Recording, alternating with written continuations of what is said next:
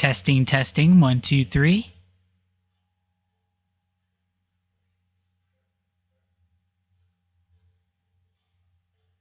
All right, that's coming through nicely.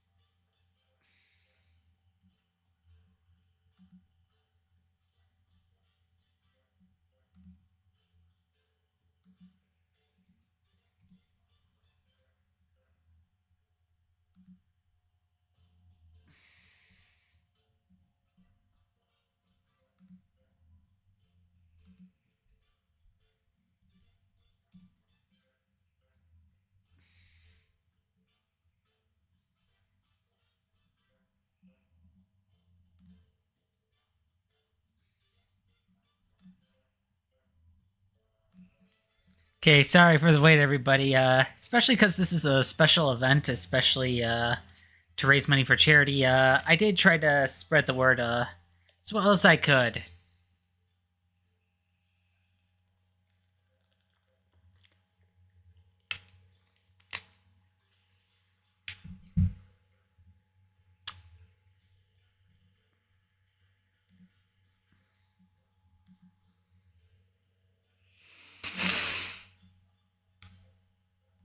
But with all that said, I believe we can get started. It's, some of the assets are taking a while to kind of pop up a little bit, but that's okay. Hello everybody. I hope you've all been doing well. Yes, it's been a little bit since I did a charity stream, and I've been meaning to do one for quite a while, actually featuring the You Don't Know Jack games, so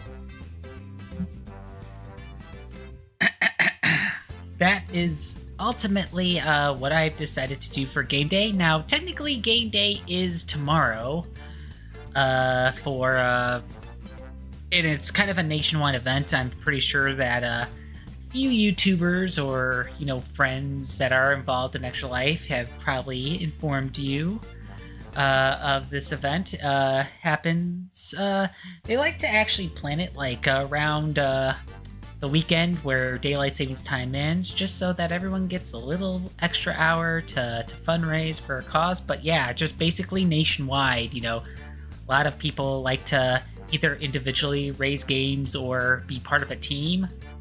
In my case, it's a little bit of both. I'm raising for my individual campaign, but as you kind of notice through this nice little overlay at the bottom, and that was made by one of the Chicago Guild members. Name is, or at the very least, the username is kind of escaping me for a moment, and I do apologize, but they've made a specific, game day overlay regarding our specific guild, Extra Life Chicago.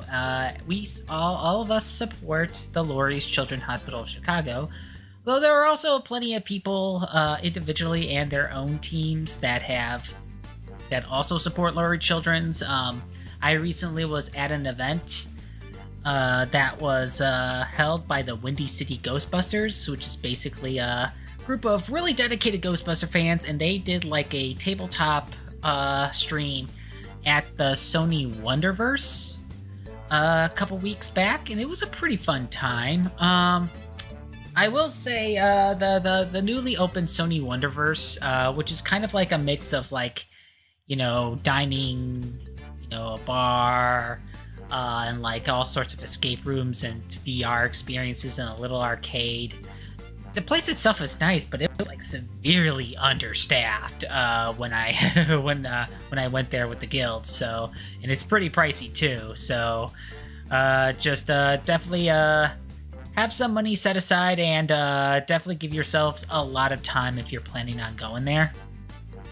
But yeah, there are plenty of other groups that do all these nice things for the hospital of their choice. Not just Lurie Children's Chicago, but also just all of the children's hospitals throughout the U.S. and Canada, because I think that's the network expands to to the general area of North America. So now, as far as my campaign goal, it was originally set at 500, but thanks to volunteering at a convention, I actually managed to double that. So we are trying to just raise, we're just basically kind of shooting a little for the moon at this point, going from 1,000 to 2,000, to kind of set like, a nice little personal record. It's like I already did best of the past couple of years combined. Now it's just kind of setting a new personal best in a way. But with all that said, though, every donation helps, and no matter how much we end up raising today, it's all going towards sick and injured children that are desperately in their families that are desperately in need of care. And that's, at the end of the day, that's all that matters. And I do really like doing events like that because it feels like, doing something a little important to give back and all the like. So, and I'll also, like I have done in game days past, I will take some time to, kind of break for a bit, show some stuff. Because, we usually get, like, care packages and the like. So, in order to, part of the care package was actually a drink mix that I already kind of put in my in my water. So, but without further delay, especially because 15 minutes have already passed since the stream started, this year's Gay Day is going to be focusing on the You Don't Know Jack games, specifically the ones in the party pack. Because I believe if I wanted to do like the older You Don't Know Jack games, I have to boot up my Steam account that I haven't used in like like a year or so, probably more than that. And even then, I rarely used it, even though it has so many games on it and so many games that I probably would like to put on it. Once I actually, take the plunge into PC gaming in general. But yeah, I'm focusing on the Jackbox Party Pack 1. That has the You Don't Know Jack 2015 edition, as well as I'll eventually switch over to Jackbox Party Pack 5, which has the whole fake sponsor thing, binge pipe. Now I do have some shortcuts. If I could just demonstrate those a little bit. I have the shortcut that it would help if I type it right. Okay, so EFC donate will have a shortcut that'll have my donation link that is also displayed at the top. That is where you go to donate for Extra Life. I do apologize if it... Oh, no, it is working on YouTube. Perfect. That's exactly what I need. Because, yeah, I was a little concerned there. I think I actually have to be live for it to work on YouTube, which is why when I tested it out earlier, it didn't seem like it was going to do anything. But yes, it will have the donation link.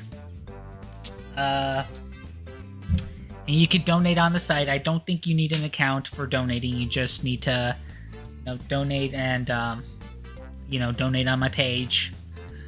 And should be good to go.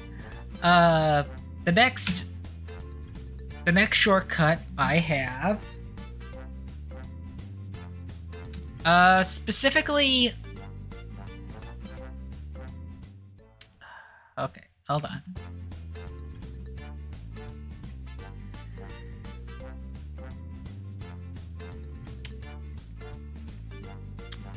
Specifically involves,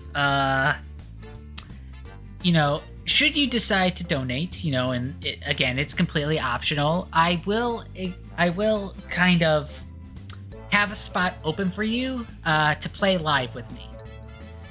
Now, in the case of You Don't Know Jack 2015, up to 4 people can play at a time. Full stream allows up to 8 people, if I do understand correctly. Now, keep in mind, interactions are only going to be through the YouTube and Twitch chats. So, unfortunately, no voice chat. Because you do have to be a member of my Discord for that. Which, the Discord, you can join in at any time. And if you need the link, I think I still have the Discord shortcut still active. But yeah, when you do donate, let me know of either your Twitch or YouTube username so that I properly identify you and say, hey, come on, join right in. If we do end up having a wait list, all I ask is, once, a game has passed, kindly, disconnect from the game so that another person can play, just to keep things fair. But failing that, I will, since you both can be able to start games on your own, I will be starting games on my own, to begin with. So if I'm in the middle of a game, you donate and you want to join, just let me finish the game first, the current game first, before I add you on. And then something that I decided to do, and this is kind of something that I did, kind of a continuation of something that I did for a past donation stream for Able Gamers when I did like all those game show games. And this is for me personally. You don't have to do this at all. This is just a little fun way to kind of measure what I will be donating at the end of the stream.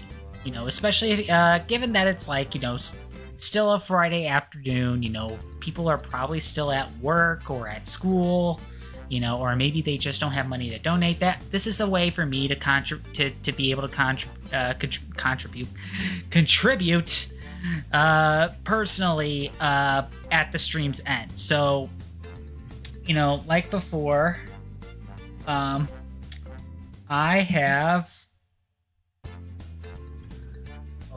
I think I need to...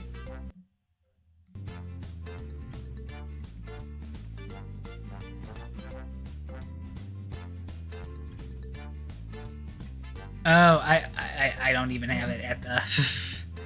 that could actually help if I actually have it in the proper tab. That's why it wasn't showing up. Okay, so I did set a pick a reel.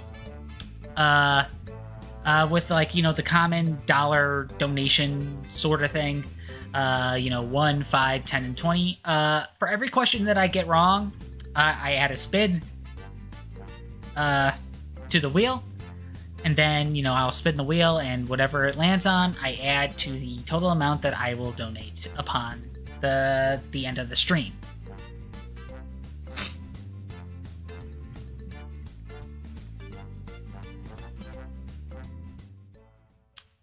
So, now, as far as wrong answers go, I'm only gonna be counting the wrong answers for under like a normal question.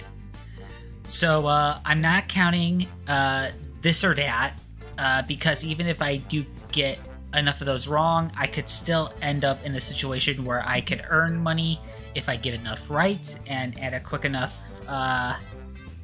time. I'm not counting because in 2015's case, it basically kept something from 2011, which is the wrong answer of the game. So if I get the wrong answer of the game, I technically do not lose money. I actually gain money. So that will not count. And I'm also not counting multiplayer screws, mainly because that is wholly dependent on whether or not I'm going to have any multiplayer games to begin with. So, if I was anticipating multiplayer games, I probably would have considered the screws in there, probably like have it be 2 spins instead of 1, but since I do not know if because I kind of slapdash this together, as I normally do. So,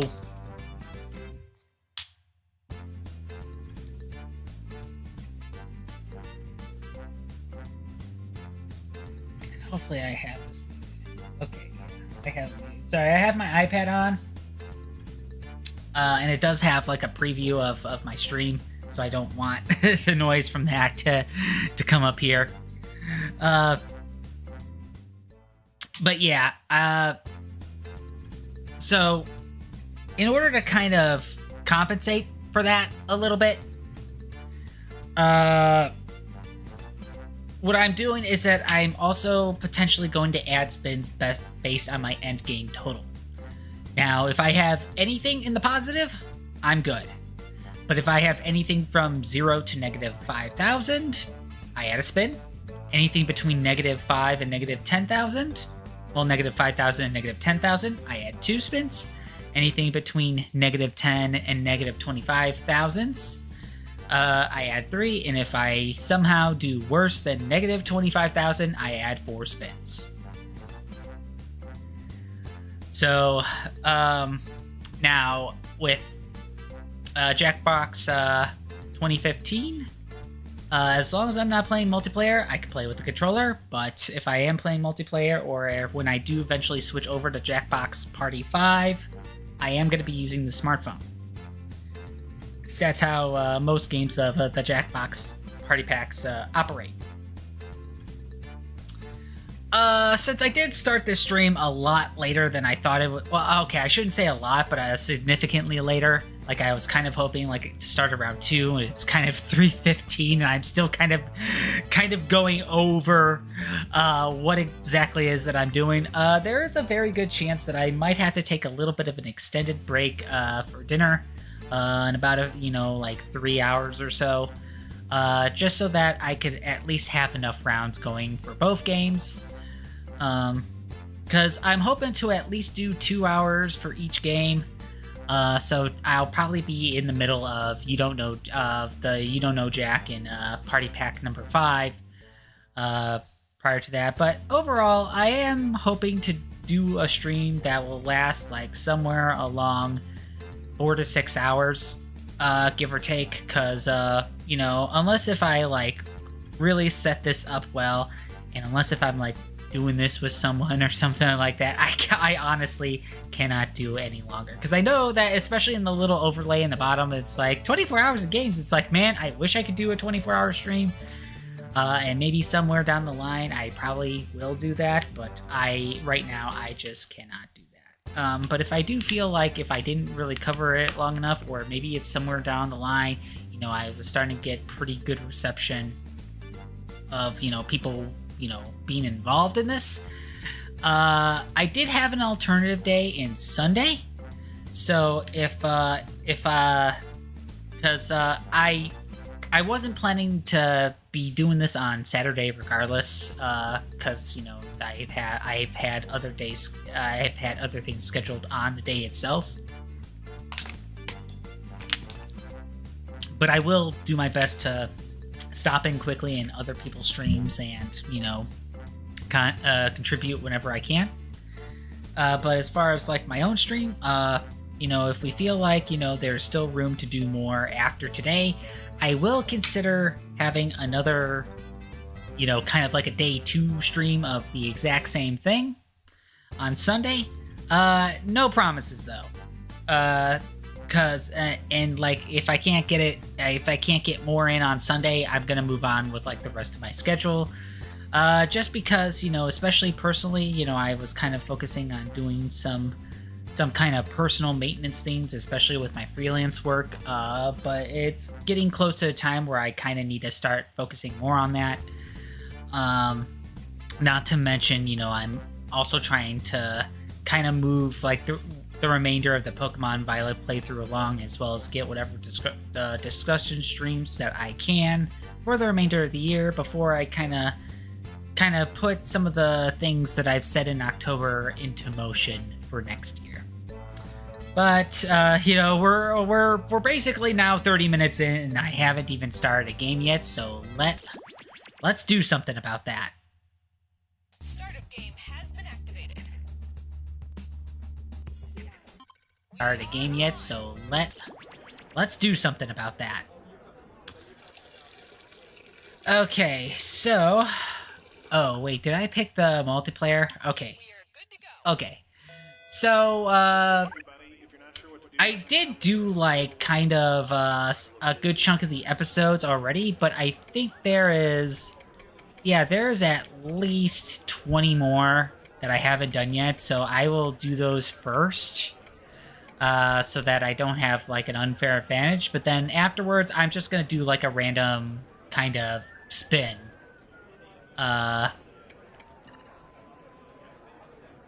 In order to... So I'll be probably going in and out of games a lot in order to kind of randomly spin and stuff.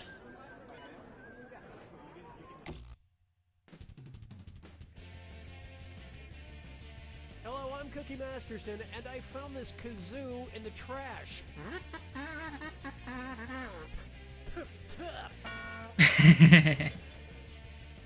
It is rather funny. Great. it is basically a spoof on, like your traditional game Answer show. the game is brought to you by Peeping Todd's Pervert Supplies. Get out of the bushes and into our store. Become a member today and we'll whack off an additional 10%. Find the wrong answer associated with our sponsor to get yourself some sweet prizes and bonus cash. What a sponsor to Now start let's off give you more with. time.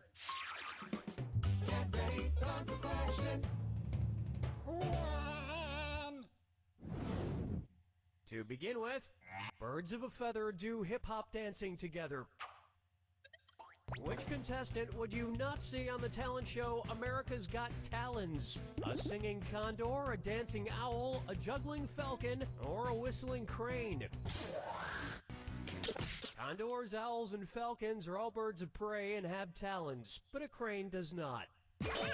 So the thing with the you do not know Jack games is that in most cases it is a kind of a trivia game, but the way that they kind of ask questions and provide answers is pretty outlandish. So part of the challenge is kind of figuring out what exactly they're asking, and then providing the correct answer. By evangelist Billy Graham or a Guinness advertising slogan. If it's Billy Graham, press the Y button. If it's Guinness, Okay, remember, I'm not counting wrong answers for this or that. darkness comes light.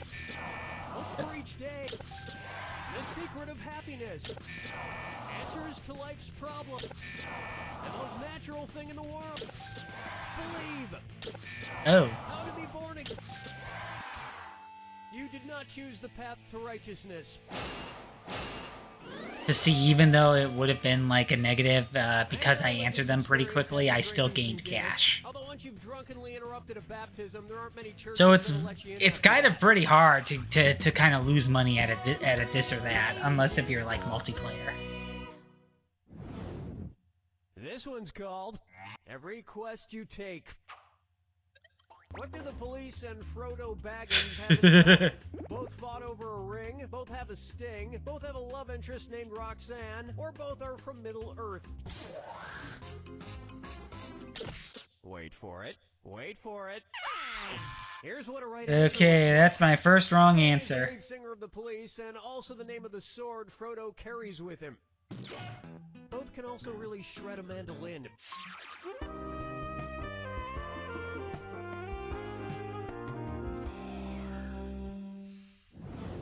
I know the font kind of is making it look weird, but that is a one. Okay, so, sorry, we've got all this garbage in here, and the smell almost made me puke on my microphone. Oh yeah, every now and then they'll also have kind of interesting interesting A lot of categories. soft felt, and there's a Pizzelle, a Bizcochito, and a Florentine. Whose trash is this? Kermit the Frogs, Big Birds, Cookie Monsters, or Elmo's?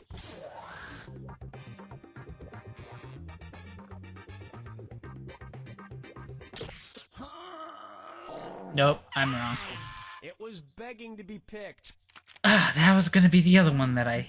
These are all types of cookies from around the world. So yeah, this is Cookie Monster's trash. Throw in some used candles and a Nicholas Sparks book ruined by tears, and this isn't much different than my trash.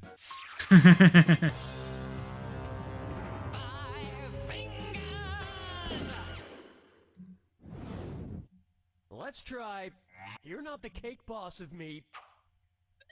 If the cake boss were commissioned to bake the cake that Alice ate in Alice in Wonderland, what instructions would he have? It needs to make her bigger. It needs to shrink her. It needs to let her see in color. Or it needs to give her seizures.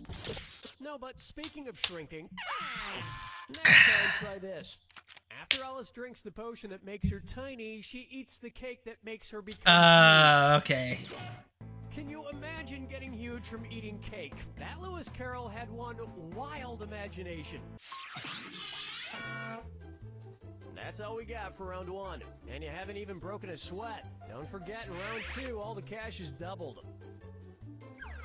And keep in mind, big cash prizes can be yours if you find the wrong answer to the game. Alright, well, yeah, I already have, yeah, after the first 5 questions, I have 3 spins. Well, I mean, I guess that this or that would have made the max 4 Open spins, wide but still. for Here she blows.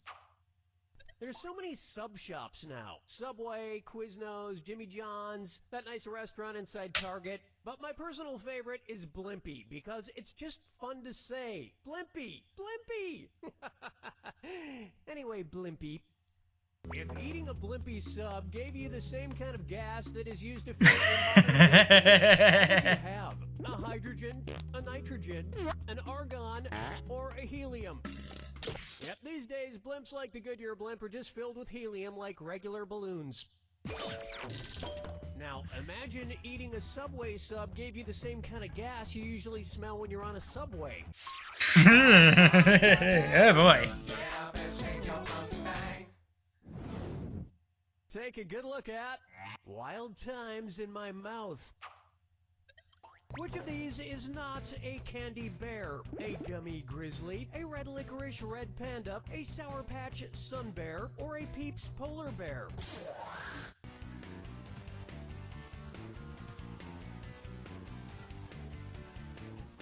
The red panda is not a bear. It's actually closer to a raccoon.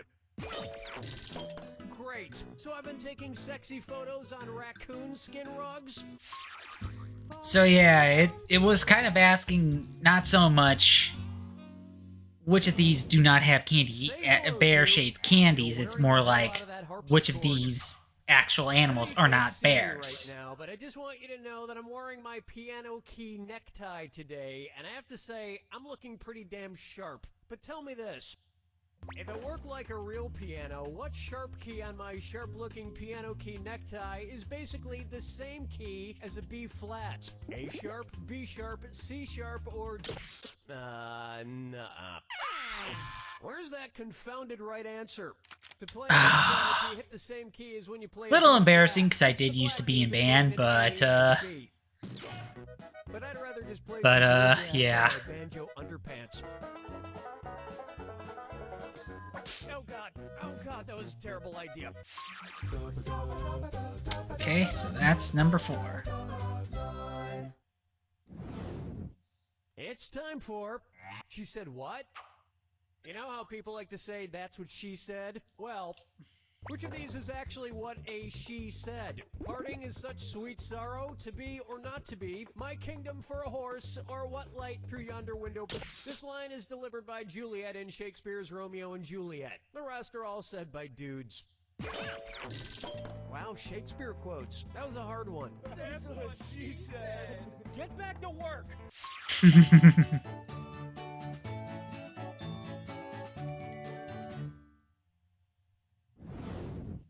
Here we have ye heavy metal music of old.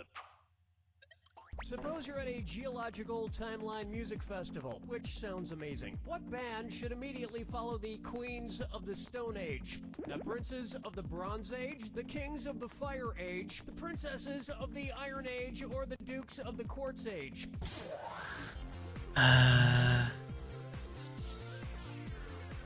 The Iron Age followed the Stone Age, but not immediately. Oh, crap. See the right answer? The Stone Age Okay. was followed by the Bronze Age.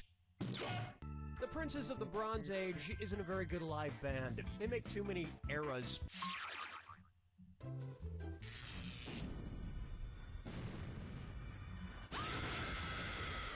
Brace yourself for the attack. Alright, so the way that Jack Attack works in this one, and also in 2011, is just basically, you get a clue and you have to match it to the clue. But it is also very easy to get both the wrong and right answers depending on how you go about it. So that's why I'm not really that's why I'm not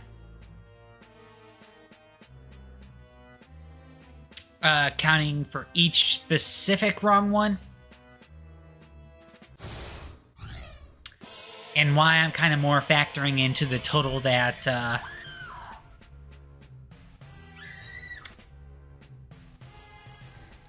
I'm more factoring into the final total instead.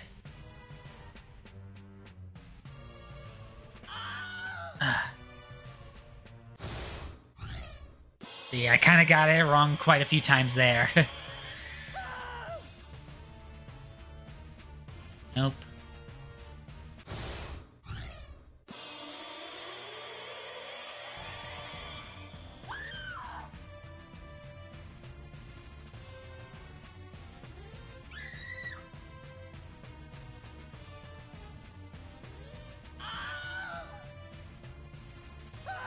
I'm not doing really good here. I could very well be adding spins at the end of the game.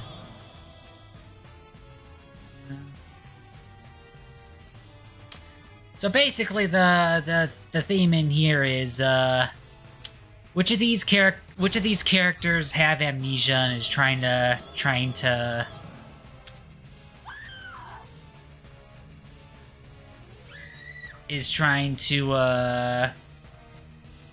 kind of get a grasp on their memory.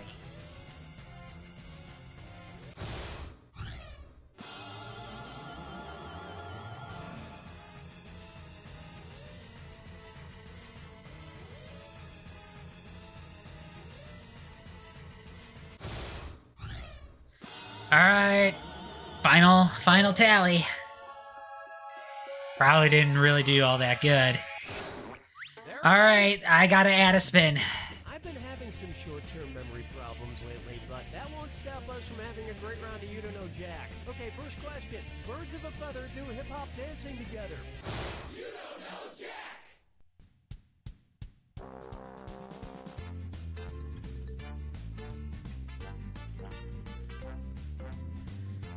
All right, Ada. Since no updates as far as the viewer or the donation front, we're just gonna continue on with the next game. I bought that has the same exact voice as me. So far, my spin tally is at 6. You're by yourself? Please don't tell anyone I was here. And the wrong answer of the game is brought to you by Bland McDally's incorrect maths. Bland McDally. I see what they did there. We need to go. If you happen to find our sponsor's wrong answer of the game, you'll be rewarded with big prizes and cash. Okay, let's hit it. Get ready, time for question 1. Let's begin with, you've seen one ball, you've seen them both. If a baseball pitcher threw as many consecutive strikes as there are consecutive strikes bowled in a perfect game of bowling, how many total batters would he strike out? 3 batters, 4 batters, 5 batters, or 6 batters? To bowl a perfect game, you need to get 12 consecutive strikes. If a baseball pitcher threw that many strikes in a row at 3 strikes per batter, they would strike out 4 total batters. And the level of athleticism it takes to throw I know at least enough about sports to at least get that one right. No, seriously. I've seen people at the bowling alley bowling while actually attached to life-saving medical devices.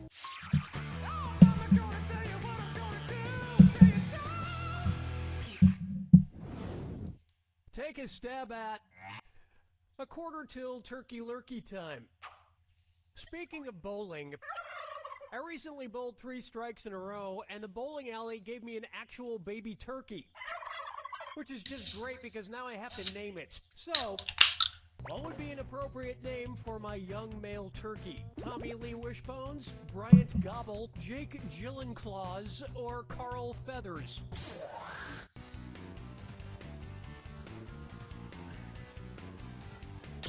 Well, I've seen worse. Allow me. An adult male turkey is called a Tom, but a young male turkey is called a Jake. Now I just need to get a second turkey to be his sister Maggie Gyllenclaws. She'll have some moderate success as a turkey, but Jake will be a much bigger turkey star. Dance with me, Disco 3. May I introduce... The dog goes bow chicka bow wow, and it's a dis or dat.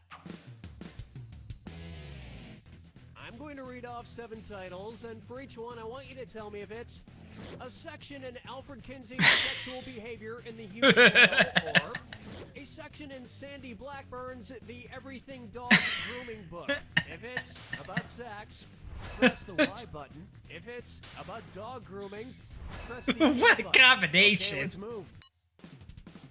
Techniques in petting. Start 'em young.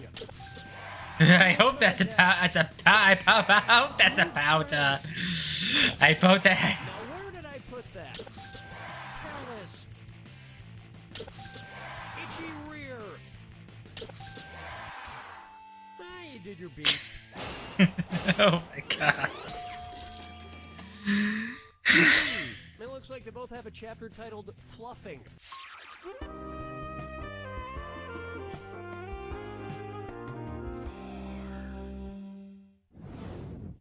Here's one I like to call Your Skull is Robin Thicke. So, you know that Robin Thicke song, Blurred Lines? Makes me wonder if he has bad vision. What might an optometrist say if seeing blurred lines meant that Robin Thicke has 20/40 vision? Your vision is 20% worse than 20/20. Your vision is 50% worse than 20/20. Your vision is 100% worse than 20/20. Or your vision is 200% worse than 20/20. Having 20/40 vision means something at 20 feet looks like it would if it were 40 feet from someone with 20/20 vision. So it's half as good. I would feel bad for Robin Thicke if he had poor eyesight. He'd think he was looking at a stunningly gorgeous Yeah, that woman. kind of reminds me. I need to kind of have a plan. Very pretty. Poor Plan guy. to see an optometrist that's within my insurance network at some point.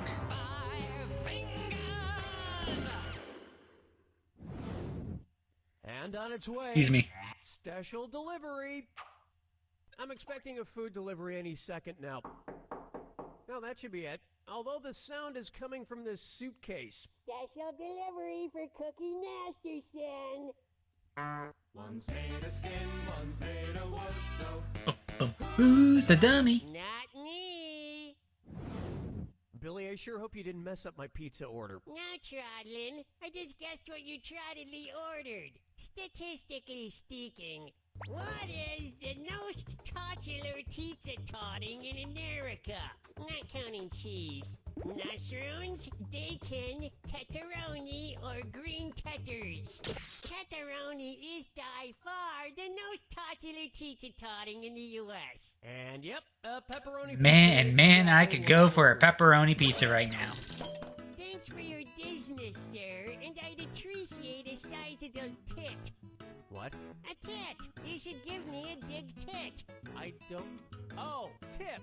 Tip, a big tip. Boy, they got the But yeah, the thing with the who's the dummy category of questions is that they're being The thrilling first round. given by Cookie Masterson's ventriloquist dummy co-partner. The wrong answer to the game is still And he pronounce words a certain way, so you kind of have to kind of read through that. Like he'll read certain letters as other letters. Next, literacy for her. So, have you heard of this term chicklet? Apparently, any book written by a woman gets lumped into this category, which I think is really demeaning. Why can't it be called babelit? Anyway, using this chicklet logic, which of these books is not chicklet? Gone with the Wind, To the Lighthouse, The French Lieutenant's Woman, or Atlas Shrugged? The correct answer is Gone with the Wind, To the Lighthouse, and Atlas Shrugged were written by Margaret Mitchell, Virginia Woolf, and Ayn Rand, okay. respectively. John Fowles. But if you notice, Lieutenant's Woman. it kind of stopped abruptly before A prose known as giving me Atlas holds up the world, a deduction drop the ball. because I ended up getting the wrong answer of the game. An incorrect map of America from Bland McDally's Incorrect Maps. Because geography. This wrong answer of the game nets you a handsome So I do $8,000. not add a You're spin welcome. because I did gain money from that. Question 7. Get up and shake your monkey bang. And trust me, I didn't do that on purpose. it just kind of. You know how people tell actors to break a leg? Well, Which actor might have been able to play his role more realistically if he had actually literally broken a leg? Cary Grant in North by Northwest, Jimmy Stewart in Rear Window, or if he wanted to be all method actor, Jimmy Stewart could have broken his leg in real life to better portray his character in Rear I only Window. knew this The man with because no I've leg actually who watched spied on Rear his Window. neighbors with a camera. I think it was like in one of my film If you classes. have a broken leg and you spy on your neighbors, And I it's somehow a still remember that. movie. But if your leg isn't broken, you're some kind of pervert. Whatever. Follow me down to the sea. Excuse me? How about cramming for my rectal exam? If I get my prostate exam in the prostrate position, what would my doctor say? Get on your side and spread those cheeks. Back on the ground and spread those cheeks. Stand up and spread those cheeks. Or stomach on the ground and spread those cheeks. Sucks to be you. Smart people choose this. Prostrate is a position where you're lying flat on the ground with your face downward. That seems really uncomfortable, but I don't know why exactly. I can't quite put my finger in it.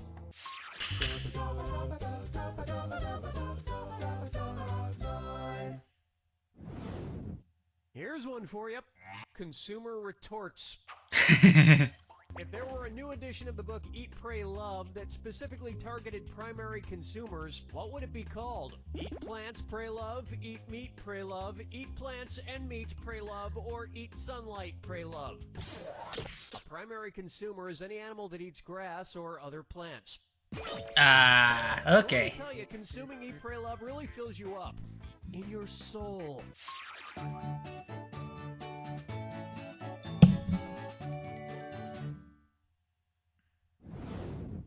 Coming up, auto-tuning.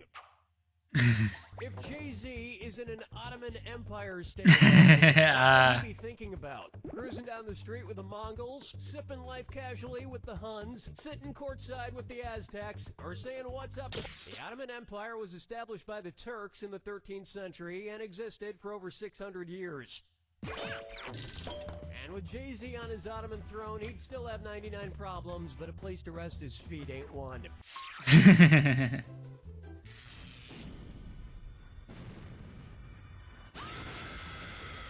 Step right up. I'm sorry. Oh yeah, you could skip this and he'll like make some sort of sarcastic remark about it. It's like, oh, you don't need me to explain things, do you? Are they reading? Good luck.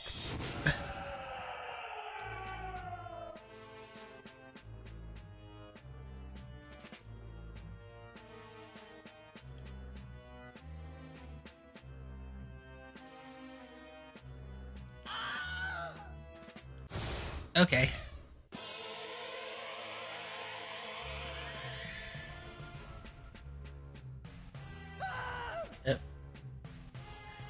Oh, nope.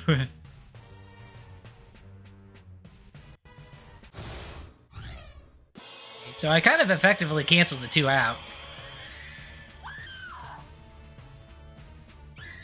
Okay, probably not this one.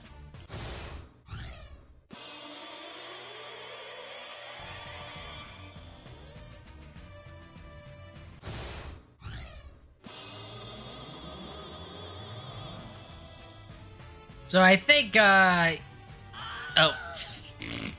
totally derped on that one. So basically, with the category with this, it's basically how the word life incorporates into what the subject entails. You know, how life is incorporated into. You know, like literally the word life is incorporated into, you know, what the person or people are shown or something. That's all she Okay, did significantly better on that one. One thing to remember is to live your life to the fullest. Not like our studio ghost, Dennis.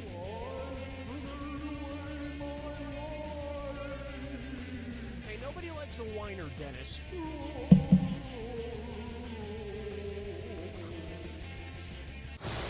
You don't know Jack.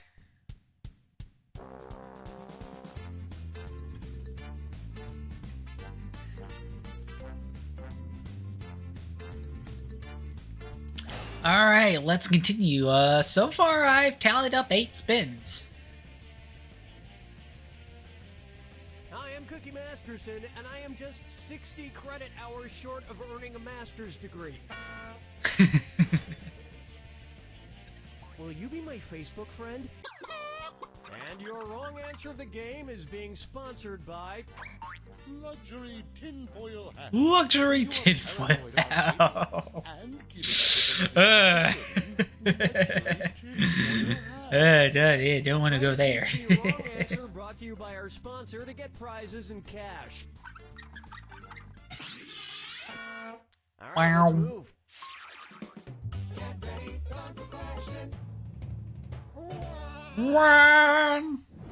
I miss those titles. Those are pretty nice titles. The full stream one kind of homogenizes them a little bit. The only soap that gets me zestfully clean. If the way Zest soap got you zestfully clean were the process cooks use to collect zest, what would it do? Crush you, burn you, gut your insides, or rip off your skin?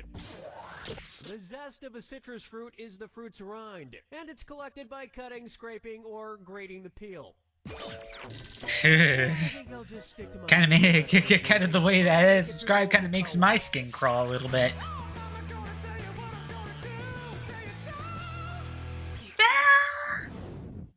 Pucker up for Go to the Light. If Miller Lights had the same... I kind of properties figured it as was light, gonna be what something might be related to slogan? beer. Tastes like a wave, never a particle. Tastes like a particle, never a wave. Tastes like a particle, goes down smooth like a wave. Lights has a dual nature. It contains properties of both particles and waves. And the relationship between light and beer is all explained in Einstein's drunken paper. What the f*** are you looking at? Dance with me, Disco 3.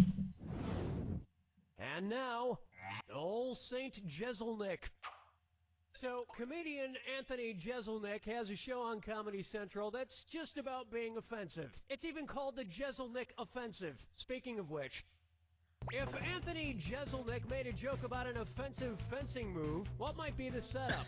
You ever see a priest epee himself? My girlfriend says I saber too much. I saw a blind kid flesh the other day. Or, a saber, epee, and foil are all types of swords in fencing. A flesh is an offensive attack.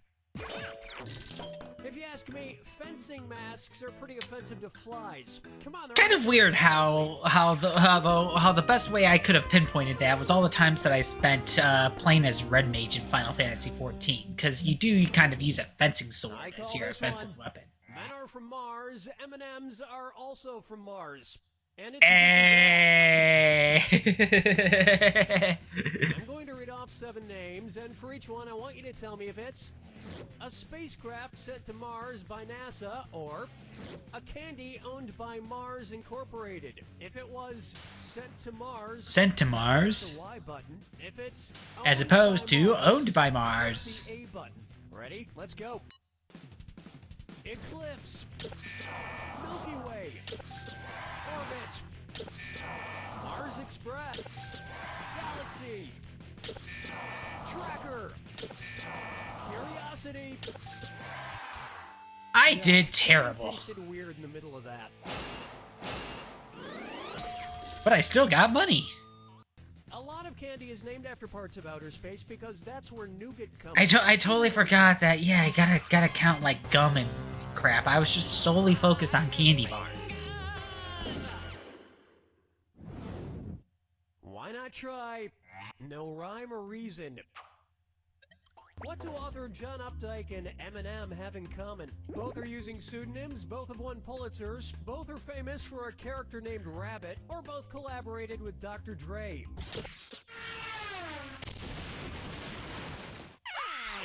One right answer coming up. Author John Updike has written a series of rabbit books, which follows the life of a small-town Pennsylvania man. And Eminem portrayed a rapper called B-Rabbit in his movie 8 Mile.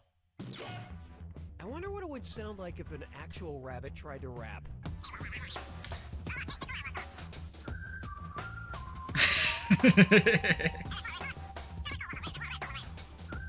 Yeah, something like that. That's round one. And you haven't screwed up entirely just yet. Don't forget, all the questions in round two are worth double. All right, so far as the spin Okay, goes, here we go. my contribution can range anywhere from $9 to $180 by the end of the stream. I might round up though, just to be a good This sport. one's known as Et Toy Brute. Et toi, brute? Which of these classic toys best embodies the phrase E pluribus unum? Operation Skip It, Voltron, or Tickle Me Elmo?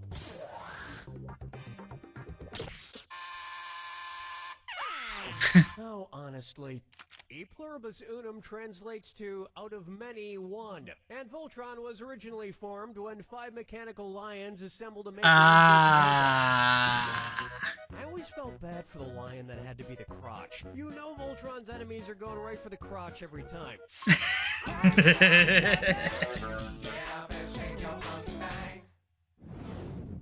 This one's called Family Splatters. It's the put the choices into order, then buzz in and see if you are right.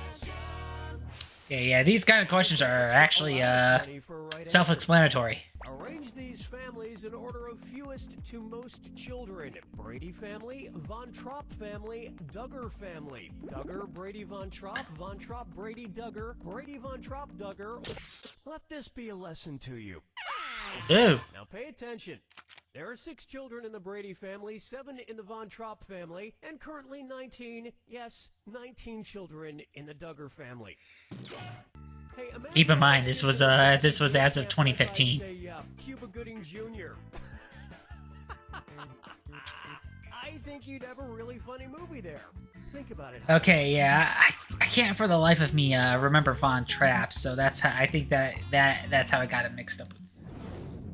How about you ain't nothing but a hound god? If Elvis Presley had constructed Graceland in the original city of Memphis, what room might he have built instead of the Jungle Room? The Sahara Desert Room, the Australian Outback Room, the Amazon Rainforest Room, or the Scottish Highlands Room?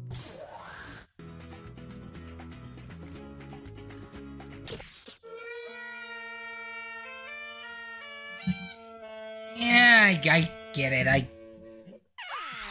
This would have worked. Memphis is the ancient capital of Egypt, located in the eastern Sahara Desert. Interesting. And everybody in ancient Memphis used to go on and on about how their barbecue was the best.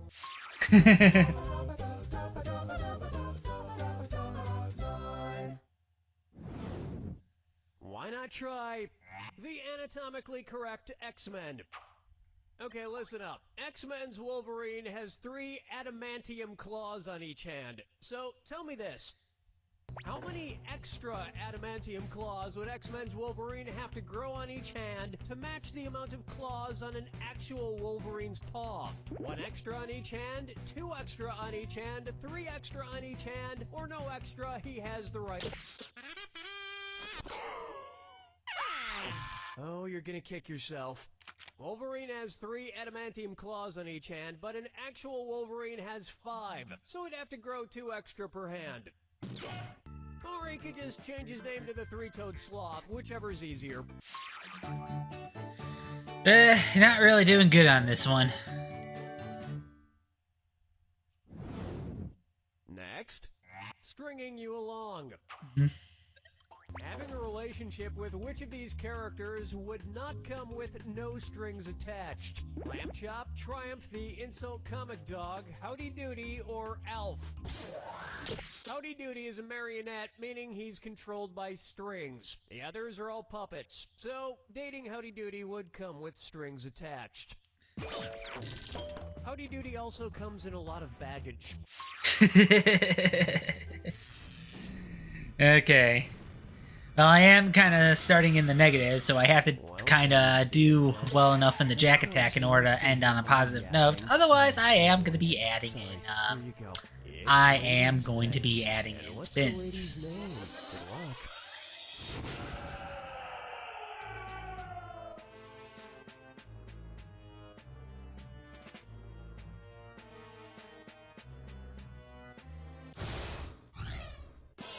Kind of totally missed what the clue was, too, but... Oh, nope. Nope. Okay. Oh, I think it's basically, I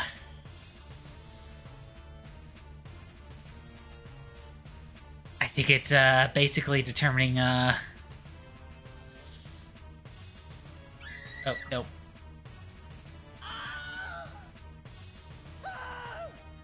I'm gonna do really bad.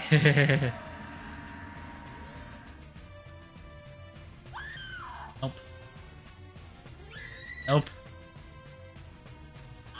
Nope. Nope.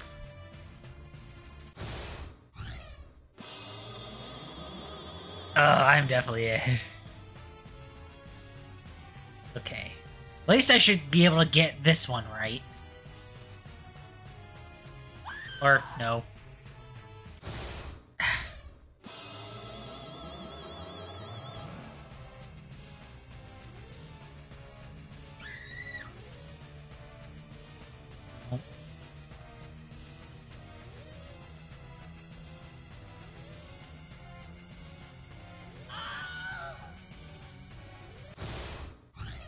Literally Lady Macbeth. Okay.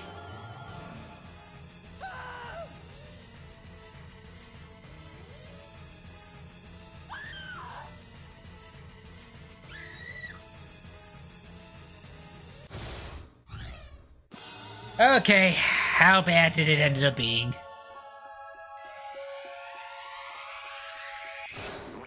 Ooh, I almost got 4 spins out of the deal.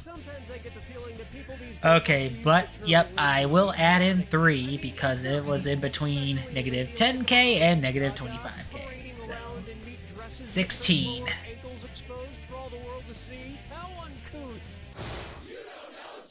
You don't know Jack. Well, in that round, I certainly didn't.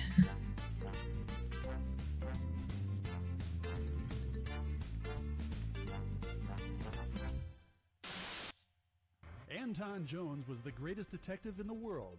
I noticed a gray speck on your jacket, which could only have come from a quarry upstate. Gentlemen, the murderer is the mayor. But after a terrible accident...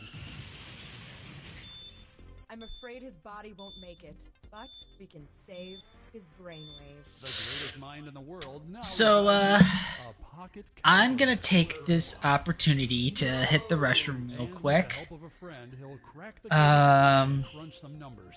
And I will be back shortly. In the meantime, I am going to play a little video concerning, you know, what Extra Life is about, as well as the efforts in the Chicago Guild in particular. And then I will be back. We will be playing a little bit more of You Don't Know Jack 2015. But then afterwards, we will switch over to You Don't Know Jack full stream on Party Pack number 5. Probably like, you know, at least like another hour or so or something. I don't have time to fucking eat an adult fucking carrot, but with baby carrots, I can pop one in and be on my way. No fucking way.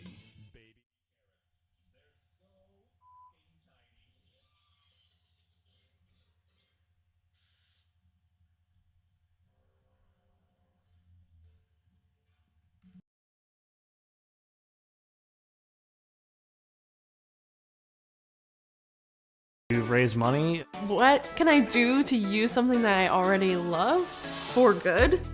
Extra Life's mission is to change kids' health and change kids' future by raising funds for local children's hospitals through gaming.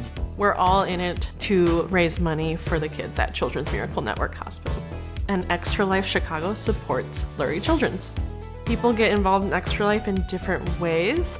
So whether you're a video gamer, board gamer, my route is more of the board games. The money that we raise is unrestricted, so that can go to helping families with billing or just programs that need it.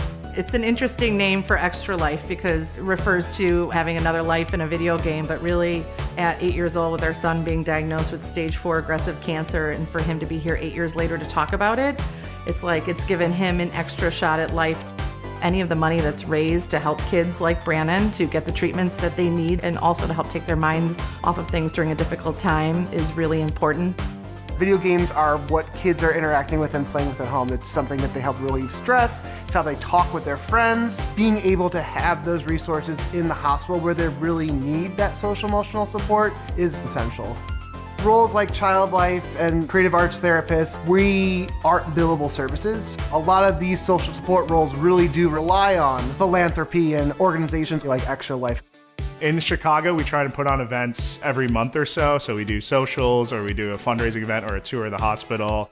And then we try and focus on 1 or 2 big events every year. So the big one that's national is Extra Life Game Day. It's a 24-hour game marathon that's every year. We also have our Extra Life Chicago Gaming Convention, ELCGC, which is a bite-sized version of a gaming convention or a Comic-Con that you might see elsewhere. If you like playing board games, if you like playing video games, you can do that while also giving back to a great cause like Extra Life and Lurie Children's Hospital.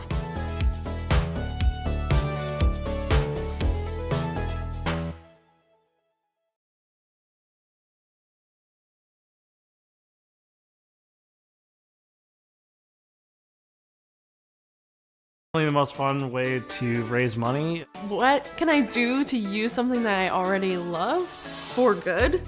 Extra Life's mission is to change kids' health and change kids' future by raising funds for local children's hospitals through gaming. We're all in it to raise money for the kids at Children's Miracle Network hospitals. And Extra Life Chicago supports Lurie Children's. People get involved in Extra Life in different ways. So whether you're a video gamer, board gamer, my route is more of the board games. The money that we raise is unrestricted, so that can go to helping families with billing or just programs that need it. It's an interesting name for Extra Life because it refers to having another life in a video game, but really at 8 years old with our son being diagnosed with stage 4 aggressive cancer, and for him to be here 8 years later to talk about it, it's like it's given him an extra shot at life. Any of the money that's raised to help kids like Brannon to get the treatments that they need and also to help take their minds off of things during a difficult time is really important. Video games are what kids are interacting with and playing with at home. It's something that they help relieve stress. It's how they talk with their friends. Being able to have those resources in the hospital where they really need that social emotional support is essential. Roles like child life and creative arts therapists, we aren't billable services. A lot of these social support roles really do rely on philanthropy and organizations like Extra Life. In Chicago, we try to put on events every month or so. So we do socials, or we do a fundraising event or a tour of the hospital. And then we try and focus on 1 or 2 big events every year. So the big one that's national is Extra Life Game Day. It's a 24-hour game marathon that's every year. We also have our Extra Life Chicago Gaming Convention, ELCGC, which is a bite-sized version of a gaming convention or a Comic-Con that you might see elsewhere. If you like playing board games, if you like playing video games, you can do that while also giving back to a great cause like Extra Life and Lurie Children's Hospital.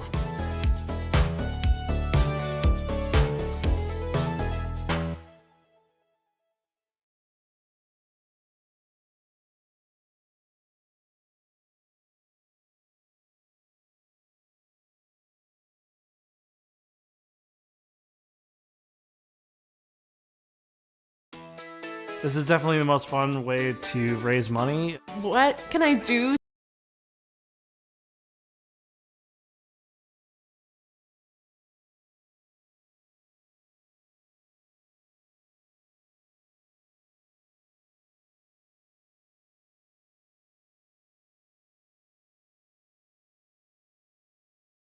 To raise money. What can I do to use something that I already love for good?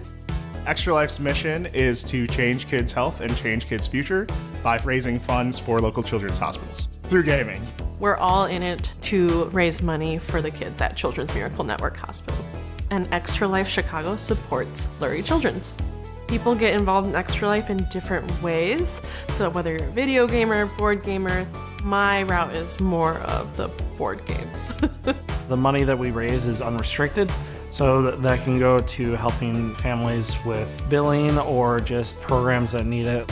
It's an interesting name for Extra Life because it refers to having another life in a video game, but really at 8 years old with our son being diagnosed with stage 4 aggressive cancer, and for him to be here 8 years later to talk about it, it's like it's given him an extra shot at life. Any of the money that's raised to help kids like Brandon to get the treatments that they need and also to help take their minds off of things during a difficult time is really important. Video games are what kids are interacting with and playing with at home. It's something that they help relieve stress. It's how they talk with their friends. Being able to have those resources in the hospital where they really need that social emotional support is essential. Roles like child life and creative arts therapists, we aren't billable services. A lot of these social support roles really do rely on philanthropy and organizations like Extra Life. In Chicago, we try to put on events every month or so. So we do socials, or we do a fundraising event or a tour of the hospital. And then we try and focus on 1 or 2 big events every year. So the big one that's national is Extra Life Game Day. It's a 24-hour game marathon that's every year. We also have our Extra Life Chicago Gaming Convention, ELCGC, which is a bite-sized version of a gaming convention or a Comic-Con that you might see elsewhere. If you like playing board games, you like playing video games, you can do that while also giving back to a great cause like Extra Life and Lurie Children's Hospital.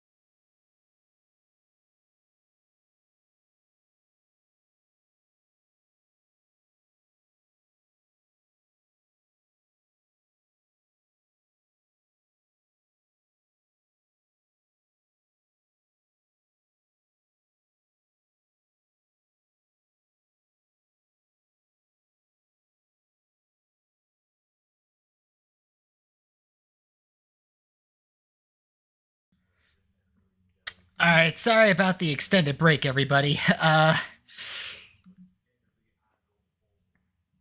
So, kind of as I was like getting back and all that, I was kind of interacting on the guild Discord a little bit. I think someone had issues setting up for the stream, whether it was today or for tomorrow. And I was also checking notifications to make sure it wasn't anyone that was responding. Hold on.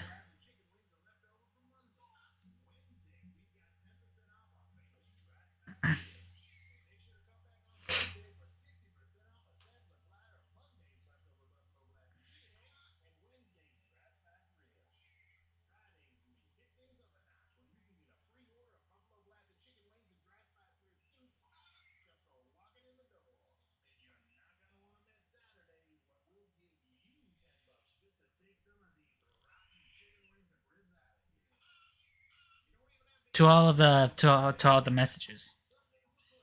Sorry, I kind of lost track there. I was looking at stuff again.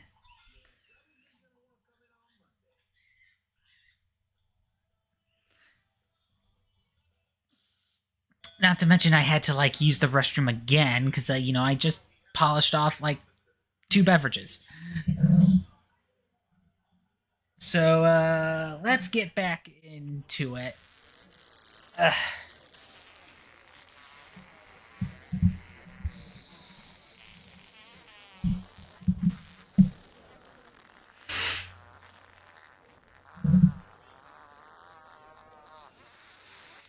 And I did exit because I did initially plan on showing like all the care package stuff, but since I kind of kept the break going on a little bit too long, let's play a few more rounds before I do that. I'm Cookie Masterson, and there are no words to describe my morning except the bed and then peed and in. All by yourself? Yeah, well, wouldn't be the first time. And our wrong answer of the game is sponsored by Angry Mob Superstore. We carry the torch for all your Angry Mob supply needs. Sniff out our sponsors' wrong answer of the game. Man, I'm sure there's plenty of people that wish that was an actual thing. And so it begins. Get ready for question. Right off the top, it's a disturbingly small world after all. Okay, so Russia and the United States have the 2 largest stockpiles of nuclear weapons. Hey, it's a good thing the 2 countries are just awesome, genuine friends. What would be the best advice considering who has the 3rd largest stockpile of nuclear weapons? Don't piss off China, don't piss off France, don't piss off the UK, or don't piss off North Korea. Congratulations, not. Why didn't you pick this? The US and Russia have by far the most nuclear weapons, but 3rd place goes to France with about 300 or so. 3rd place goes to Interesting. France. Of all places, I didn't think France would be. Just joking, France. But then again, I guess they would essentially be tired of all of the, hey, you guys gave up to the Nazis in World War II when that's... My doctor is prescribed. That's kind of inaccurate, but you know. Oh hey, a fortune cookie.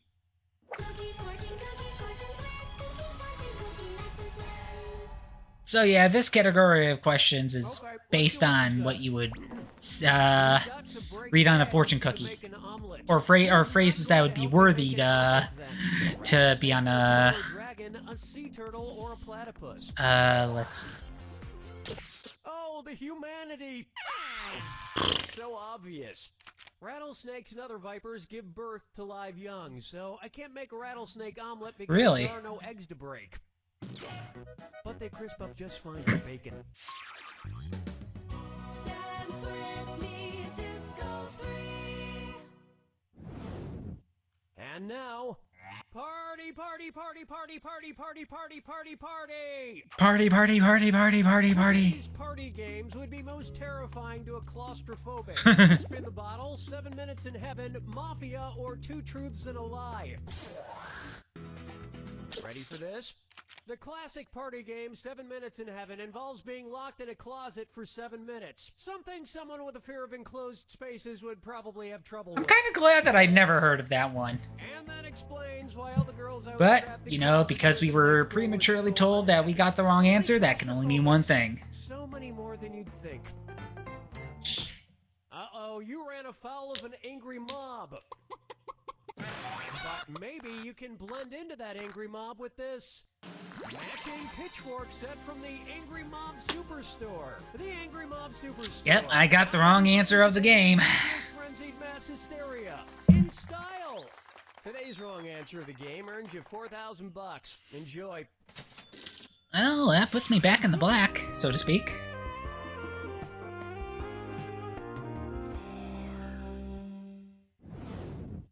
Next up, hang in there, baby. To which hospitalized fictional character would it be most insensitive to send a motivational poster of a kitten hanging onto a tree branch? Holden from Catcher in the Rye, Finney from A Separate Piece, Yossarian from Catch-22. Where's a giant Native American man to come over and smother you with a pillow when I need one? No, I'll get this. Finney ends up in the hospital after falling out of a tree and breaking his leg in the classic novel A Separate Piece. And then later, he falls down and breaks his leg again. And, spoiler alert, I never finished reading the book, so I don't know what happens to him.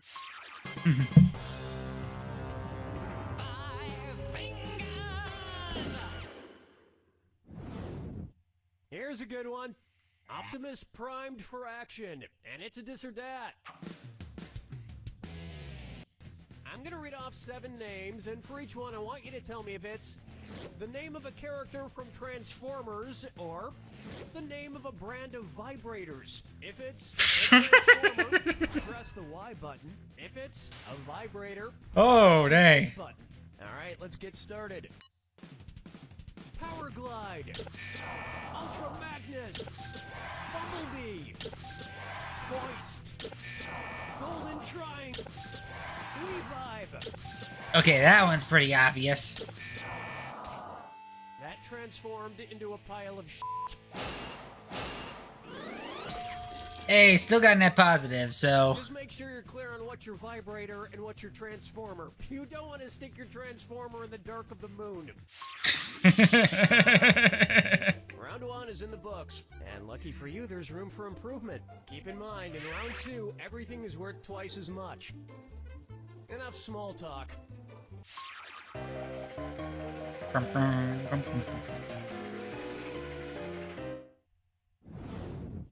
Take a good look at Spinning Wheel, Gotta Take a Chill Pill. If the band Blood, Sweat, and Tears suffered from hyperhidrosis, what would be the most accurate name for them? Blood, sweat, and excessive tears, blood, excessive sweat, and tears, excessive blood, sweat, and tears. Hyperhidrosis is a medical condition characterized by excessive sweating. And trust me, I've been to quite a few Blood, Sweat, and Tears concerts in my day. Excessive sweating is an understatement. Question 7. Get up and shake your funky bang. Here we have Folgers in My Athletic Supporter. Huh? According to Alec Baldwin's famous speech in Glengarry Glen Ross, which of these future Hall of Fame baseball players should be allowed to have coffee? Derek Jeter, David Ortiz, Ichiro Suzuki, or Mariano Rivera? Honest mistake. Let me show you something. Mariano Rivera is a closer, a pitcher who comes in at the end to close the game, and coffee is also for closers. Alec Baldwin did such a great job playing an angry character. Now that is acting.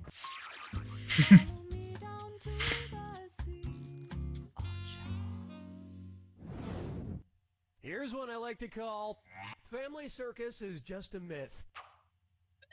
If the last panel of a Hagar the Horrible comic shows Hagar entering Valhalla, what would you probably see going on in the previous panel? Hagar getting burned at the stake, Hagar getting slain in battle, Hagar drowning at sea, or Hagar dying of old age? In Norse mythology, Valhalla is the great hall where warriors who are slain in battle go after they die. Although I can't imagine that a comic where Hagar the Horrible gets murdered in battle would be very funny. So I guess it would pretty much be like every other Hagar the Horrible comic.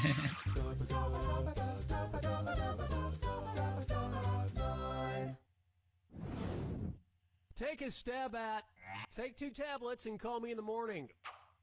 2 tablets of what? Tablets, Kindles, iPads, etc. But I think there's more money in the accessories.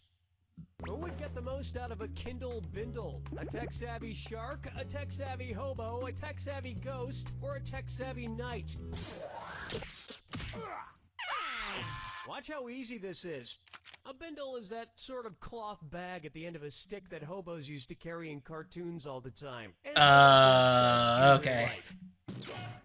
And I bet that tech-savvy hobo would also have an app on his phone that directed him to the closest barrel fire / sad harmonica session.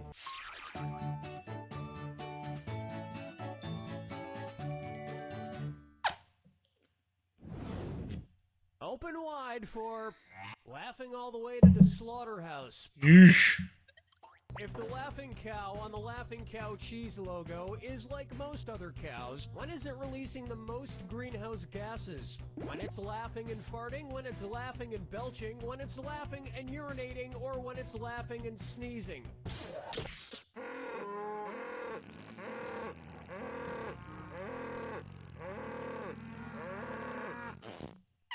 Yeah, I kind of figured that wasn't going to be it when I heard the extended. Methane, a greenhouse gas, when they fart or belch, but far more comes from the belching. Interesting. Glacier melts every time a cow Would have thought I would have been the farting. That's kind of what people kind of immediately talk about anyway. Brace yourself. Oh, I'll just shut my mouth then. Here's your clue. How inventive. Who's the wacky inventor? Good luck. Okay, so we're basically trying to pin down the inventors in specific media, I guess. Nope. Nope.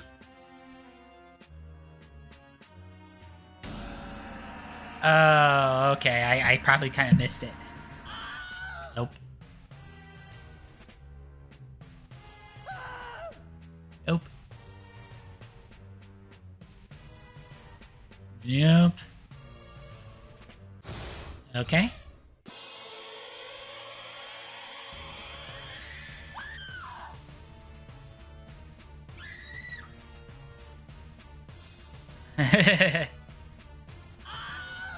No.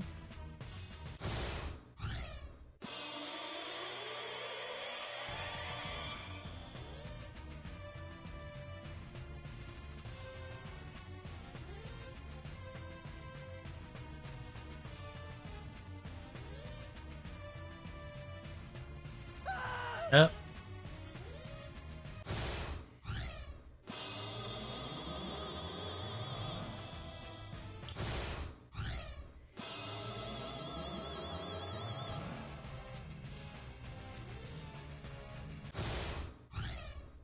Okay, might be able to come back a little bit with this one.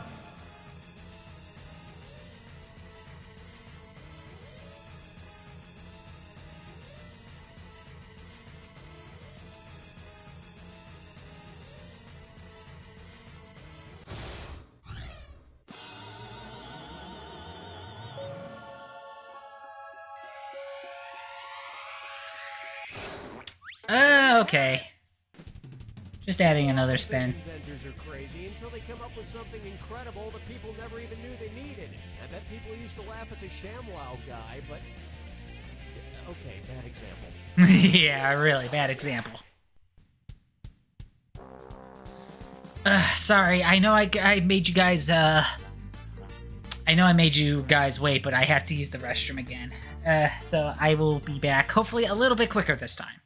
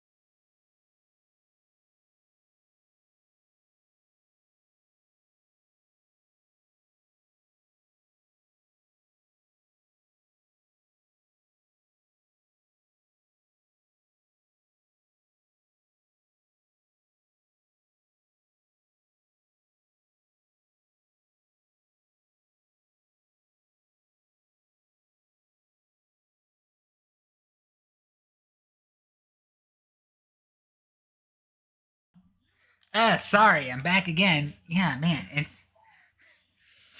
Man, I couldn't even get one game in before I had to use the restroom again. I am sorry. It's like,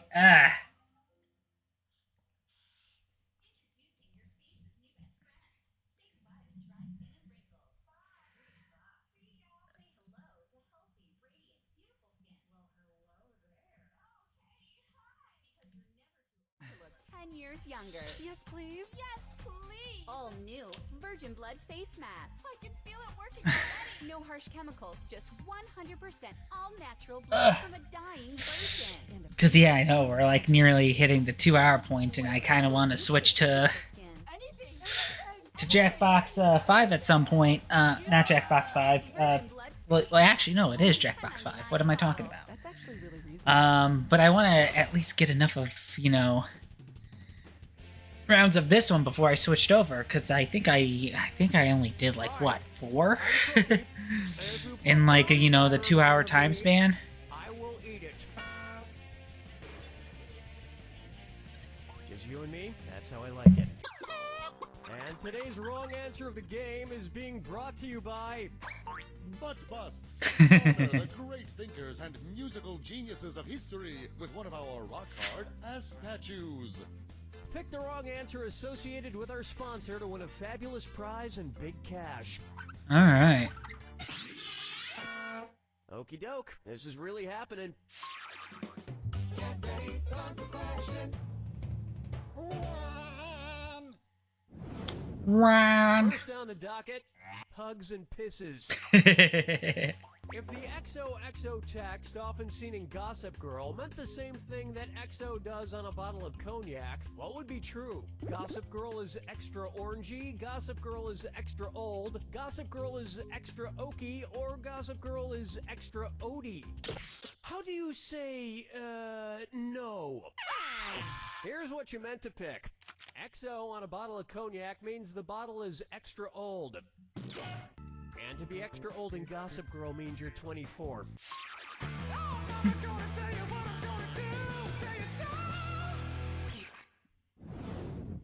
It's time for Deliverance from Evil. And this this or that is great for straight I'm on this or that already. I'm gonna read off 7 things, and for each one you tell me if it's a style of mustache recognized by the American Mustache Institute. Wow, I didn't think that. I'm trying to think if that was a thing. American Mustache Institute. If it's Burt Reynolds, press the A button. We good? Here we go. Walrus, Gator, Fuzz, Chevron, Stroker 8, Oh. Dolly, Top and a Half. That this or that didn't grow in quite enough to not look creepy. I'm no longer in the negatives. Wait, Burt Reynolds has a mustache? Huh, I never noticed. Surprise! It's one of his more defining features, I think. May I introduce Newman's Own Cheese Doodles? Which popular snack food would most likely feature a picture of Emmett Kelly on the bag? Goldfish crackers, pirate's booty, Teddy Grahams, or circus peanuts? Were you thinking of this one? Emmett Kelly was a famous circus performer best known for his sad clown character, Weary Willie. Ah, okay. Boy, was that guy hilarious. All that crippling depression. And I just realized I got the wrong answer of the game again. But don't feel too I swear I'm not doing this on purpose. A bust of Mozart's butt. A bust of Mozart's butt. Without ass. You'll be happy to know this wrong answer of the game comes with $4,000. Congrats. All right.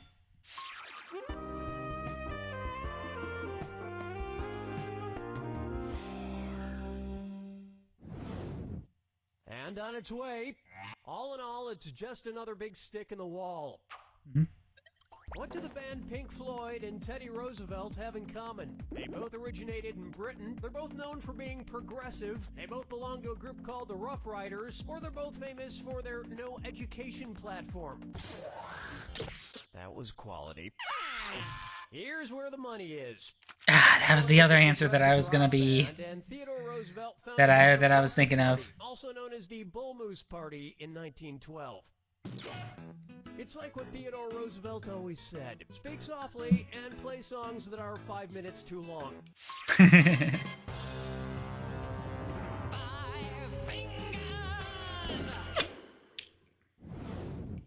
Coming up, love in the time of... So yeah, around like 5 o'clock or so is when I'm probably gonna be switching. I don't know, Jack, so I was wondering if you could start moving your lips, Dunny. Billy! One's made of skin, one's made of wood. So, boom, boom. Who's the dummy? Not me. I got a question for you, neat dag. Which of these cuts of beef is considered a smaller version of a porterhouse steak? A T-bone, a rib-eye, beef tits, or trine rid?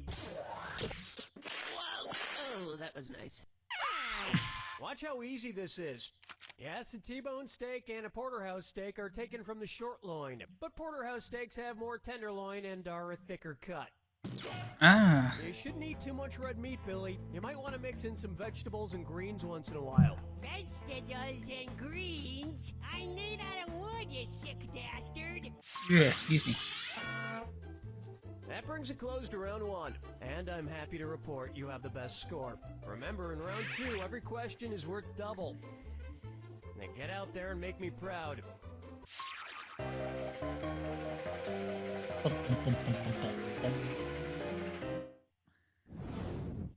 Say hello to Soggy the Tiger. Do you think the cow-shaped animal cracker gets weirded out when I dunk it into milk? It's kind of weird, right? I think it gets weirded out. So, which animal cracker might get weirded out when I dunk it into a glass of caprine milk? A cow-shaped animal cracker, a goat-shaped animal cracker, a horse-shaped animal cracker, or an elephant-shaped animal cracker? Caprine milk is just another name for goat's milk. This is also why you should never dunk an EL fudge cookie into a glass of elf milk.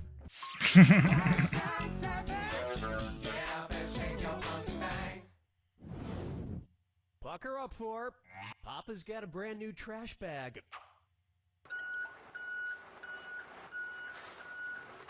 I have a feeling I know what this category is. A garbage truck backing up, or those evil robot birds have returned.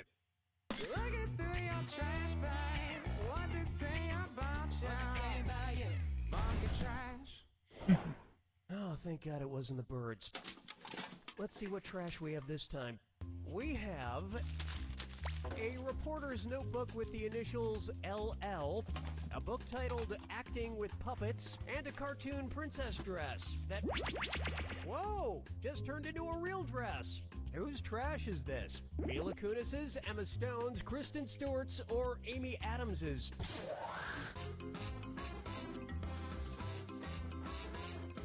Amy Adams plays the reporter Lois Lane in Man of Steel, was in the 2011 movie The Muppets, and played the cartoon princess Giselle, who comes to the real world in Disney's Enchanted.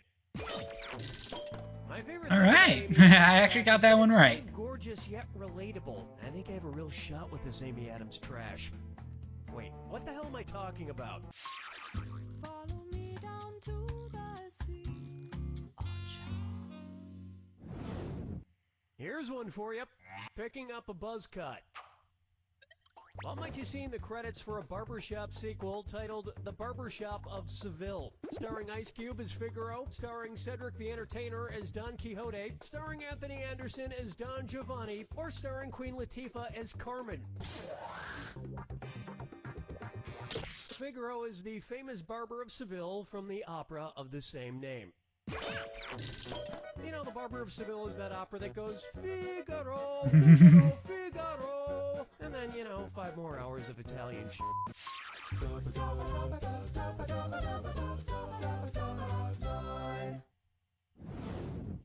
May I introduce, and to the Banana Republic for which it stands. Say the Gap decides to move all of its stores to the Cumberland Gap. Where would you see a bunch of middle-class Americans traveling to buy their clothes? A mall in the Ozarks, a mall in the Appalachian Mountains, a mall in the Rocky Mountains, or an outlet store in Death Valley? The Cumberland Gap is located in the Appalachian Mountains, so that's where all those middle-class Americans would have to travel to buy their fancy polo shirts and khaki shorts.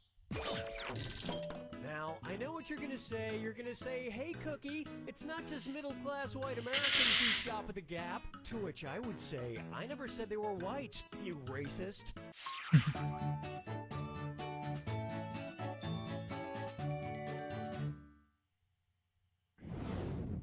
How about hot and heavy turbulence? What is the British Airways equivalent of joining the Mile High Club? Joining the 0.4 kilometer high club in the Privy? Joining the 1.6 kilometer high club in the Lou? Joining the 3.8 kilometer high club in the WC? Or joining the 1,000 kilometer high club? A mile is 1.6093 kilometers, so the British version of the Mile High Club would be the about 1.6 kilometer high club. It's important. Basically kind of figured that out from all the track and field running that I used to do in high school. Because the tracks are usually 400 meters, and doing 4 laps of that is doing the 1,600 meter, which is roughly a mile. Step right. Well, don't mind me then. Here's your clue. Full of one-hit wonder. What's your one-hit wonder? Good luck.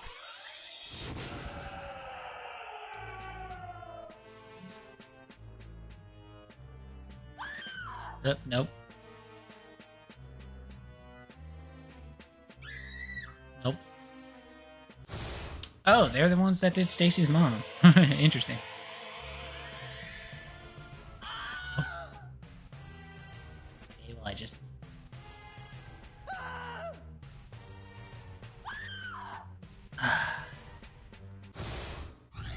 I'm gonna be ruining my good score, it seems. Oh.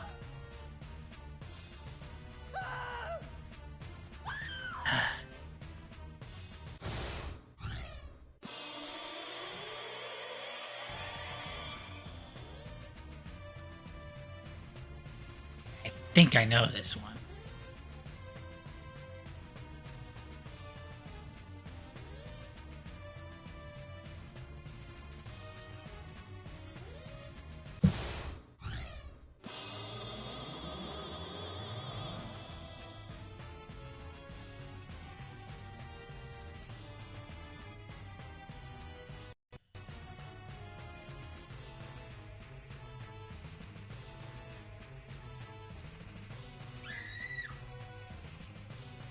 Oh wait, no.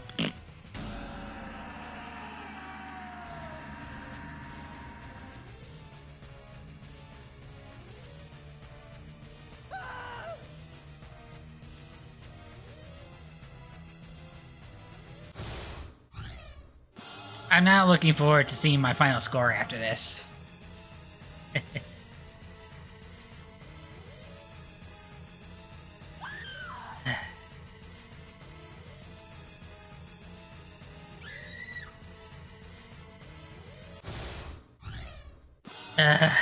That was terrible.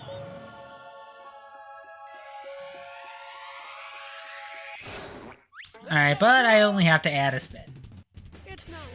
We're kind of getting to the point where I have a lot of spins, and I know I don't want to change things after starting the stream, but if it gets to the point where I have, like, 40, 50 spins, I might have to revise the wheel a little bit, because as much as I want to donate as much as possible to the Lurie's Children's Hospital of Chicago, I also don't want to bankrupt myself. So, what I might, in that case, what I might end up doing is probably removing the 20 space entirely and just add like 6 more of like 1, 5s, and 10s. Couldn't get anyone to join you, huh? Yeah, I know how you feel. And today's wrong answer of the game is brought to you by Finger of the Month Club, because it's easier than going out month after month and finding fingers yourself. Try to choose the wrong answer, brought to you by our sponsor, to get prizes and cash. Okay, it's time. Get ready, time for question. So yeah, I think after this game, I'm gonna switch to Jackbox Party 5, and we'll do the full stream one. And tell me this. What would be an example of Lil Wayne in a Lil Wayne? Lil Wayne in a little ship? Lil Wayne in a little cabin? Lil Wayne in a little airplane? Or Lil Wayne in a little wagon? I think you're a little confused. One right answer coming up. A wain is a large farm wagon used to haul hay and other large loads. Unfortunately, Lil Wayne's wagon is pulled by a donkey, so parallel parking is a nightmare. He just can't back that ass up.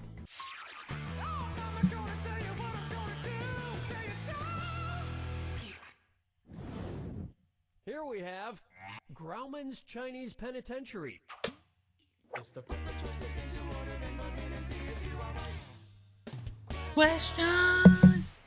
Get this one correct, and I just might see my way to offering you early parole and 1,000 extra bucks. Arrange these celebrity jailbirds in order of how much time they spent in prison, from shortest time to longest time. Robert Downey Jr., Martha Stewart, Mike Tyson, Stuart Tyson Downey, Tyson Downey Stewart, Stuart Downey Tyson, or Downey Tyson Stewart. Martha Stewart spent 5 months in prison from 2004 to 2005. Robert Downey Jr. served 1 year of a 3-year sentence in 1999, and Mike Tyson was in prison for 3 years from 1992 to 1995. That'll net you an extra $1,000. And I heard during her time in prison, Martha Stewart learned how to make an absolutely heavenly toilet wine.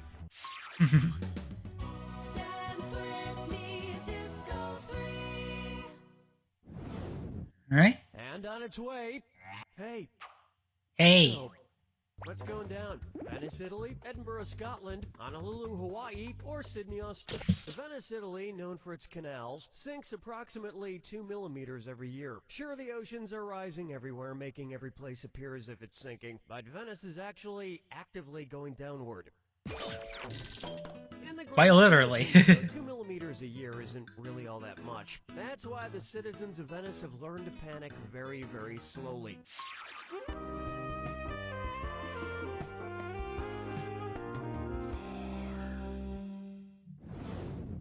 This one's called Barely Nude, and it's time for this or that. I'm gonna read off 7 items, and for each one I want you to tell me if it's a type of bear you can buy at Build-A-Bear, or a type of lingerie you can buy at Victoria's Secret. If it's Build-A-Bear, press the Y button. If it's Victoria's Secret, And cool, let's do what it. a combo. Lucky Clover Teddy. Sweet Velvet Teddy. Oh. Pink Flurry Teddy. Cutaway Teddy. Pumpkin Pal Teddy. Lace and Mesh Teddy. Midnight Teddy. Next time, build a care. I don't know. Some of those names definitely suggested it could have been either or. Reinforce body images that are unrealistic for most bears.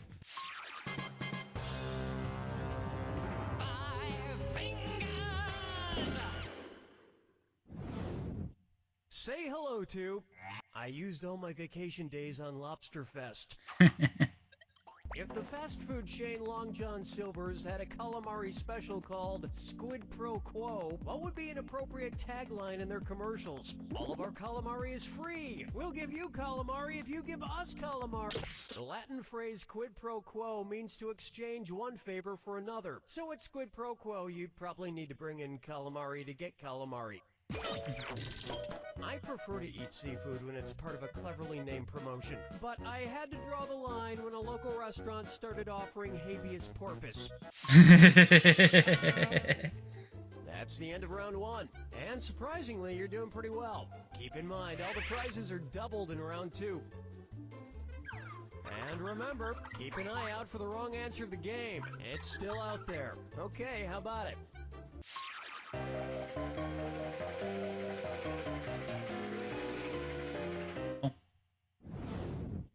Bucker up for Return to Your Nearest Pantheon. If my local Red Box were like Pandora's Box, what would probably be the only movie left in it? Cape Fear, Hope Floats, 10 Things I Hate About You, or Anger Management? In the story of Pandora's Box, Pandora opens said box and releases evil upon the world, but remaining at the bottom was hope. But sadly, my Red Box was nothing like Pandora's Box, and I ended up with Airbud 2 Golden Retriever. Question 7. Get up and shake your monkey bang. Next up, how much wood, Chuck? How much wood, You know, Chuck? I've been thinking about the universe, and it kind of makes me feel small and alone. You're not alone. You got me, Dunny. Another who's the dummy? Who's the dummy? Not me. This is my ventriloquist puppet, Billy O'Brien. Sometimes I let him ask questions, even though he's a little hard to understand. What? I speak perfectly. And here's a question about outer space. One noon orbits the Earth. The moon? Yes, the noon. That's what I said. What planet has no noons? Mercury, Jupiter, Neptune, or Pluto? Pluto? Pluto's not even a planet anymore. Don't be a neuron. This would have worked. Mercury, along with Venus, has oops. no moons. No noons. Well, thanks for stopping by, Billy. That cookie, I got one more noon for you. Billy, put your pants back on. I don't want to see that. Ugh, there's some weird wood stains. Oh, that's embarrassing.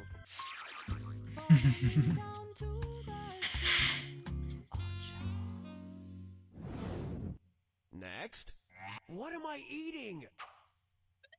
Which food is not lying about what animal or body part it is? Buffalo wings, chicken fingers, pig's feet, or elephant ears? Yep. Yep. These pig's feet I'm eating are actual pig's feet. They don't taste as bad as I thought they would. Just have to remember to take the pig's socks off first.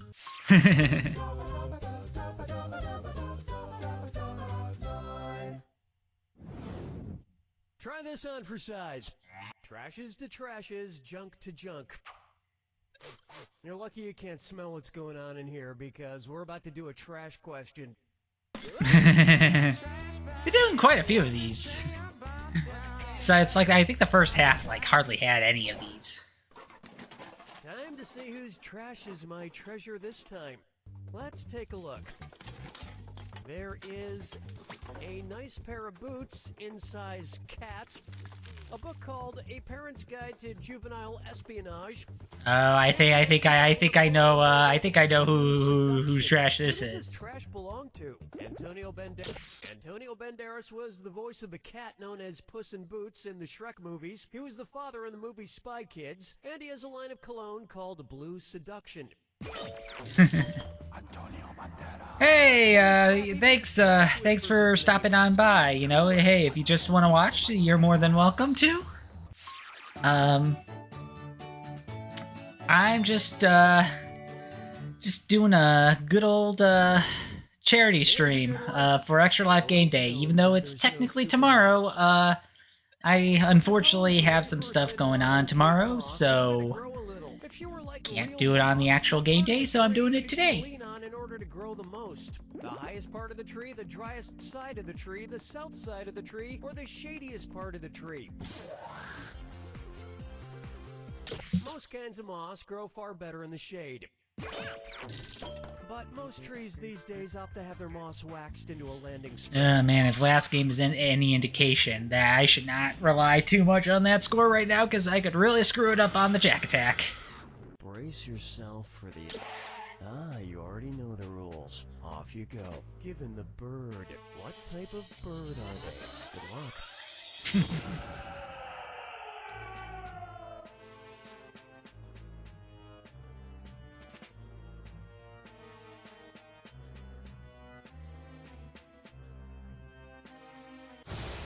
Yeah. I wonder what kind of bird Toucan Sam is.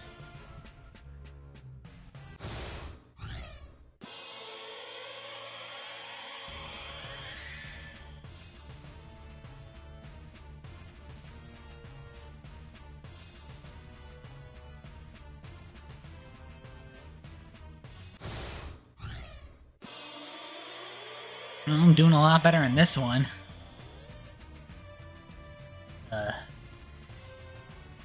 Girlfriend's gonna is gonna let me have it if I get this one wrong. Yeah, she's a huge Harry Potter fan.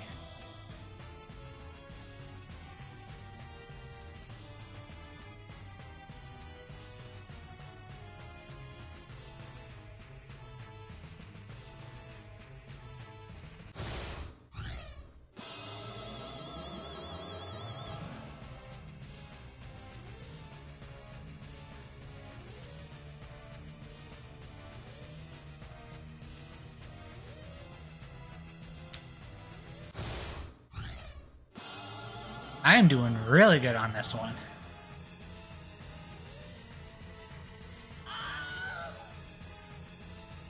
Probably shouldn't say anything.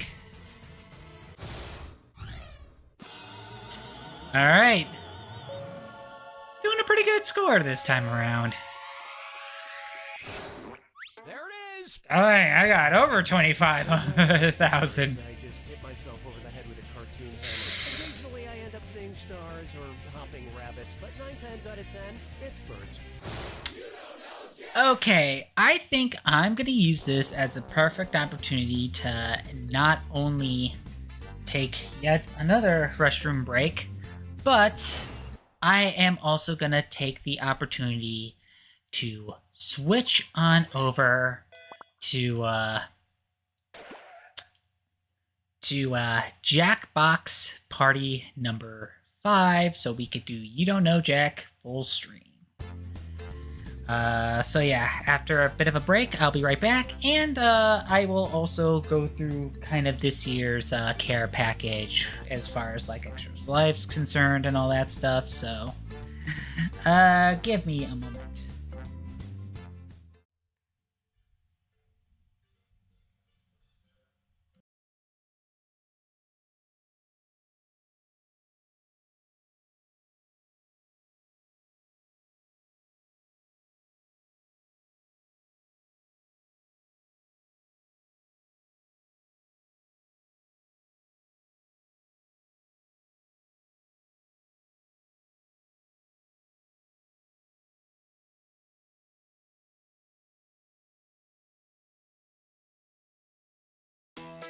This is definitely the most fun way to raise money. What can I do to use something that I already love for good?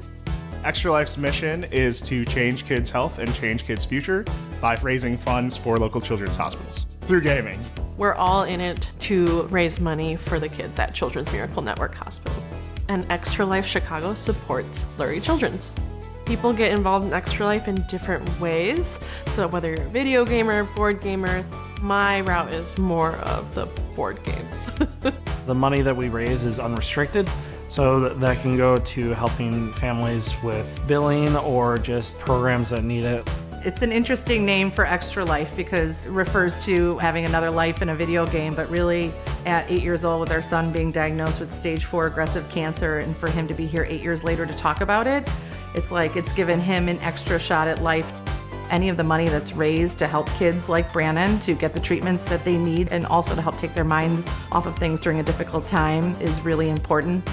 Video games are what kids are interacting with and playing with at home. It's something that they help relieve stress. It's how they talk with their friends. Being able to have those resources in the hospital where they really need that social emotional support is essential. Roles like child life and creative arts therapists, we aren't billable services. A lot of these social support roles really do rely on philanthropy and organizations like Extra Life. In Chicago, we try to put on events every month or so. So we do socials, or we do a fundraising event or a tour of the hospital. And then we try and focus on 1 or 2 big events every year. So the big one that's national is Extra Life Game Day. It's a 24-hour game marathon that's every year.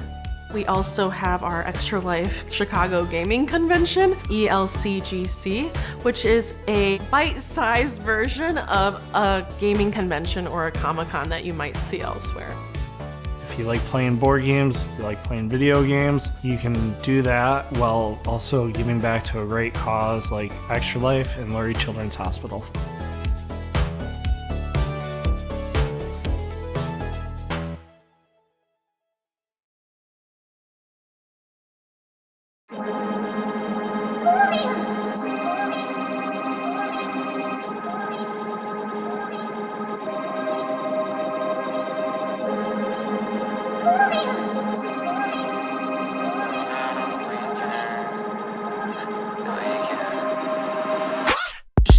share, I'll be sipping it. Watch a bunch of shows, I'm getting it. Yeah, I understand it's a quarantine, I gotta be chilling all alone, but I'm getting sick. People who be running half the office on in politics and scrambling.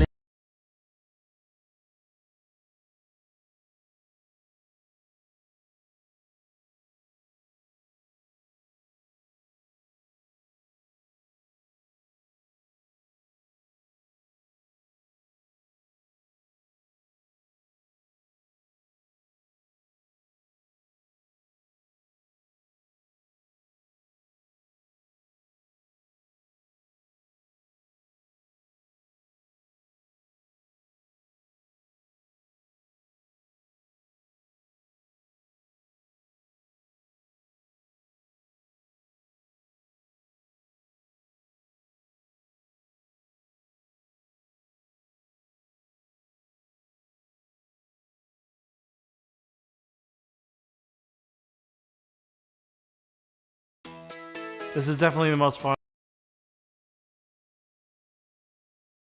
This is definitely the most fun way to raise money.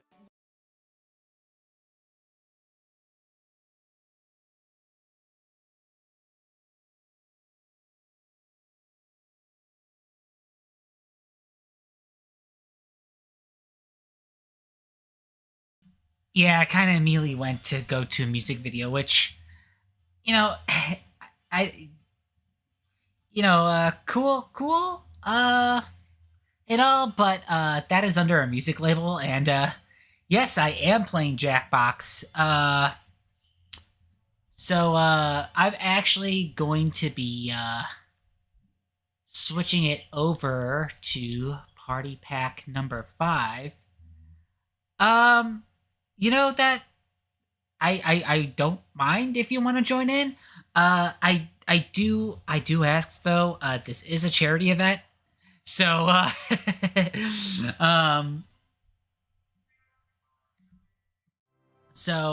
while not necessarily required, I do appreciate if you would donate to my Extra Life campaign. The link can be found on the upper part of the screen. And I could also drop this here to where you could see the link right here. I obviously am not requiring it, but it would be much appreciated, especially given the fact that should people join in later and they do happen to, provide a donation, I would like spots reserved for them as a means of a thank you. So, but yeah, I mean, seeing as that, like this first half or so, I've been playing myself, I wouldn't mind people joining in. But before we even get into all that, especially because, this is, game day and all that stuff, there is some stuff that I want to show off, courtesy of the hospital that I am raising money for.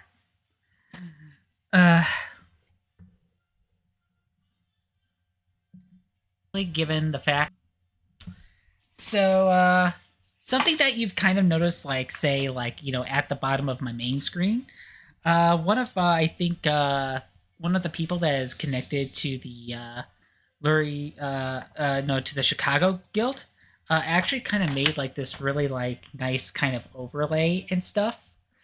I've been mainly using kind of the bottom part a little bit, just because it already works with the rest of what I've already kind of got set up. Let's see, and I am coming out absolutely blown out. So let me kind of turn down my tube light a bit. Okay, I'm showing up a little bit better. I had to have it up a little bit more because there was a lot of daylight going on back there, and my webcam likes to focus. It's like I have it set to be more sensitive to exposure, so it was kind of focusing more back there than it is in front of my face. But it is starting to get a little darker outside, so I could so I'm coming out. My face is showing up a little bit better, but then of course since I already adjusted the lighting, then it's coming all blown out and stuff. I already had something earlier in the stream, which is like.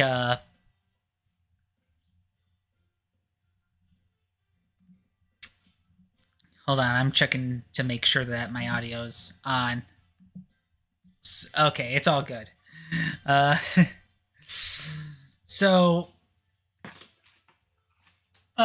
like I said, I already had like kind of like a drink mix that is like, like one of those Celsius sport drinks and stuff, and I do really like that brand, especially because more often than not, it gives me a good boost of energy, but without like the jitters and stuff, which is a lot better alternative to say like Red Bull or Monster.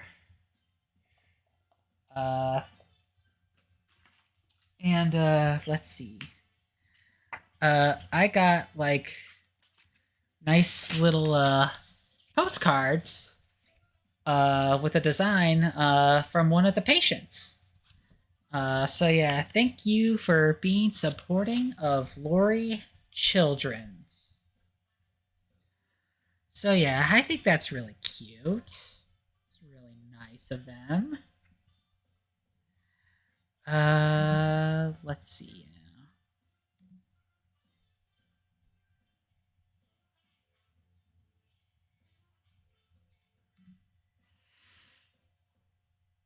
Sorry, I'm just checking on, I noticed that some messages were going on the Extra Life Chicago Guild, so, but yeah,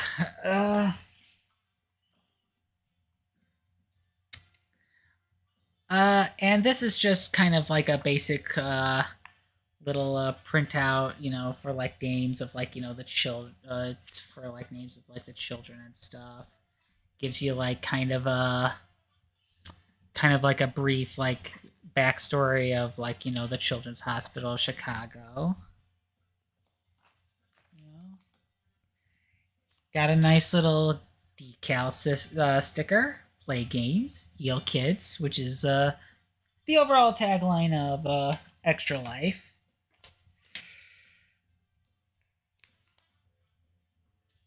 All right, and this is from our representative over at Lori's Children, Jackie. All right, Matt, happy game day. Congrats on crushing your fundraising goal this year, and thanks for being a part of Extra Life Chicago community. Yeah, I had a really good start to the year thanks to the Combo Breaker convention. Okay, so this is I'm not sure if I have the name pronounced right. This is every year or so they kind of give us like kind of like a patient kind of like trading card deal. This year I got Greta. She is 4 years old. She is being treated at Lori's Children for a heart transplant. Her favorite colors are purple and pink, and she likes to play on the playground. She also really likes to sing and dance. She also likes to read books and is currently into coloring and Play-Doh. She also loves to get outside with her brother and ride her scooter. That's nice.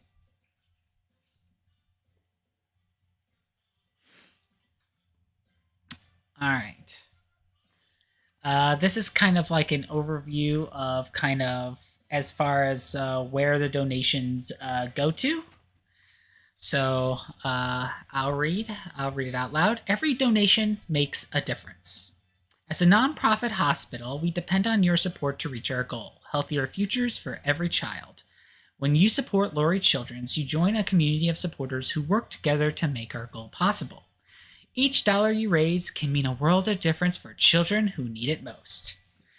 $12 provides a pack of diapers for the smallest preemies. $35 is enough to provide lidocaine, I think I'm pronouncing it right, to numb a site before injection. 60% is enough to provide a dose of an anti-nausea drug. 85% is enough to provide an IV pole to carry life-saving medicine. $100 is enough to make a child's hospital stay a more positive experience with activities, supply, and toys. $250 provides patients with support groups and resources they need to thrive after lengthy hospital stays. $500 support clinical trials to help discover new or more effective treatment options, and $1,000 means we can attract the very finest candidates and train the next generation of specialists.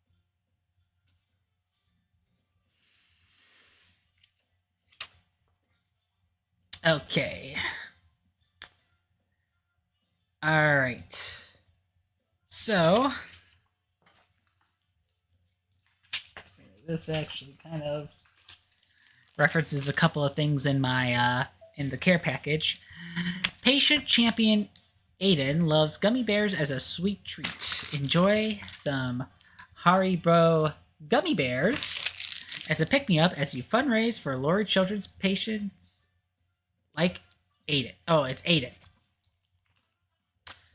Also in your box, a few Bean Boozled jelly beans. It's up to you to decide what to do with them. Choose your own adventure. Brave enough to eat one on stream for a donation? Challenge someone else with you to eat one and donate to their page? Throw the jelly beans away and happily go about your day without knowing what a dirty sock may taste like. Okay. Your health is important to us. These Bean Boozled jelly beans were transferred straight from the original box to his bag with no human contact. Thank you. Oh, well, thanks for letting me know.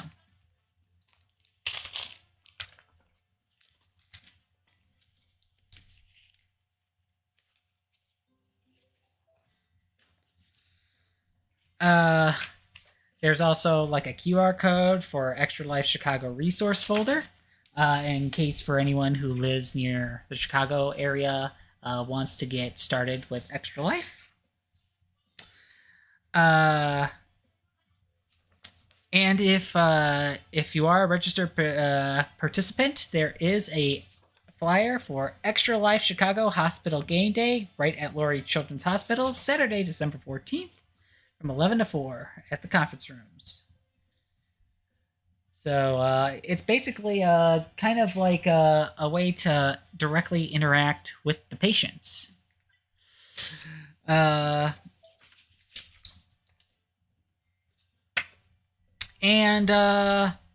there's another story concerning another patient.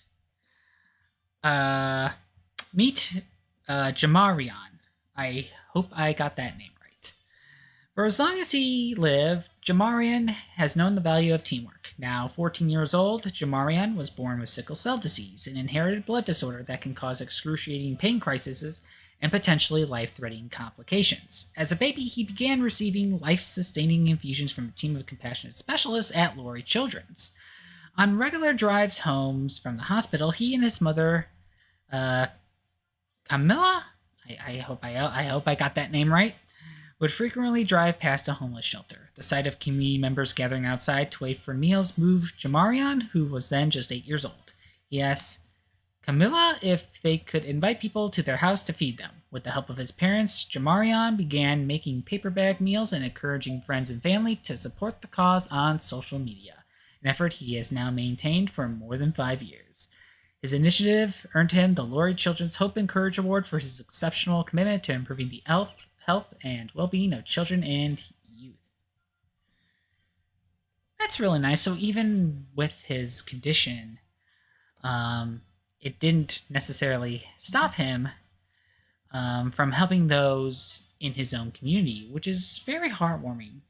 And especially because a friend of mine also has sickle cell disease. So I am familiar with all of the struggles and challenges associated with that.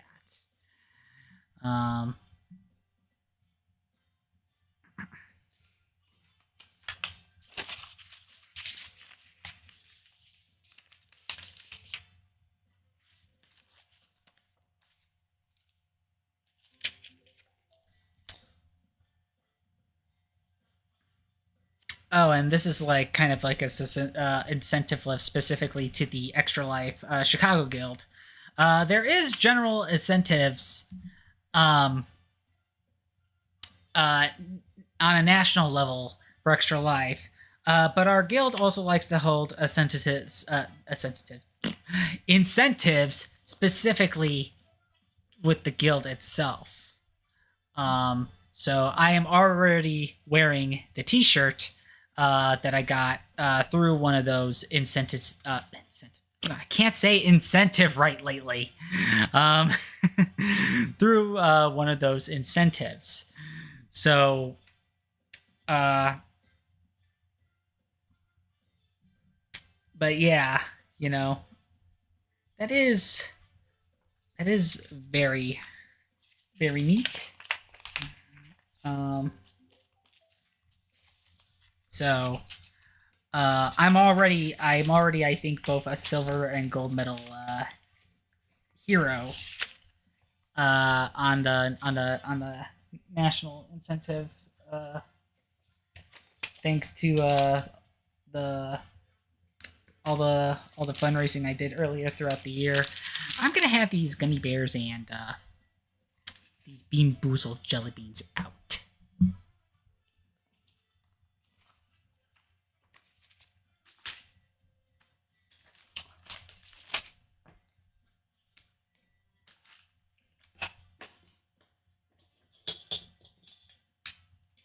Okay, so that's all that stuff. I got a couple of nice little pins featuring a couple of patients over at Laurie Children's Hospital, Aiden, Jay, and Julian. I really like these, especially because I think these are the ones that I can only have because they like to have nuts in these. It's the Odin Huddy Nature Valley bars. I'm not going to eat these up here because they leave crumbs all over the place. And I think it's for some of the reasons why I'm probably not going to eat the pretzels on stream or during the stream. I really like these, especially the brand of pretzels. But again, they'll leave crumbs all over the place. But I definitely will see about the gummy bears and the Bean Boozled, the Bean Boozled Jelly Belly Beans. Let's see. There's also, a patient band for the Children's Hospital of Chicago.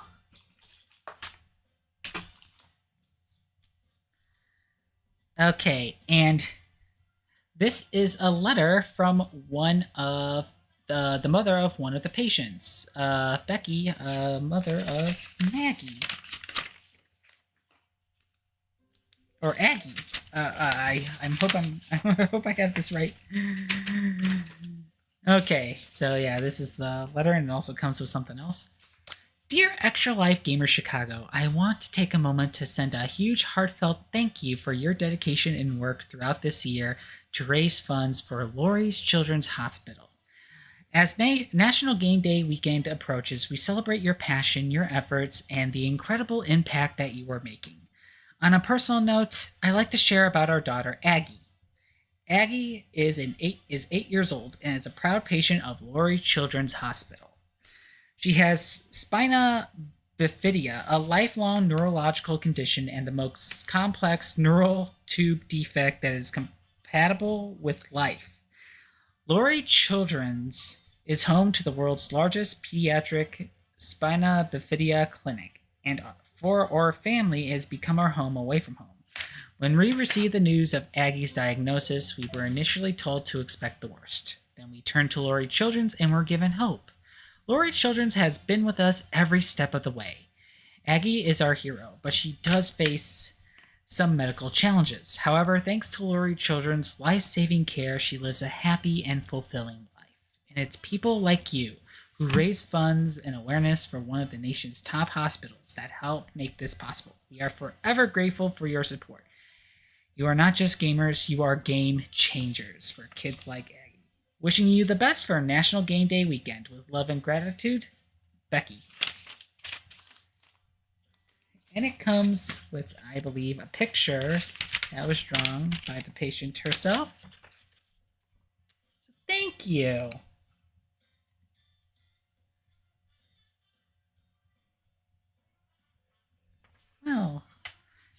very much appreciated, Aggie, and I wish, I cannot talk lately.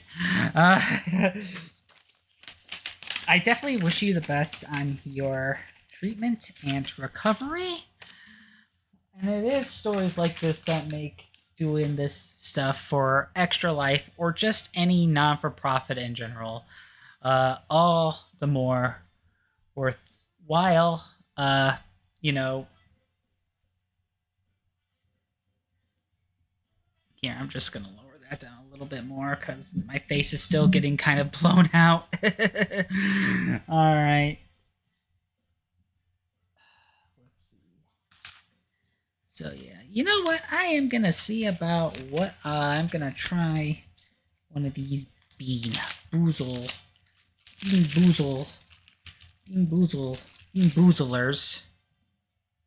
This looks like it could be a root beer one, but what? I don't know what the alternative flavor is.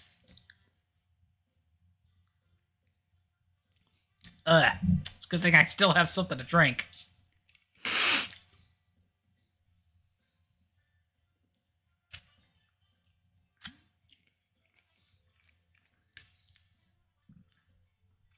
I don't know what that flavor is supposed to be, but it's like, you know how, it's like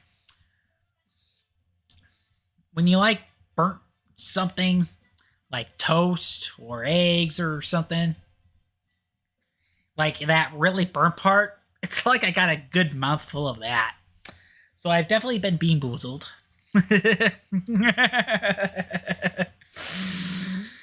All right, but yeah. You know what? I could also use a gummy bear. This was also these gummy bear packs were also part of our part of my family's trick-or-treating selection for our trick-or-treaters in the neighborhood. Part of those candy packs.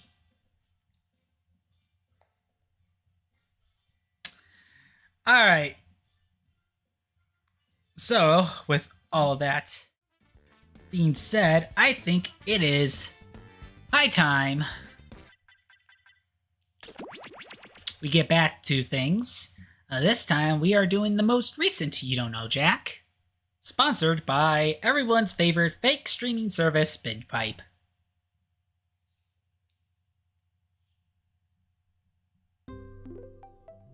This is BingePipe's menu screen.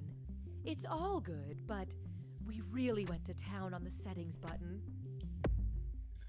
Okay, so this one is going to require me to use my smartphone. To deliver high quality innovation and science. So, the BingePipe way.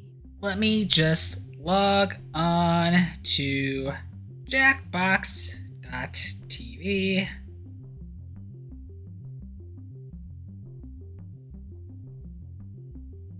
I'm a gamer. I'm that guy at work who won't stop quoting Caddyshack. I'm Mark Twain, and this is Jurassic Park. We are BingePipe. Yeah, I probably should have held off on showing that screen until I logged in because I need to be the VIP. I am gonna give a couple minutes for anyone that wants to join in. Again, I would appreciate it if you did a donation first before joining in. But I'm not necessarily in a position to stop you from joining in. Regardless, just keep in mind if there is a wait, if the spots are full, and if there's a wait list of people who want to join in, including those who have donated, I will have to ask you, hey, can you please disconnect so that the next person, especially if they donated, could come in and play. But yeah, the first You Don't Know, Jack was kind of more akin to like the more classic ones, as well as the then recent 2011 release of You Don't Know, Jack. And while that was a good, well and good to have a game that is not only recognizable at the time as part of the first party pack, it was also something that didn't quite work out for the model that Jackbox Games initially wanted to go for, especially because, you know, since you had to rely on a lot of like screen sharing and streams, there was a bit of delay that ultimately impacted how people would play the game. So, this recent release, You Don't Know Jack Full Stream, is a means to address the issues that 2015 had. At the time, this is the most recent, so there has been no follow-up to this. But nowadays, when most people think of the Jackbox Party Pack, they're thinking of games like Drawful, Fibbage, Quiplash, especially Quiplash. Because a lot of the times when I, you know, play Jackbox with friends, usually Quiplash is like the first game that would come up. And even in terms of trivia games, people would always more likely play Trivia Murder Party instead. I actually tried that out in single player, and it was definitely an interesting experience playing that by yourself. I will say, it is doable, but it led to some interesting results compared to, you know, playing, you know, Jackbox. You Don't Know Jack by yourself, which is, I think, a little bit more doable, but that's also mainly because you know, you Don't Know Jack is it has a bit more titles attached to it, and it's been more ongoing than, you know, the other trivia offerings in Jackbox Party Pack. Even though a lot of the more varied trivia offerings have been received a little bit more well nowadays than You Don't Know Jack. But that is enough rambling. I did give everybody a couple of minutes to join in. If you decide to donate and want to join in later, just allow me to finish the current game first. As you can see, the bows have recognized the fluffy intruder. The puffin cries out for its mother, and a of colorful red balloons fills the entire screen, obscuring what we can only assume is an impromptu party. Whoops, there's a chunk of bloody beak. Back to the editing bay with that one. If you'd love a highly edited version of nature where nothing bad ever happens, try Animals of Earth Happy Endings today. But yeah, you know, I'm gonna just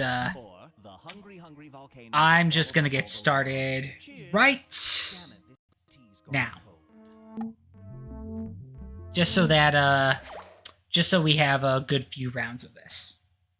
Binge Pipe hopes everyone is enjoying the party. Have you met You Don't Know Jack? Binge Pipe, no longer made from animal byproducts. Hey, I'm Cookie. Welcome to Binge Pipe's very own You Don't Know Jack. Oh yes, this game has always been part of the Binge Pipe family, and anyone who says otherwise will be severely reprimanded. Trust me. Just you. If you've done your stretching, we can get started. Well, I kind of wonder if Jackbox would ever do other games that have that fake branding to it, like, you know, if it's just Binge Pipe or other games. A revamp that crosses the line. I want to create a new educational program based on the Carmen line. What would be the best title? Where above the world is Carmen San Diego? Where inside the world is Carmen San Diego? Where in the world's oceans is Carmen San Diego? Or where in my body is Carmen San Diego? Hope you like what you picked. Yeah, I'd play that. And here's where the money is. The Carmen line is about 62 miles above the Earth and is generally considered the point where the atmosphere ends and space begins. Alright. Which is different than the Carmen Electra line, which are the terms of my restraining order. Coming never. There is no hiding from sooner or later. Time for another round of, oh my god, don't move. Stay completely still. Okay, the national animal of France is right behind you. Just be calm, and eventually It will get bored and swim away. It will ruffle its feathers and strut off peacefully. It will show its teeth, but just growl. Or it will... Let's see how that shook out. Good effort. Good effort. Watch how easy this is. The national animal of France is the Gallic rooster. I'm starting off really good here. Okay, it's gone. You'd be surprised how many of our contestants are killed by roosters. Why don't we do it with 3? Introducing Find the Leakers, and it's a dis or dat. Sorry, my bed's positioned in a very awkward way, and Trump's 11-step formula for business success from the art of the deal, or advice from WebMD on how to prevent topical. Answer quick. You'll only have a few seconds to choose between Donald Trump or bedwetting. Okay, let's do it. Also interesting combination. Reward system. Really? Deliver the goods. Use your leverage. Address misconceptions. Encouragement. Have fun. Really? It would be really sad if you bragged about this. Moving right along. You're my question for forevermore. I love you. My question for. Okay. This one's known as Dead Meat Cute. I had a fun date last Yeah, night. this is a part of an ongoing joke with the question 4 title card. Which of these romantic movies has the highest death count? Sleepless in Seattle, The Big Sick, Moulin Rouge, or The Notebook? So what'd you pick? Farewell, Felicia. Man, I am doing really bad this time War and around. Tragic disease. 6 people end up dead in this tearjerker leg breaker. At this point, it's obvious that Nicholas Sparks is just the angel of death with a beach house.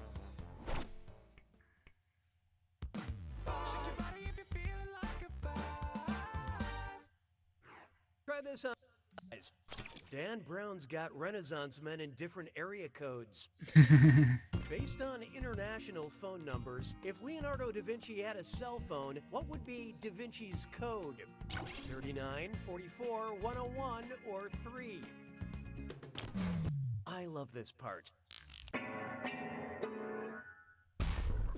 Here's the answer that got away. Leonardo da Vinci lived in Italy, which has the country code of +39. So to call da Vinci, you'd need to dial +39, then his number. Now, da Vinci's PIN number, that'd be something I'd like to crack. Round 1 is... I'm not really doing so good. I look forward to our future. Oh, and remember, questions are worth twice as much in round 2. Okay, back to business. 6 trombones is not a parade. Up next. I mean, it can be if you set it up well enough. If someone put a fermata on their laughter, what would it sound like? Ha!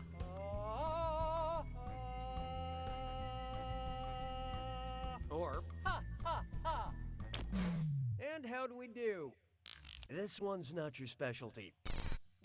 The better choice would have been a fermata is when you hold the same note for longer than you normally would. Ah. It's challenging, but luckily, as a classically trained performer, I'm able to pull laughter from deep down in my... Well, you get the idea. Je trouve Jerry Lewis sonnant légèrement amusant. 7. Here we have. Let's keep this night going. And oh boy, best butt zit slime chore. Ah. It's time for Gibberish question. Get your fingers ready, because the longer you take, the less money you make. Okay, get ready.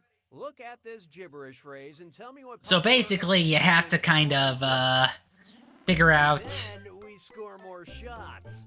And You have to figure out what they're actually trying to say with this gibberish phrase.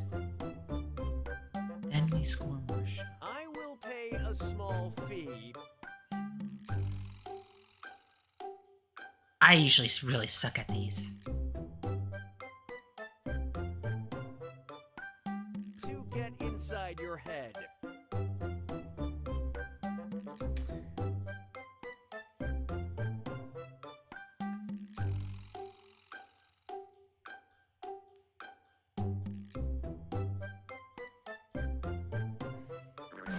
So, what was it? Yep, I got it right. Now let's keep going. Fortunately, I didn't figure it out fast enough to make a good dent in my negative score. Type equals squiggly bracket female, comma, author, squiggly bracket. Yeah, this is a unique category for this one. User data, huh? Some people would say too much.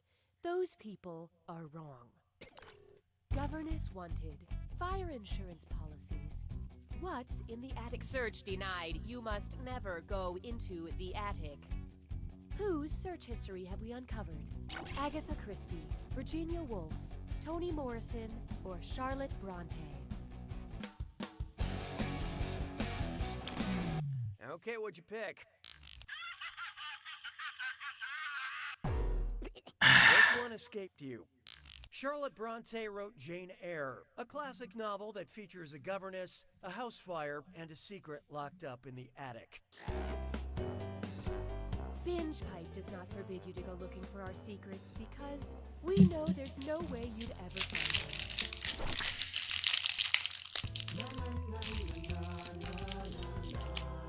them. Yep.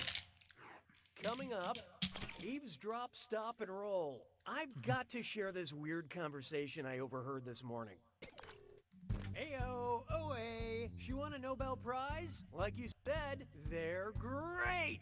So, who dis? Tony the Tiger talking to Tony Danza about Toni Morrison, Tony Danza talking to Toni Morrison about Tony the Tiger, Toni Morrison talking to Tony the Tiger about Tony Danza, or Tony Danza talking to Tony the Tiger about Toni Morrison. Okay, let's take a look. That's Danza's catchphrase from Who's the Boss, talking about Nobel Prize winning author Morrison, referencing the cereal mascot's slogan. I'm surprised I was able to figure that one out. At the Y.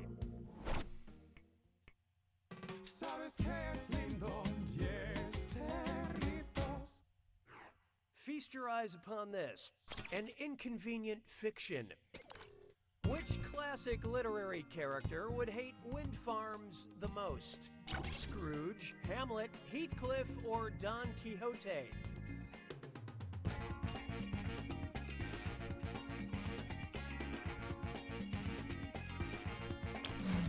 And how do we do?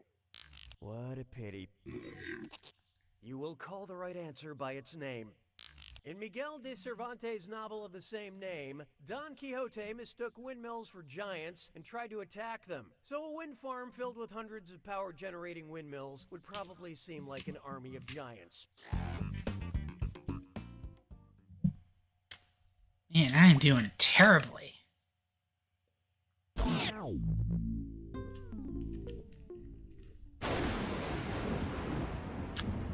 It's time for the attack.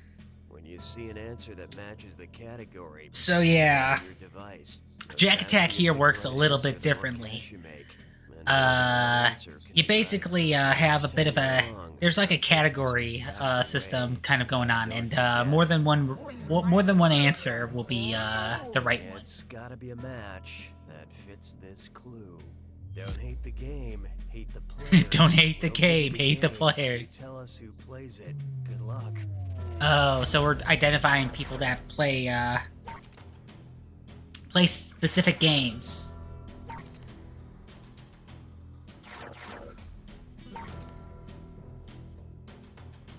Okay, I think I should get these. Alright.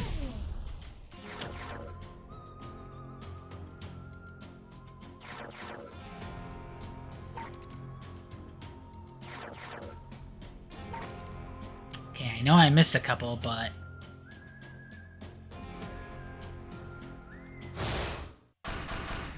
Okay, I missed Miss Scarlet. Oh, I know this one easy enough.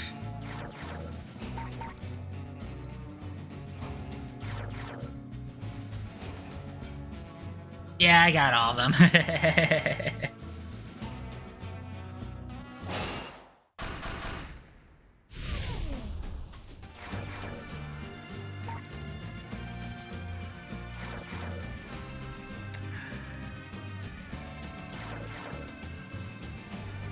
Yeah, I only know one of these.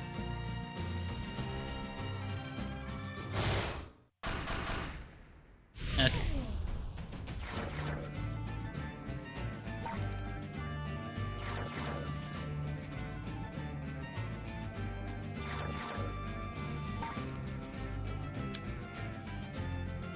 I'm not even sure if Rabbit plays Pooh Sticks, but I probably could have just answered that. Because it's, yeah, part of the... What is this? I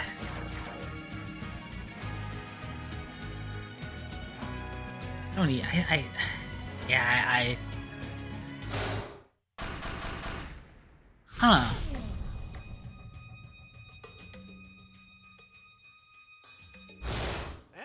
Alright, I still ended up with a positive score. It's nice when I don't have to check the scores to see who won. No parades will be held to honor your moderate win, but if there was one, it would have a float that says, "You don't know Jack!"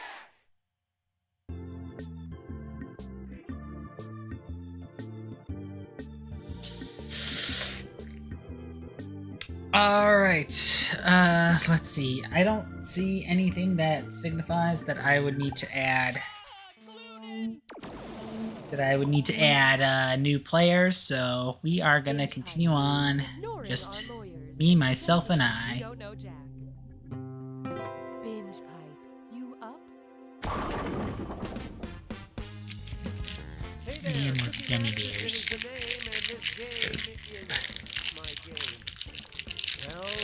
Well. It's just you, me, and the 10 gallons. Oh, I have an audience member. Asking you questions. And since we've got some folks in overflow seating, I'll be tacking an Hello, audience member. Every question. The more audience members pick an answer, the less. Aw, they left. The players. But if the audience screws Or up, nope, they're back. There's going to be a lot of cash on the line for that right answer. Ready or not, here we go. Question 1. To get things rolling, if this is wrong, I don't want to swipe right. I don't want to swipe right. Trivia questions in your area, hoping to meet up. When looking through profile pictures on Tinder, which of these potential matches displays an obvious red flag?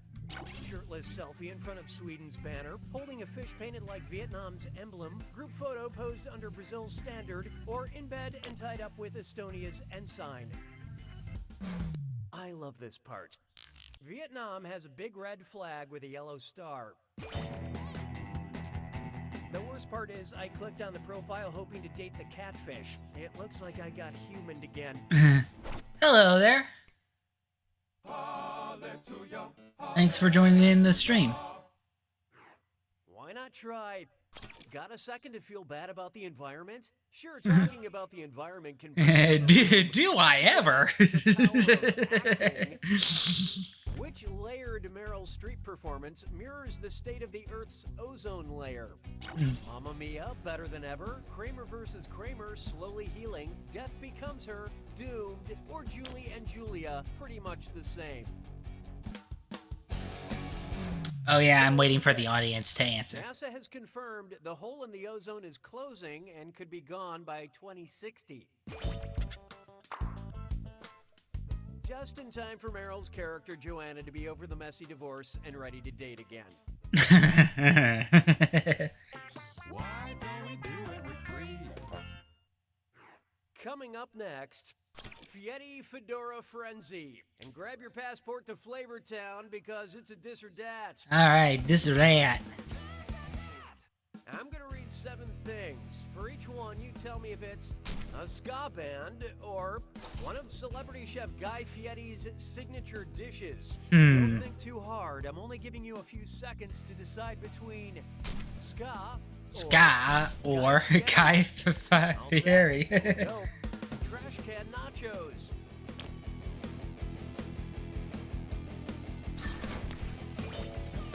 Real big fish.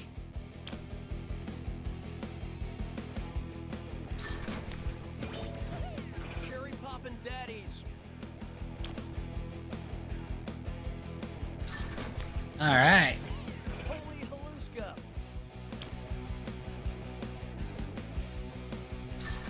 Oh, that was Guy Fire. Steak and pickle.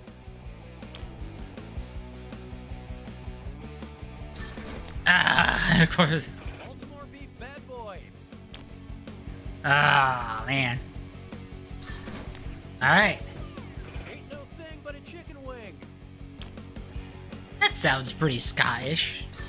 Ah, that's Guy Ferrari. That was nice and forgettable. Didn't do too bad.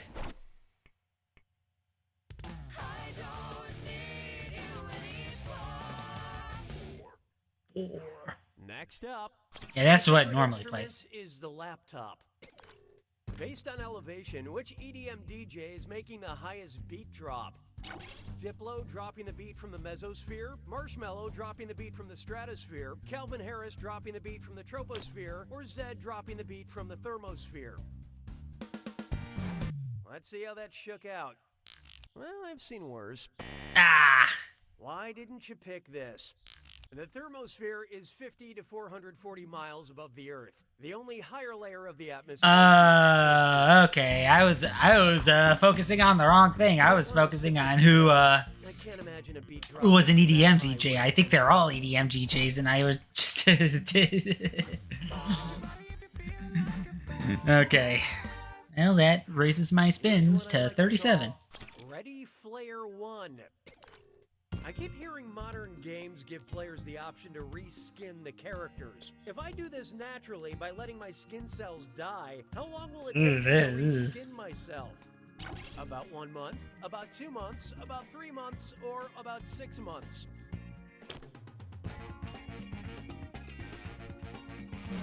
Hope you like what you picked.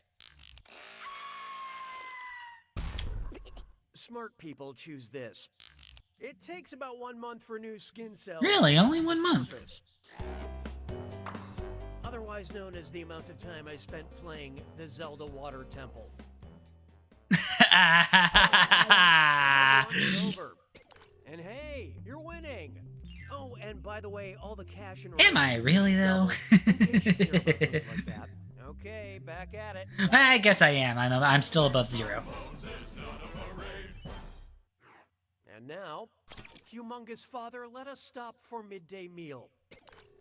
Imagine a family of giants is ambling across the earth and they want to stop for a picnic. What would be a nice, flat, dry place to lay their picnic blanket?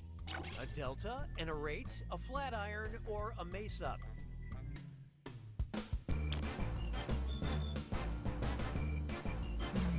Okay, what'd you pick? A mesa is an elevated section of land with a flat top surrounded by steep cliffs. This is a classic definition of a nuclear family. A family turned into giant freaks by radiation. And how'd the audience fare? Good news! This audience is clueless. That means that right answer is worth even more. We'll see if your luck holds out. Je trouve Jerry Lewis sonnant légèrement amusant.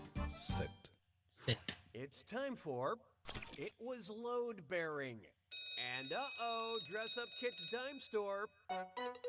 It's another gibberish question. Think fast on this one. The longer you take, the less cash you make. Okay, focus up. Check out this gibberish phrase and try to guess which popular TV show title it rhymes with. Popular TV show. Wow, you hit the stray 5th girder. And don't get hung up on that punctuation.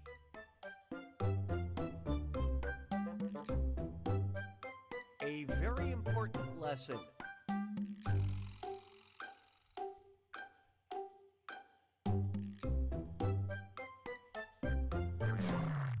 Watch close. Oh! Let's get on with it, shall we? I typed in, "Are you smarter than a 5th grader?" I call this one Star Accords. If the nations of Earth convinced Star Wars villain Kylo Ren to sign the real-life Outer Space Treaty, which of these evil acts would he still be able to commit without breaking it? Sending a spy droid to Mars without UN approval, launching a third Death Star to Earth's orbit, building a Starkiller base on the moon, or claiming Pluto in the name of the First Order?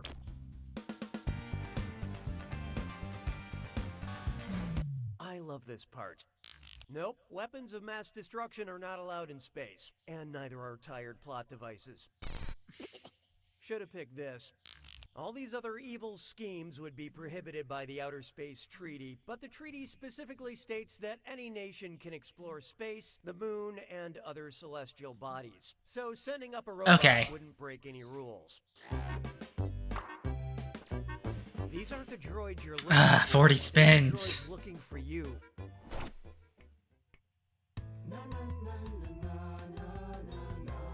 Fine. Here's one for you. Binge Pipe gives back. Oh, okay, it's one of those questions. Binge Pipe recommends. Binge Pipe recommends. Because you enjoyed Boss Baby and Baby Driver, we think you would enjoy photographs by this artist. Ansel Adams, Ann Geddes, Annie Leibovitz, or Andy Warhol.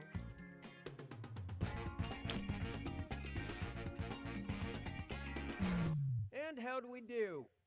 My game wouldn't be fun if you got everything right. Y'all ready for this? Ann Geddes is a photographer famous for taking pictures of babies. Aw, of course I could be a great photographer too if I kept coming across pumpkins full of toddlers. Man, I am nearing like 50 spins. Behold, Question McQuestion Face. Remember that online poll to name the research boat and everyone chose Bodie McBoatface? You all realized there was still good in the world? If Bodie McBoatface... I feel like I'm chewing on a tire. What would be the full name of the lucky bride? Bodie Tarantino McBoatface? Bodie Woo McBoatface? Or Bodie Verhoeven McBoatface?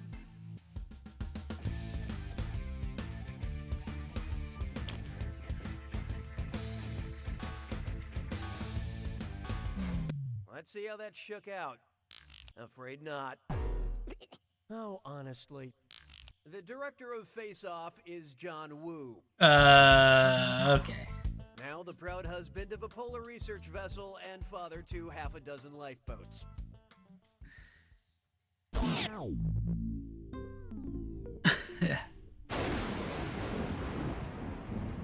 You made it to the attack. When you see it...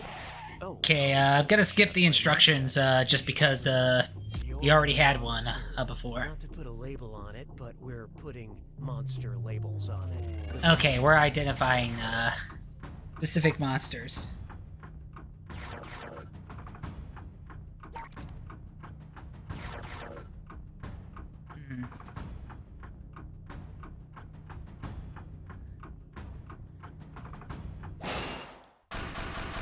Oh, I missed like 2 of them. We're identifying specific specific monsters. That is that's the clue. So basically, this Jack Attack, we're allowed to pick multiple. Oh. Oh, crap. We're allowed to pick multiple answers that fit the category. If you're talking about this stream in general, is actually the game day stream. Raising money for Extra Life.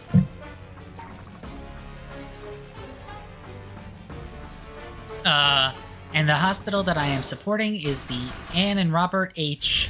Laurie Children's Hospital of Chicago.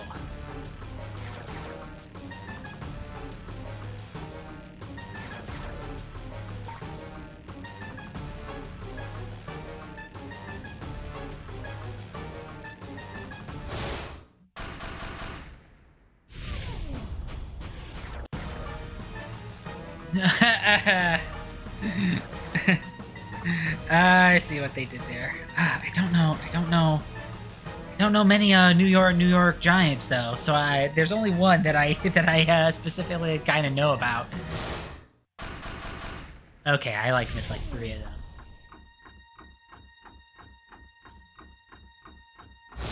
There you have it.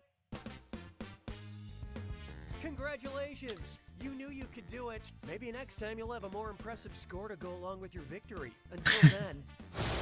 You don't know shit? Yeah, no kidding. I got 42 spins.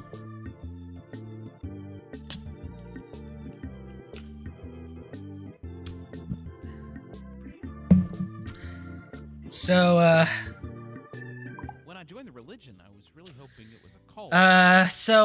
because I am racking up a huge number of spins, I'm gonna have to adjust the donation wheel a little bit, just so that I don't end up with a huge amount that's gonna take a while to pay off.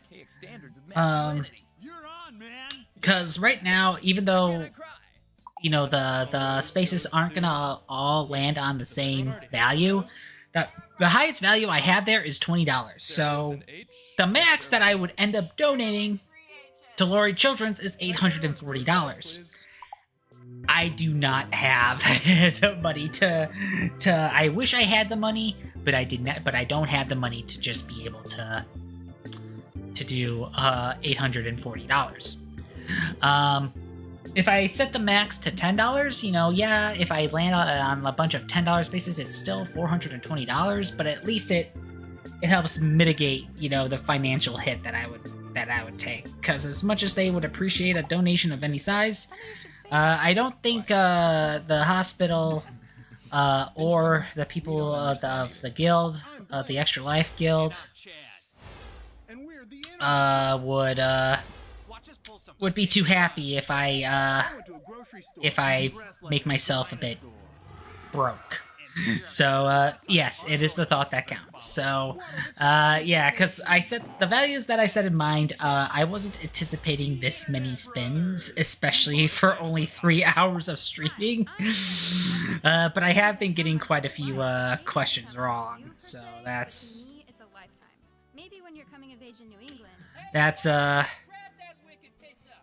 that's kind of what's happening right now.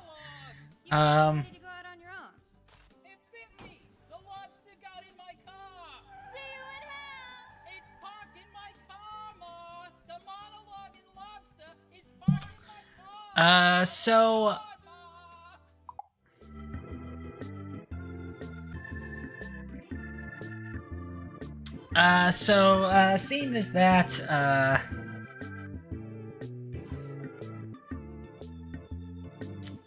Chefs, your challenge this week was to make.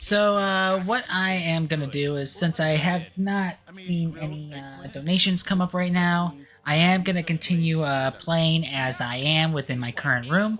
However, I will encourage people to join in at the audience because you could still participate. There's way too much eggplant flavor in my mouth. Binge Pipe is very surprised that it decided to So that you could at least play along. But yes, if you do donate, I will start another room up, and you could directly be part of the game. I'm Cookie Masterson, and I am definitely not hosting this from my bathroom. But maybe open a window, just in case.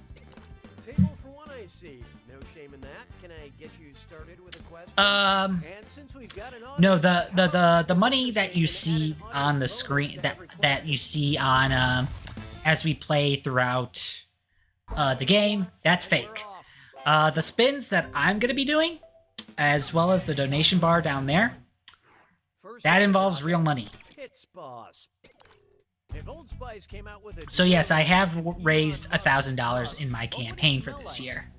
A freshly opened Amazon box, an unused iPhone. So what'd you pick? Elon Musk is the CEO of Tesla Motor Company. And I've Among others. driverless cars because it's in cars that I'm most commonly subjected to other people's body odor. I mean, I'm pretty sure a new car smell would make for a good deodorant, but I'm sure people would rather smell something else.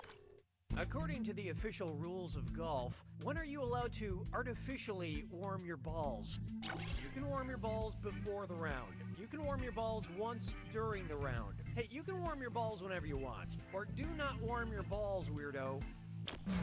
Hope you like what you picked. You can warm your balls with an artificial device, but only before the round, not during. Let me check my score sheet.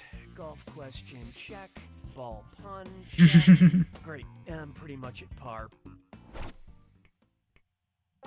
Why don't we do it with 3? How about this one?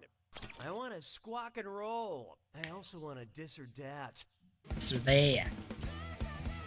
I'm gonna read 7 names, and for each I want you to tell me if it's a rock band that has played Lollapalooza or an animal from Richard Scarry's Busy Town children's books. Think fast. Yeah, the comedic the comedic writing is certainly something else. Just with the Jackbox games in general, which is why a lot of them are very enjoyable. Honest Mouse. Dr. Lion. Wolfgang Wolf. Oh. Joe Pug. Dr. Dog. Oh, okay. Dinosaur Ju. Oh, that is also a rock band. You really excel in the middle lane. All right, let's move on. Seem to be averaging 4 out of 7s with a lot of these this or that's.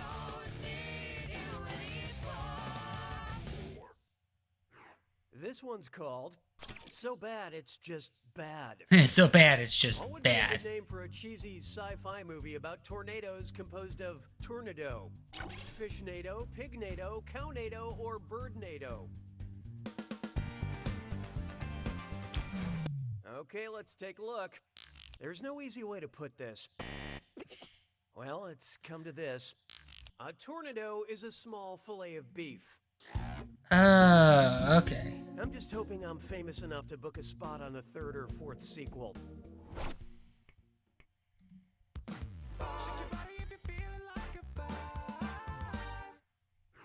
Oh, here's a good one. Octopus Coffee, Queen Elizabeth, or Frankenstein? Ah. Octopus Coffee, Queen Elizabeth, or Frankenstein? So yeah, the You Don't Know Jack games have these interesting, like, questions that always have the same, Octopus Coffee, Queen Elizabeth, or Frankenstein? Okay, what'd you pick? Don't even look. Oh. This answer feels lonely. Galvanism is the process of creating electricity through chemical reactions. Okay. Life. But yeah, something that I was kind of getting at is that, you know, they have like a series of questions where it's like it's the same 4 answers. In the case of the 2015 game, it's Kangaroo, Peanut, Albert Einstein, or Uranus, but it's pronounced Uranus. With a population of 3,000. If he wanted his last name to reflect his new home, according to the U.S. Census I've gotten Bureau, this question what might he before. call himself? Kind of feels a little bit like cheating. Suburban, Keith Urban. So what'd you pick? An urban cluster is a geographical area with a population of less than 50,000 and more than 2,500. Also a great name if you ever made a cereal. La vie est un canard. 7. Next up, are you for Cantig kidding me?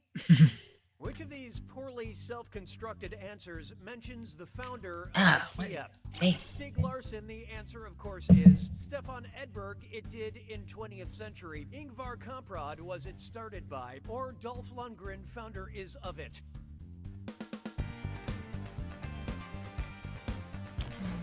Let's see how that shook out.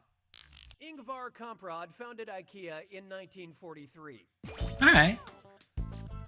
From and because the... Oh, sorry, I thought I assembled this question correctly, but there are a few leftover words. I'm sure that's not a bad sign. Hey, question. We'd like to offer you. This is where we get to quote unquote choose the question. Would you like a question where you don't count your chickens before they've hatched, or a question where you do count your chickens before they've hatched?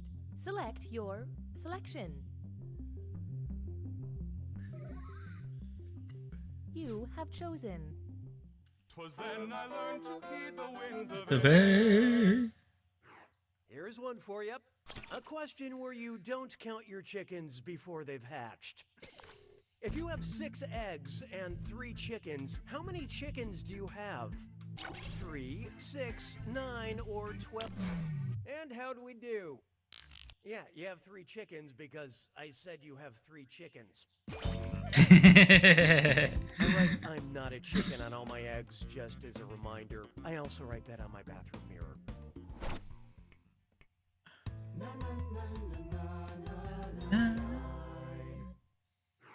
And now, how did my dad get my email address?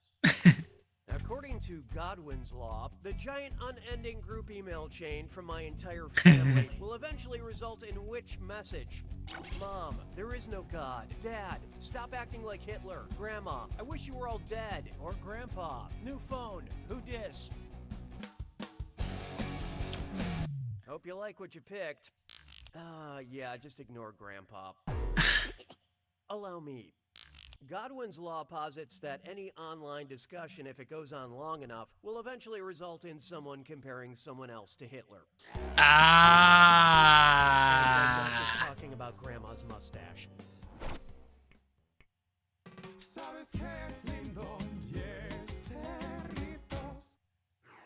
Take a good look at Polly, wanna clap back. Hey, could you help me finish this tweet? Me. Sure, I'm polydactyl, but I don't let that define me. Also me. A pic of me flipping you off with my extra middle finger. An audiogram of me telling you to screw off in 5 languages. A gif of me kissing my multiple lovers. Or a list of all the gods I believe in saying you're doomed.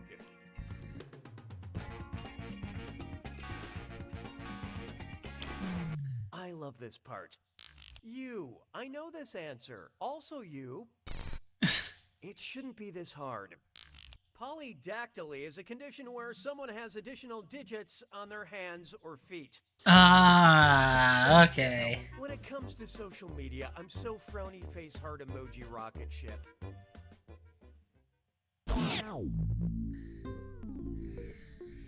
Alright. Welcome to the attack. When you see an answer that matches the category, tap it on your device. The faster you pick a right answer, the more cash you make. And more than one answer can be right. But each time you're wrong, I'm taking some cash away. Gosh, I have so many spins! It's gotta be a match that fits this clue. Saying the right thing in any language. Aww. Multilingually. Good luck.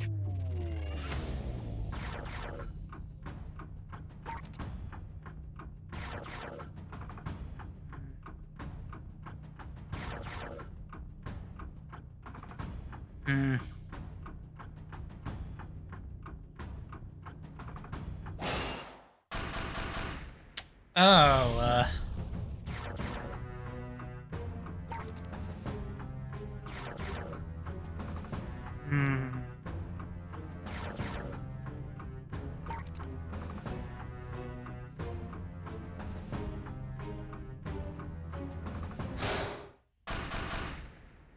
Well, I got 2 of those.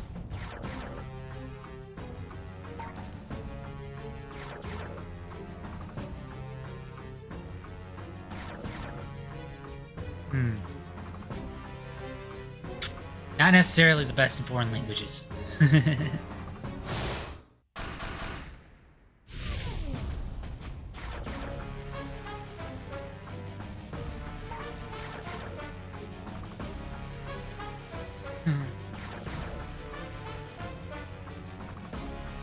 Ah, man.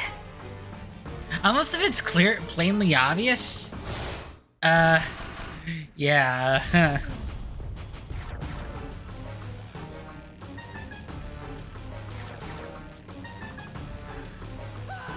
Oh.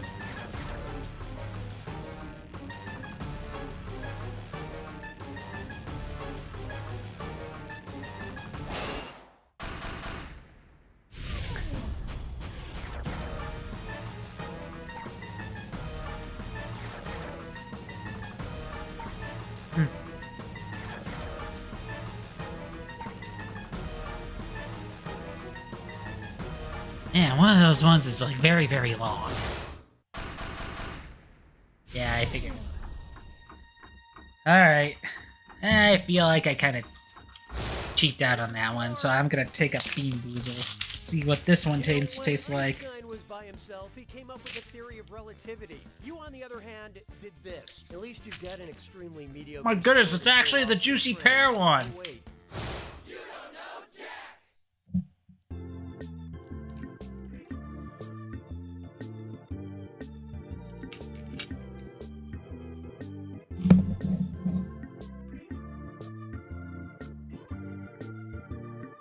Mariana Trench, the deepest part of the ocean, is home to some of the world's most unusual sea creatures, including the anglerfish. Oh my god.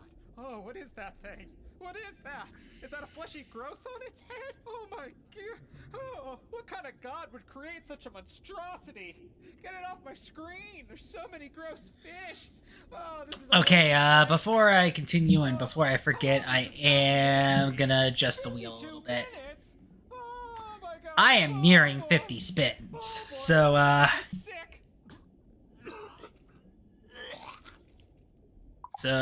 need to kind of... Are a lot different these days. Just this morning, I was on the bus, and I heard a young person talking about how they were having trouble building a deck. So naturally, I chimed in with some carpenter advice. So, I'm gonna do away with the $20 selection and just have 12 slots where it's just 1, 5, and 10. There we go.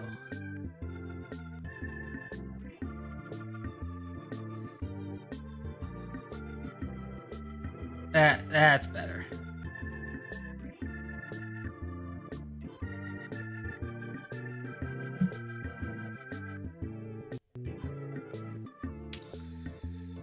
Alright, With my old streaming service, I could never get a hold of a customer service representative. Now that I'm a Binge Pipe customer, they never leave me alone. The second I have a problem, they're there to explain why it isn't a problem and why I should be more grateful for their... Alright. Courageously presents You Don't Know Jack. Binge Pipe. We went with our first idea. Binge Pipe, we went with our first idea. I'm Cookie, and this is You Don't Know Jack, the game where there are no losers. Unless you get a bunch of questions wrong. So you're playing with yourself? No, I don't have a chance for that. And I see we've got some gawkers in the audience, which means I'll be adding an audience bonus to every question. All right, let's move. Alright. Time for question one. Time for question To 1. begin with, Santa is brand loyal. Hey, let's take a quick break and enjoy a cold, refreshing Coca-Cola. I'm out of Coke. Is Pepsin okay? No, I don't drink brain fluid. No, I don't drink saliva. No, I don't drink blood. Or no, I don't drink gastric. And how do we do? Pepsin is a powerful enzyme in your gastric juice that breaks down proteins. I kind of figured that would be it, especially because, you know, there is like a brand of, like, you know, heartburn and stomach relief called Pepto-Bismol. Coming up next, dying to get in. The worst part about being immortal is that timeshare presentations go on forever. What would be the most common visitor review of the Hotel Transylvania if it also happened to be the most common blood type in the world? A positive. Feel like I died and went to Hampton. A negative. Great, but hall's blocked by spooky twins. B negative. The staff kept ghosting me. Or O positive. Confused by the rating system. Okay, what'd you pick? This answer will be wrong forever and ever and ever. Let me show you something. Well over 1/3 of the population has O-positive blood, making it the most common on the planet.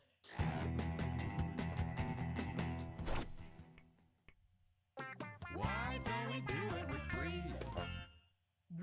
Try this on for size. Think in bio, and I'm tagging you because it's time for dis or dat. I'm gonna read 7 names, and for each one, I want you to tell me if it's a dog on Instagram that has over 100,000 followers, or a Nobel Prize winner in physics. Don't think too hard. I'm only giving you a few seconds to decide between an Instagram dog or a Nobel laureate. Interesting. Ready? Let's go. Aloysius Van Winkle. Oh. Digby Van Winkle. Ah. Neville Francis Neville Jacob. Really? Maddie Humphrey. Polycarp Kush. Of course, the one time that I answered the other one. Real bad. Just real bad.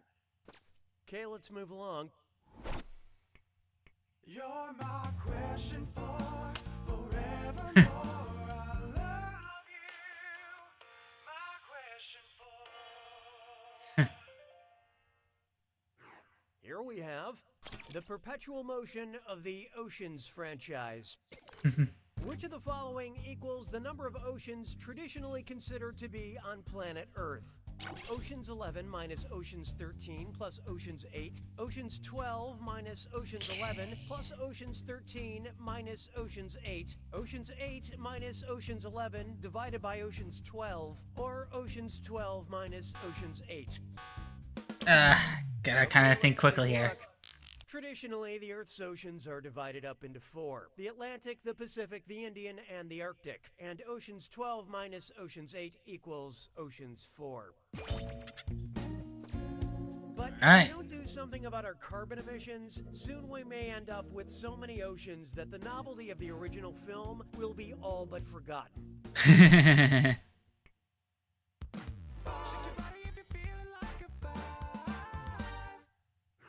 Coming up, Nougat Feuds. You know, the weird thing about the novel, The Three Musketeers, is there's a 4th musketeer wandering around that book, and it's time we started talking about it.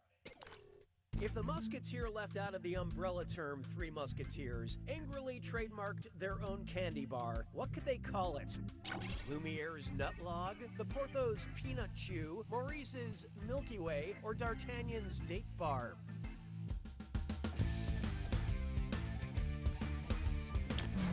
Let's see how that shook out. It was this one all along. D'Artagnan is pretty much the star of the Three Musketeers, but he spends the whole book as Musketeer number 4. The Three Musketeers in the title stands for Porthos. Almost at 50 spins. Man, how am I gonna keep track of all those? That's it for round 1. Seriously, I have a lot of money on you. Don't let me down. Oh, and by the way, all the cash. Gee, thanks, Cookie Masterson. Like that. Okay, off we go. 6 trombones is not a parade. It's time for Joan of Archaic Language. Oh shoot, I have to remember to call the Metropolitan Water Reclamation District. Yeah, they haven't approved my permit to build an above-ground koi pond in my driveway. Well, let me do this question first. Translate this old-fashioned English into some new-fashioned English. I set my ewer thither on the settee.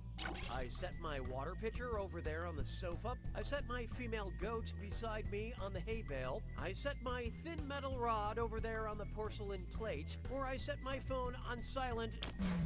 So what'd you pick? It's the most boringest one and the most correctest.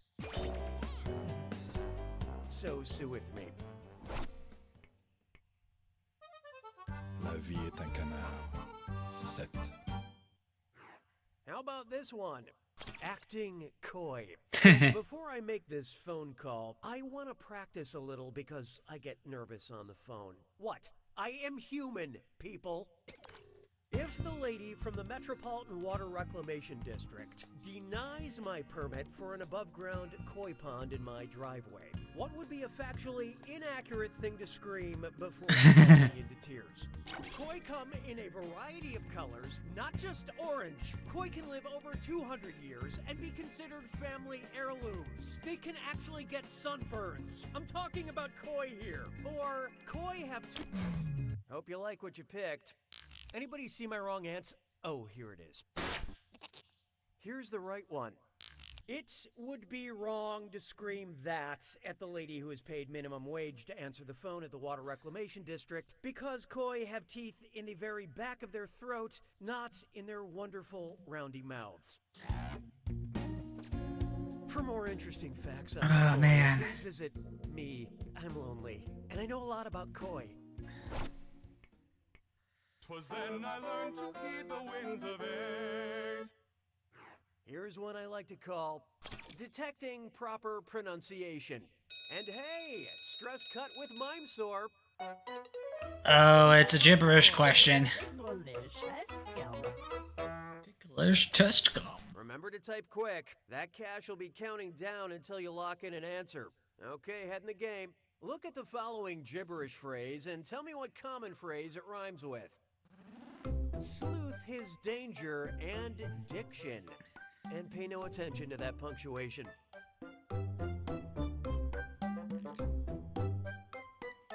Oh, reality.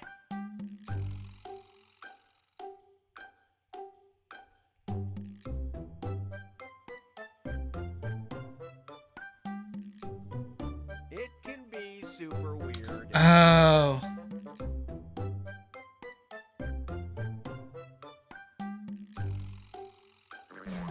Let's make sense of this, shall we?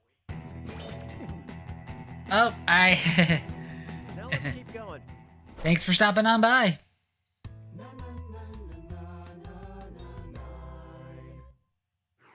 I call this one, I think the lady doth protest about the right amount. If a group of protesters wanted a way to measure how much #resistance they were generating, what should they add to their chant? What do we want? Blank! When do we want it? Now! Volts, ohms, Gs, or amps. Let's see how that shook out. Ohm is the electrical measurement used to measure resistance. All right. Back in college, I went to a lot of protests, and let me tell you, we almost won the right to publicly urinate with a doctor's note.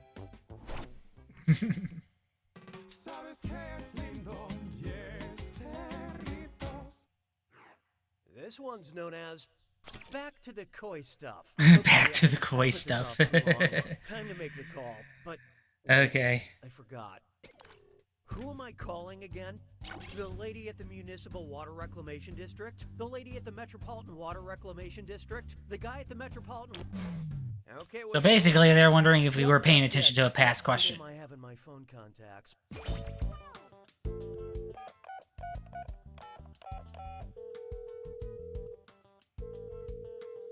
Hi, you've reached the Water Reclamation District. Please call back during regular business hours. Oh, thank God.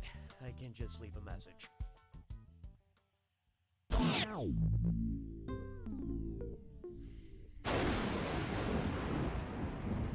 It's time for the attack.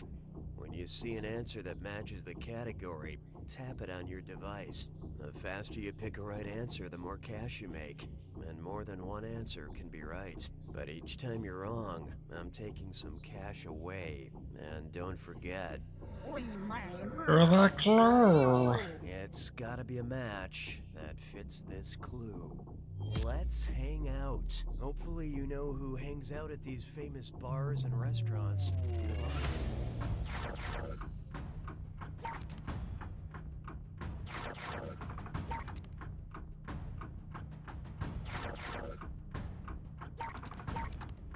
Oh, I got all of them.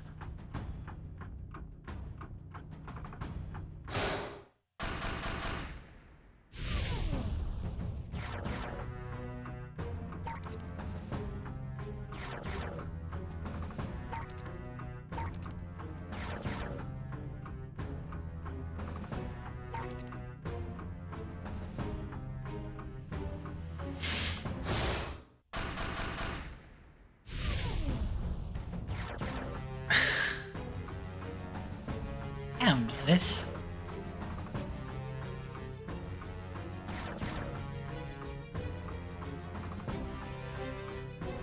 What the is a frozen banana stand?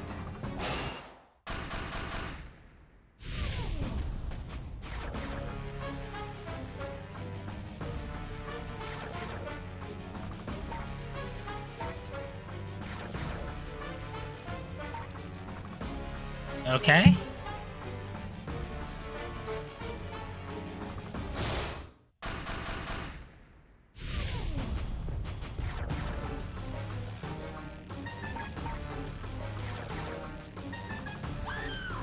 Oh.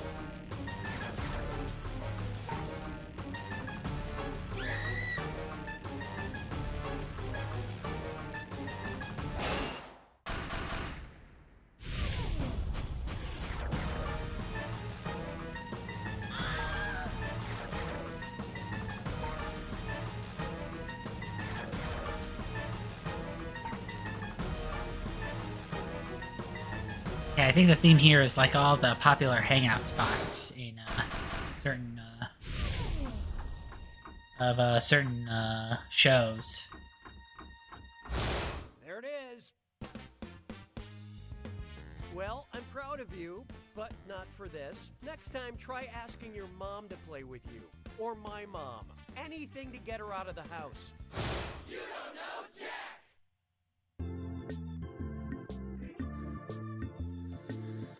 All right.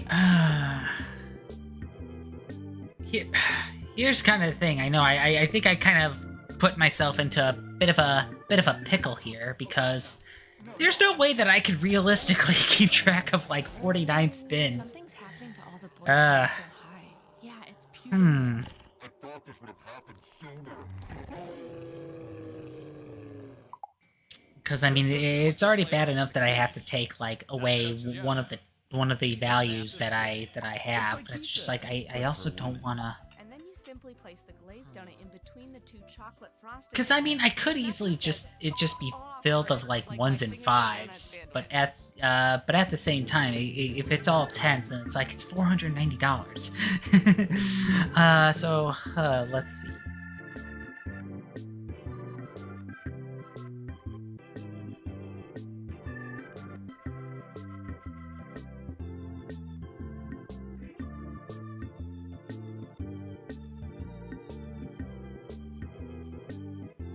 I really should have just kept it to wrong answers, because I think the fact that I had it tied to endgame totals probably gave me like a lot more than I kind of bargained for, unfortunately. All right, let's listen. Oceans, palm trees, beach babes. This is Glug Light Lime. Glug Light Lime is the only Glug Light beer that tastes like beer and also tastes like lime. Volleyball, suntan lotion, swamp ass in your cargo shorts. It comes in cans that feel cold. All right. So you know the beer is cold, guaranteed. So we're gonna play another round just to make sure that we at least get like 4 hours of. Well, I have mostly 4 hours because there were plenty of there was plenty of stretches where I had to do like a break or Hey, it's your host, a break Here's a or free idea. Pants. you know, just kind of showing off of I get it. I wouldn't want anyone to talk over all my hilarious jokes either. And welcome to all of you in the audience who couldn't be bothered to buy the game. I'm adding an audience bonus just for you.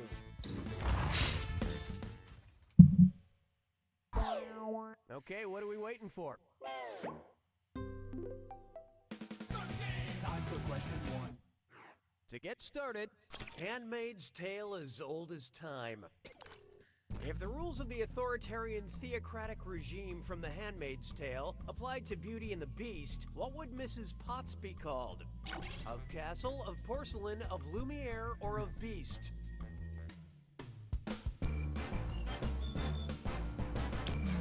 I love this part. In The Handmaid's Tale, the main character is named Offred, which stands for of Fred, because she's forced to work for a commander named Fred. So Mrs. Potts, enslaved by the Beast, would be of Beast. Ah.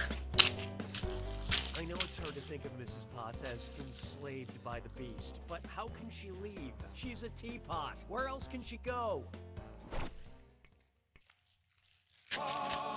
Yeah. Introducing Quiet Down. I wish I didn't run out of something to drink. Oh, that is bad. Eviscerated in The Quiet Place. Groucho, Chico, Harpo, or Zeppo?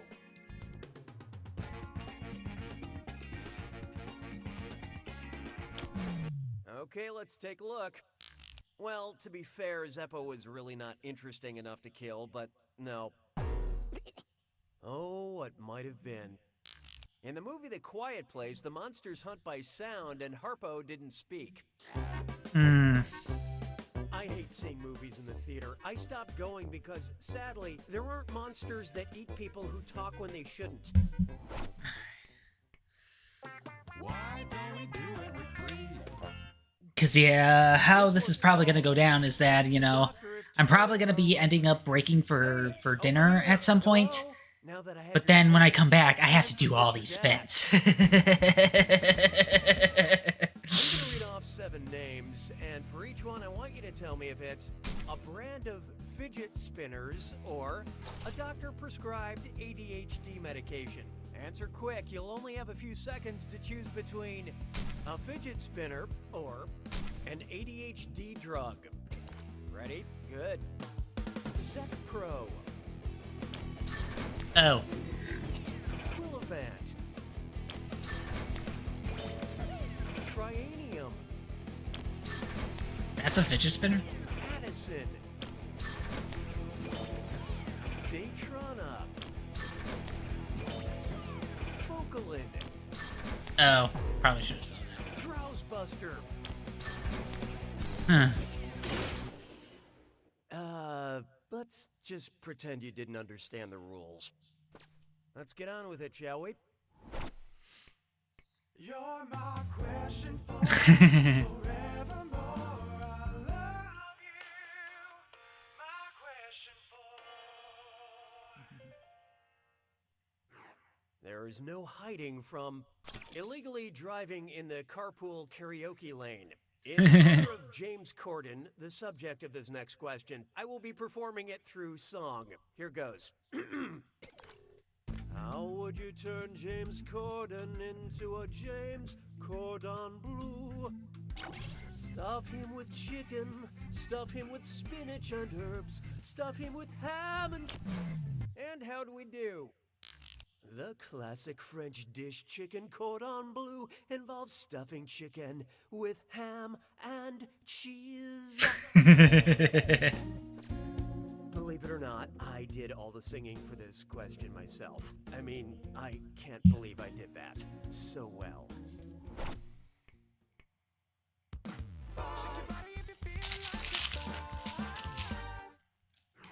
Why not try like lambs to the slather?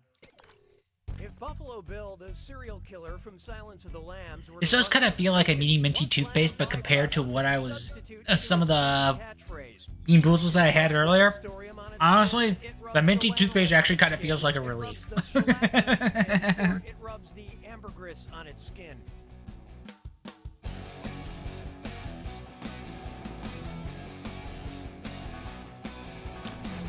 So what'd you pick?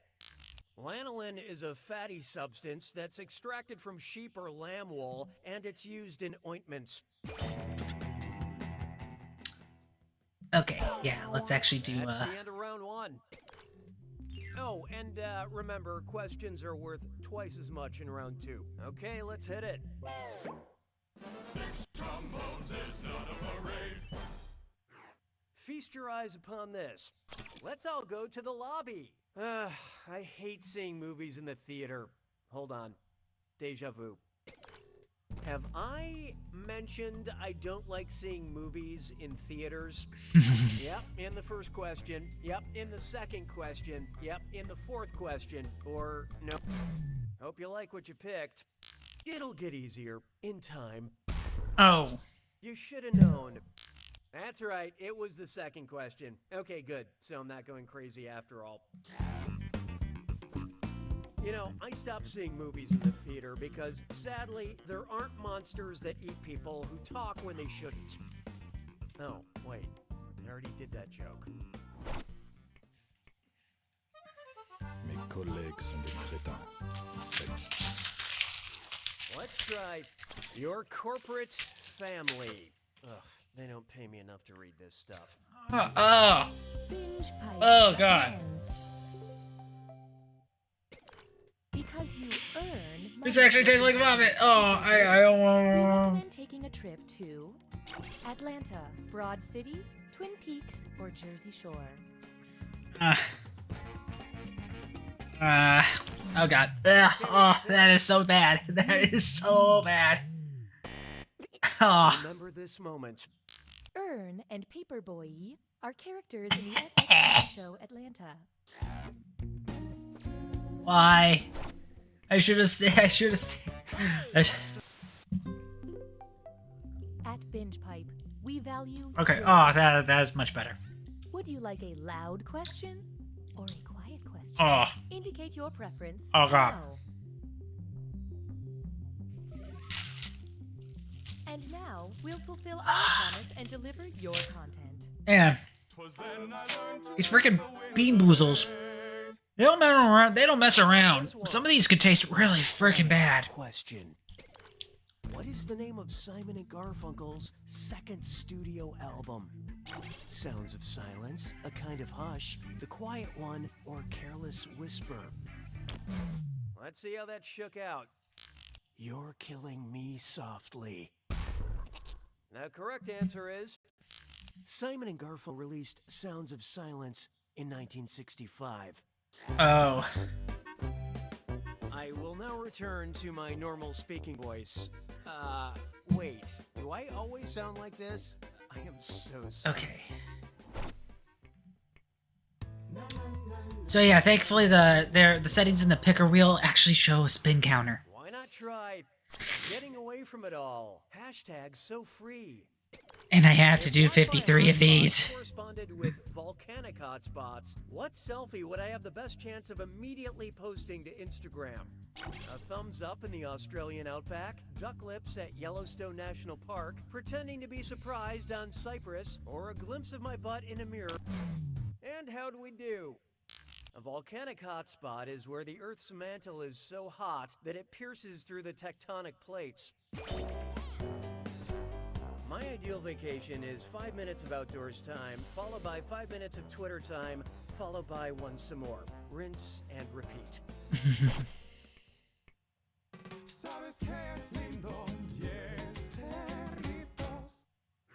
Next, fart science. If someone measured your fart in pascals, what part of your fart would they be measuring? The mass of your fart, the duration of your fart, the pressure of your fart, or the frequency of your fart? Okay, let's take a look. A Pascal is a unit of pressure, 1 Newton of force per square meter. Scientists are still figuring out how to measure how gross you are.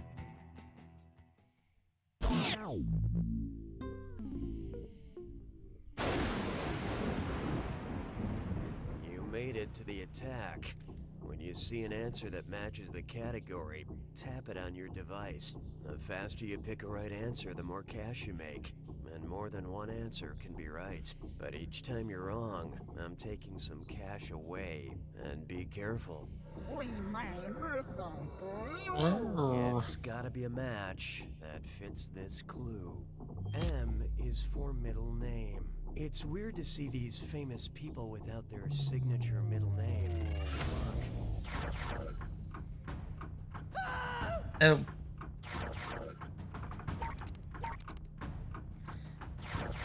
Oh, I totally forgot about Jamie Lee Curtis. Ah.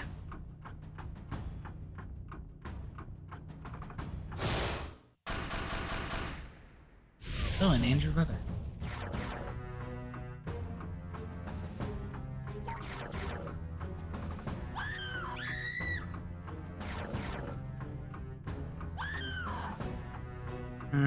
Didn't do so good on that one.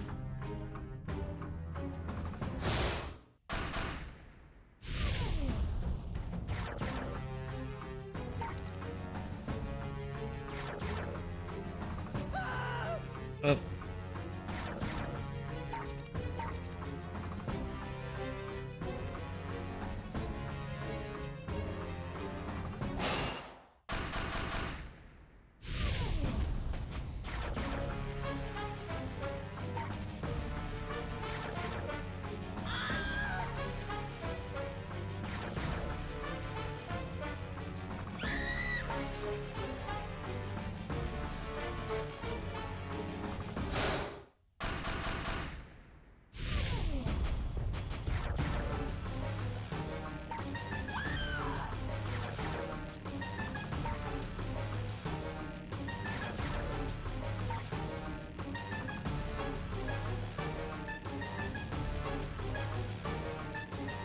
Alright. Oh, that's 5 people.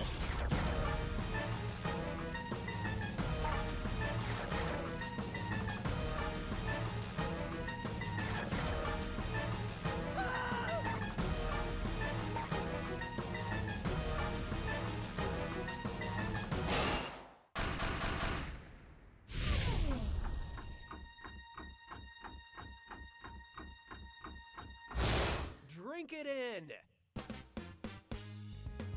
It looks like you're the only survivor. I mean, winner. And a truly middle-of-the-road job to remind you that... You don't know Jack! Yeah, clearly.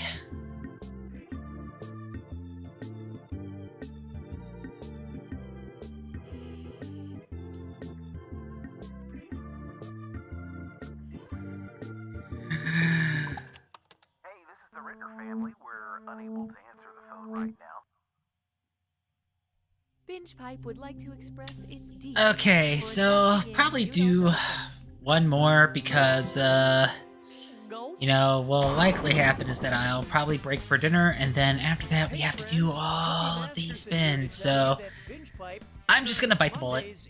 You know, I already adjusted it once to remove the $20 spot from the wheel and add more, you know, 1, 5, 10 spots. I'm not gonna adjust it anymore. I'm gonna stick to my guns and do all these damn spins. I thought I would have done better in the game. I thought I restricted enough, instances that it's just like, man. The games really wanted to kick my butt today. Trying to think where I did worst. Probably to 2015, honestly, because I think I had like 29.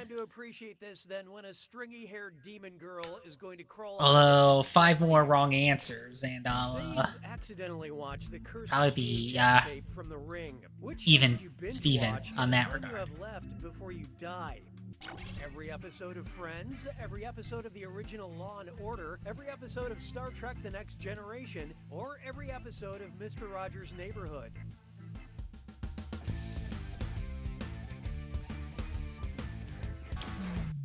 love this part. Nope, you're dead, and it's probably Wesley's fault. I thought it was obvious it was this one. The current rating gives you 1 week to live, which is enough time to watch all 236 half-hour episodes of Friends. And who knows, Janice's laugh could frighten off Samara before she gets to you. Hallelujah, hallelujah. This one's called I Only Believe Old Sayings. If a picture's worth 1,000 words, how many pictures is a single word worth? 0.1 pictures, 0.01 pictures, 0.001 pictures, or 0.0001 pictures? Hope you like what you picked. 0.001 is also known as 1,000th. Yep. Wow, if a single word is worth so little, then I guess I'll complete the rest of my hosting duties through the beautiful visual art of interpretive dance. Why don't we do every free? Here we have Captain Muffin Top. Sounds like a this or that. I'm gonna read off 7 things, and for each one, tell me if it's a body-shaping undergarment from Spanx, or a character from the Captain book series. Think fast, you'll only get a few seconds to pick between Spanx or Captain Underpants. Here it comes. Slim Cognito. Skinny Britches. Raw Cha-Cha. Yeah, definitely not in Captain Underpants. Undetectable. Oh. Great Granny Girdle. Zorks. Wedgie Woman. Hey, let's hear it for lucky guesses. Moving right along.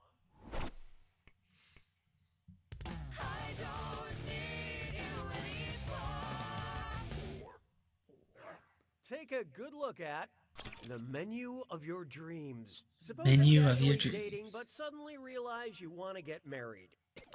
Where should you make a reservation if you want to propose in a restaurant named after a part of the brain that turns short-term memories into long-term memories? The Amygdala Deli, the Cerebellum Bistro, the Peckish Piriformis, or the Hungry Hippocampus? Okay, what'd you pick? The hippocampus translates short-term memories and stores them for future reference. If you really want a meal to be memorable, may I suggest ordering something that will repeat on you?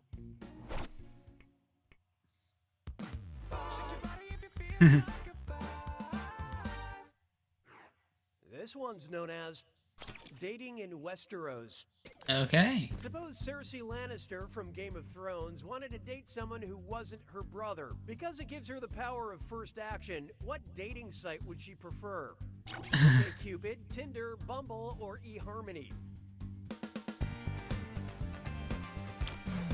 Okay, let's take a look. Ah. I really wanted you to pick this one. Bumble is a unique dating site because all first moves must be initiated by females. Okay. Decide if you're looking for a quick hookup or a tragic wedding. Round 1 is dead to me.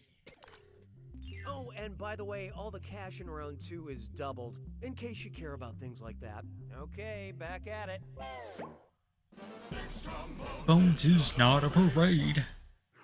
Coming up next, you don't BoJack. What would depressed cartoon actor BoJack Horseman have to be willing to put up with to get a part in the play Equus? A broken leg, gouged out eyes, a totally shaved mane, or castration? Let's see how that shook out. You miss all the shots you don't take, and this one. The preferred answer is Equus is a famous 1970s thank you for following, Little Miss Jackbox 2027. I can imagine, what games you like to play? BoJack Horseman.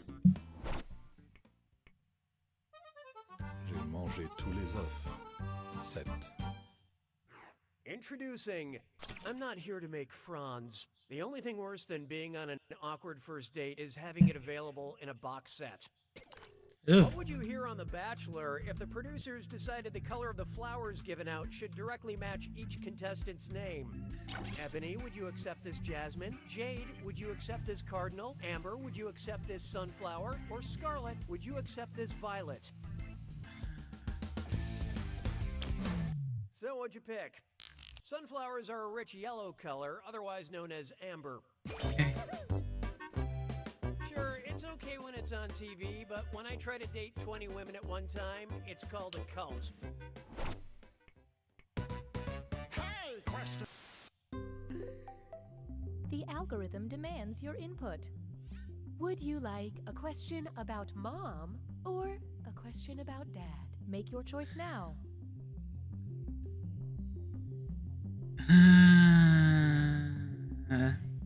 Okay.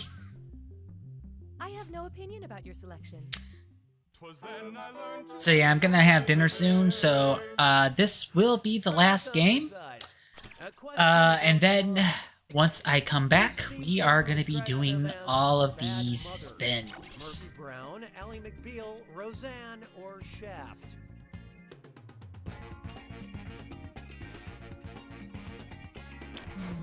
And how'd we do? Wait, I thought we were gonna cut Roseanne out of this question. Oh. Answer, reveal yourself. A lyric in the theme to this film describes this cat Shaft as a bad mother. If you found this question misleading, Okay, I'm sorry. 57 I was just talking spins. about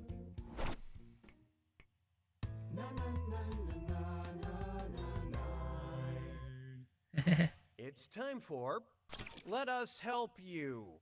Yeah, alright. That's one of those. Binge Pipe recommends. Binge Pipe recommends.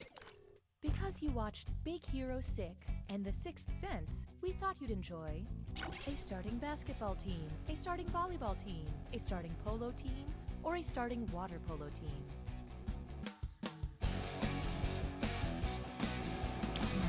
Let's see how that shook out. Next time, try this. A volleyball game begins with 2 teams of 6 on either side of the net. Oh.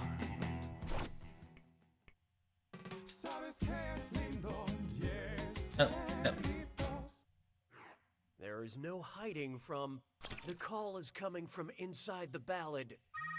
Sorry, I've got to get this. Hello. It's for Danny Boy. Who's calling? The hills are calling. The war is calling. The pipe. Hope you like what you picked. Interesting choice. Will the correct answer please rise? Danny Boy, probably the most famous Irish tune of them all, begins with, "Oh, Danny Boy, the pipes are calling." Man, nearly 60 spins. But what are you gonna do? There are a bunch of pipes. So yeah, it could be anything from $59 to $590. It's time for the attack. When you see an answer that matches the category, tap it on your device. The faster you pick a right answer, the more cash you make. And more than one answer can be right. But each time you're wrong, I'm taking some cash away. Sorry, YouTube's being a little weird with the playback, so it's likely gonna cut the stream off, at some point. Make me plural. Do these instructions make these singular words plural? You tell me.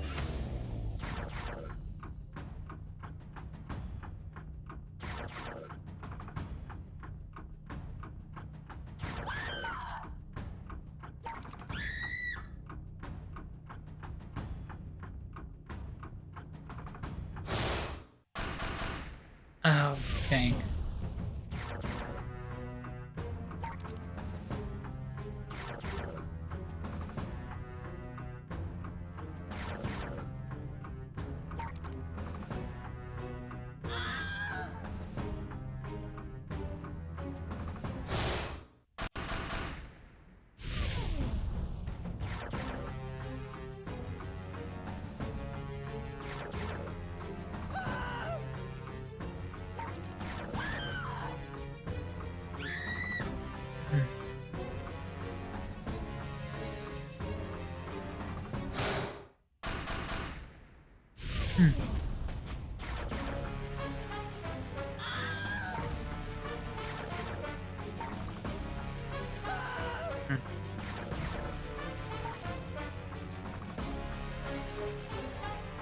Sorry, I'm like kind of half like paying attention right now. uh.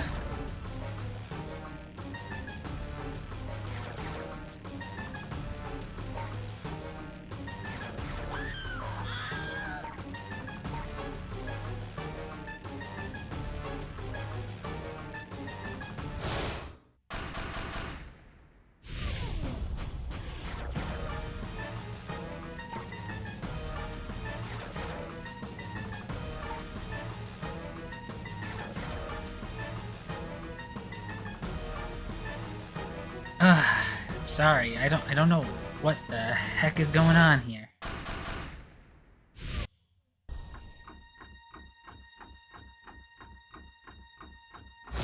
That's it. All right, we're gonna be doing an even 60. Amazing.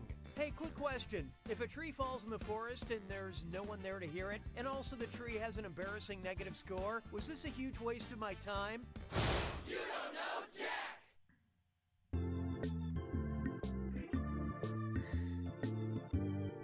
Cause yeah, sorry, the preview was getting a little borked in on YouTube, so Just cleaning out my fingernails.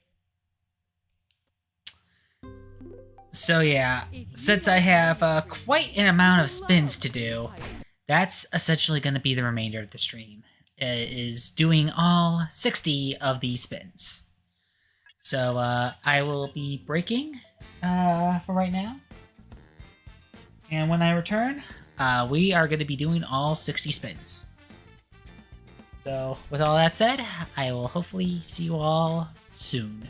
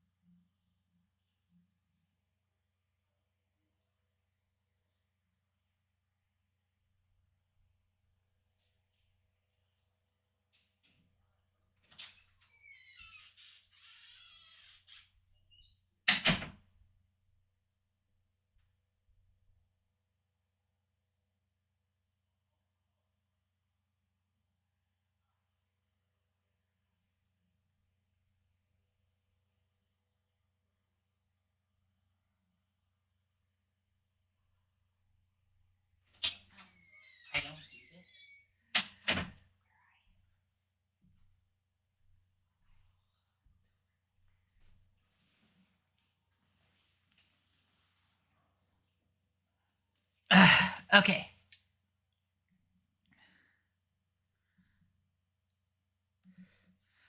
Forgot to mute my mic.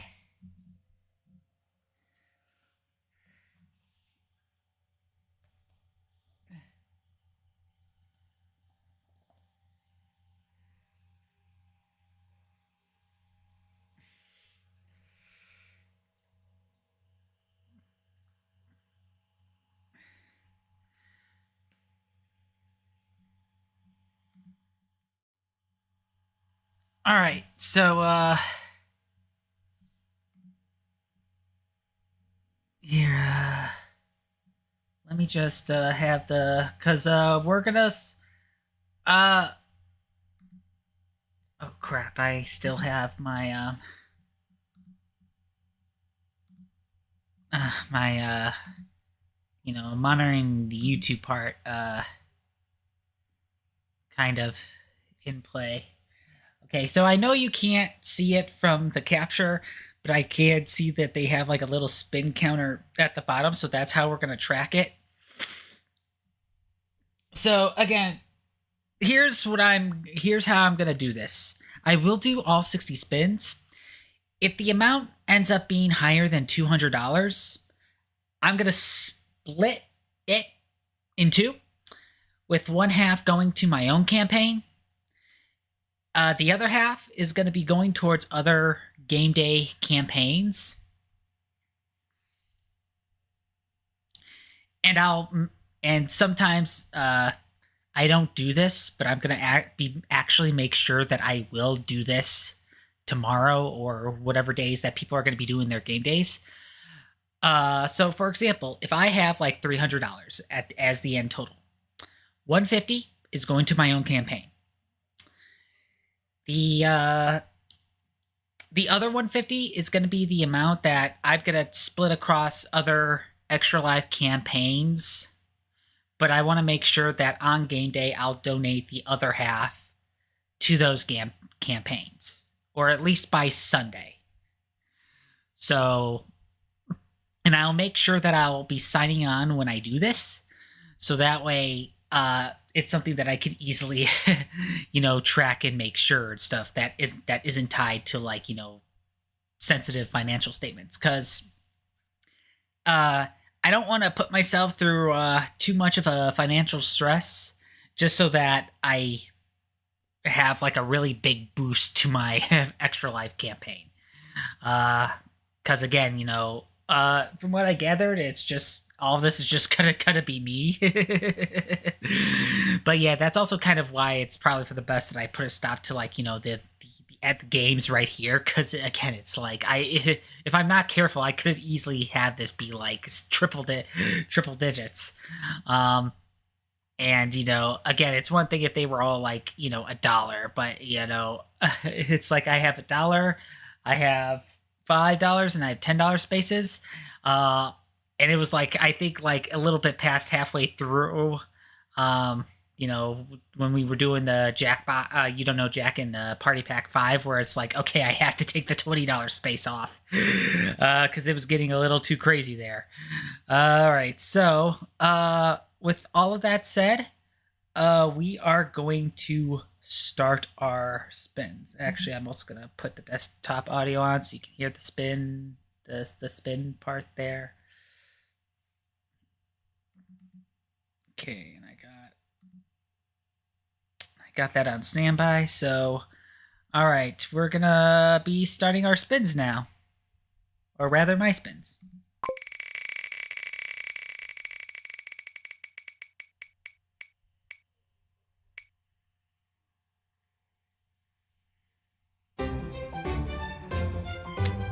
All right, our first spin is gonna be a $10 one. Oh, no, I clicked on the wrong one.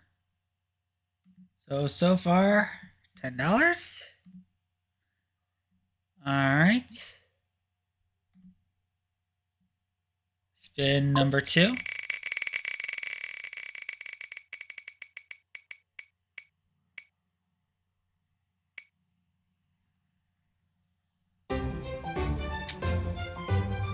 is another $10 spin.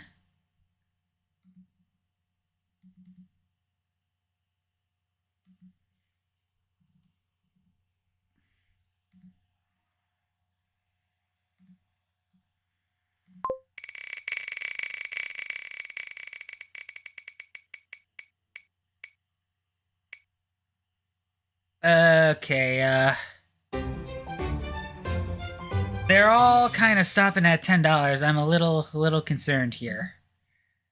You know, I'm not gonna change those 3 spins, but we needed to kind of do something about that wheel, because even though I don't mind doing the donations, let's see.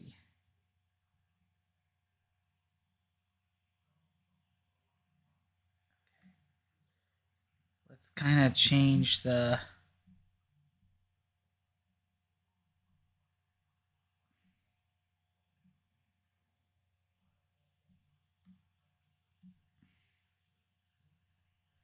Okay.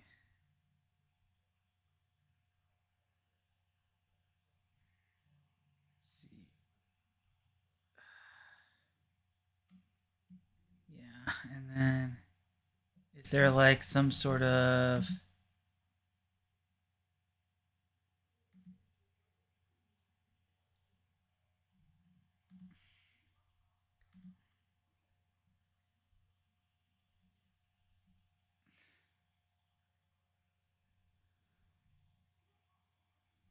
Because, yeah.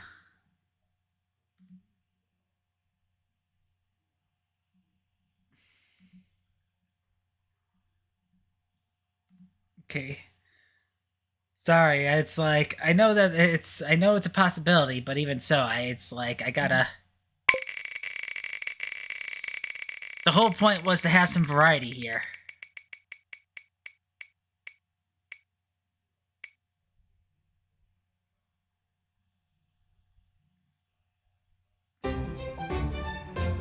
Okay, that is another...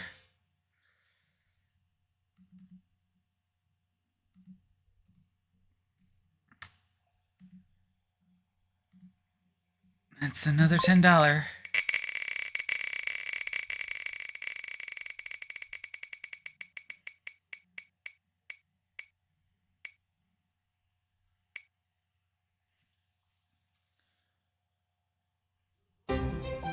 Okay, you can actually land on something different. That's what I was kind of... That's what I was actually kind of hoping for. You know, you don't have to... You know, just so that there's enough variety. I'm not sure if like the way that I was ordering it was a little off or anything like that. But yeah, I found it a little strange that it just kind of ended at the same value at the, you know. I mean, most of these spins are $10. See, this is exactly what I was worried about for like the $20 ones.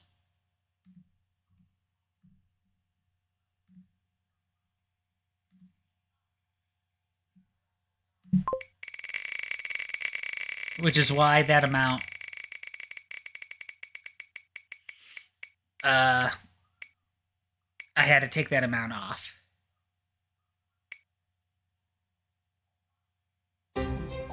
Okay, we got a $5 one. So after 7 spins, we are at $56.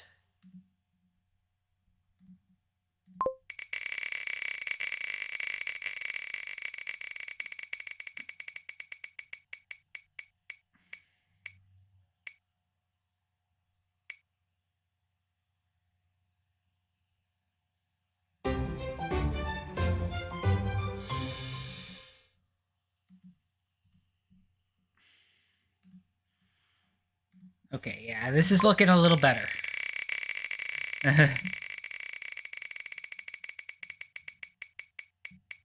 You know, a little bit more palpable.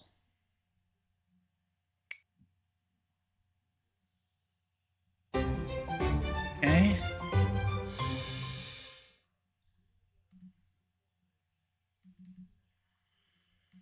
You know, and to be fair, I would have just been equally concerned if it only was like landing on like the $1 spaces. Because even though even though my bank account would breathe a sigh of relief, then I'm just like, oh man, am I like, does it seem like I'm kind of cheating people out or something?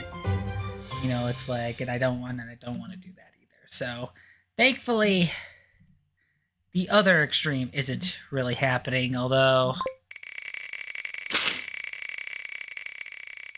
I mean, I am getting quite a few ones too, so, you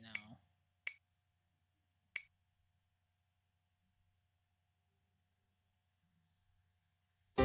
Okay, $5. That's good. So,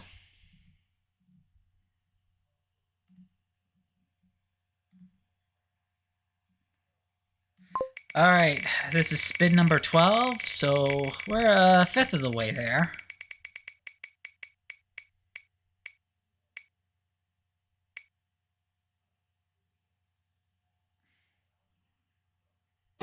Okay, I don't mind. Hey, we haven't gotten a 10 in a while, so I don't mind that. All right, we are as of spin number 12, we are currently at $74.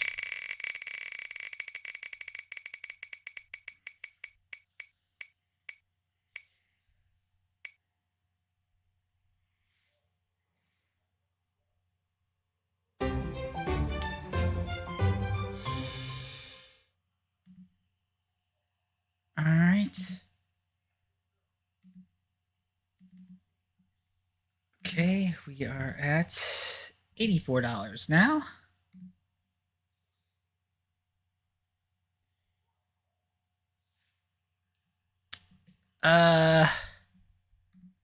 Just a quick moment. I'm going to check to make sure that my stream is doing okay. No, goodness.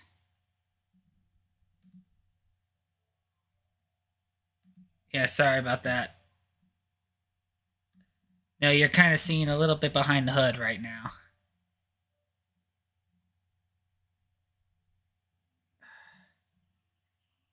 Here, let me turn off the window capture for a moment.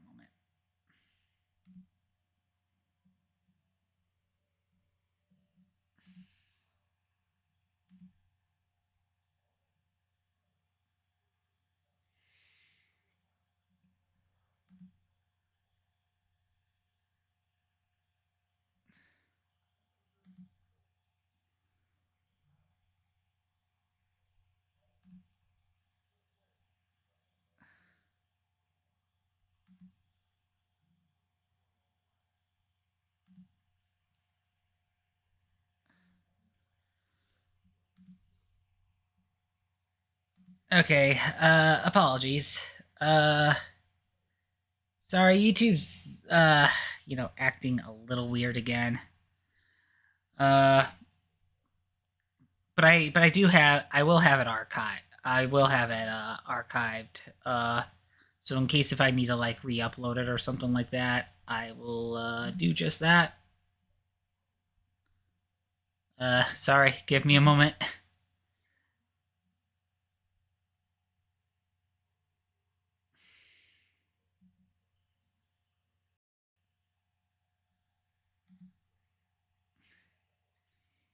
Here, maybe it'll help if I have at least one tab.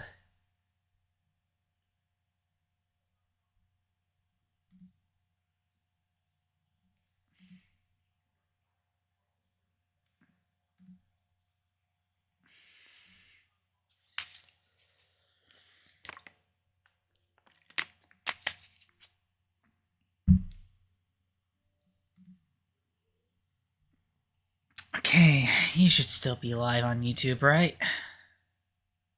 Come on.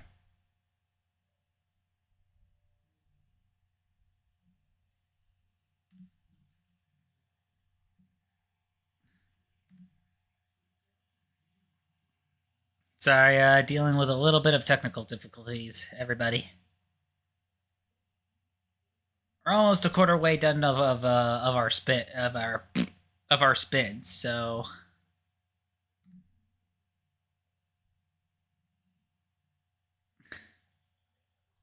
just give me a moment.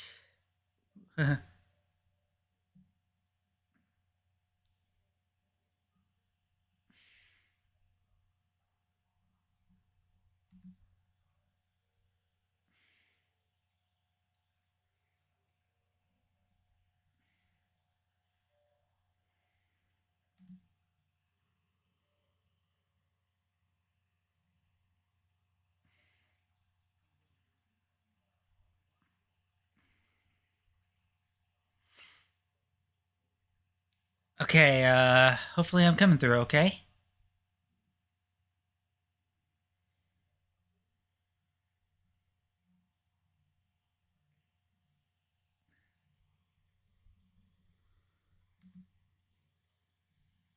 I do apologize for this, everybody. My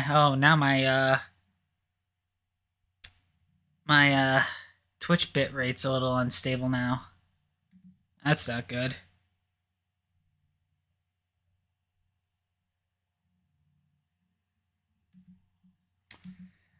I mean, thankfully, we've gotten, like, you know, all the gameplay stuff taken care of, but,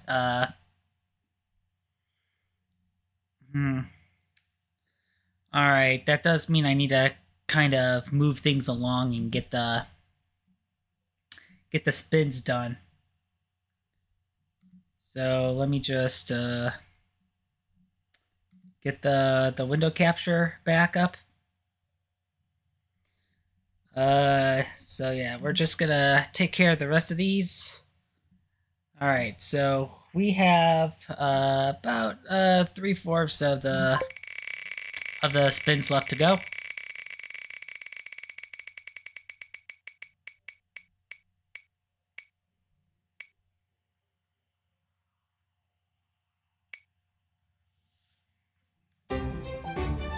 Alright, $10.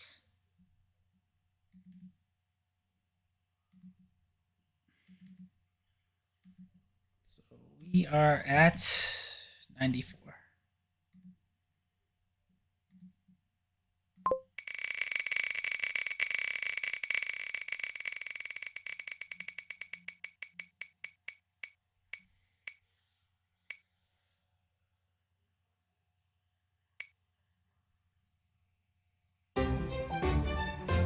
Alright, we're at 104 now.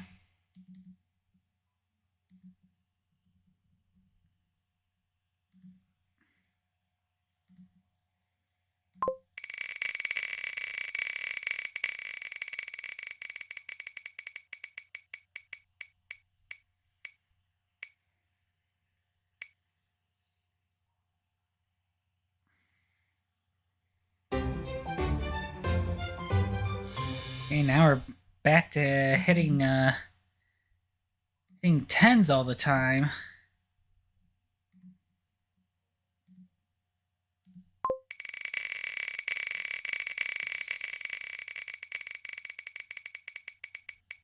But I have no more time to adjust the wheel. I gotta, especially because the stream is acting a little funky now. So I need to get all these spins in when I can. Okay, $5.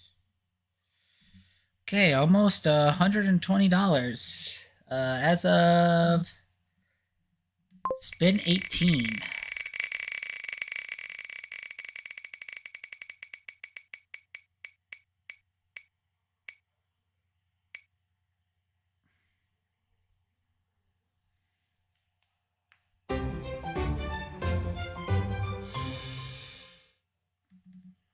Okay, $129.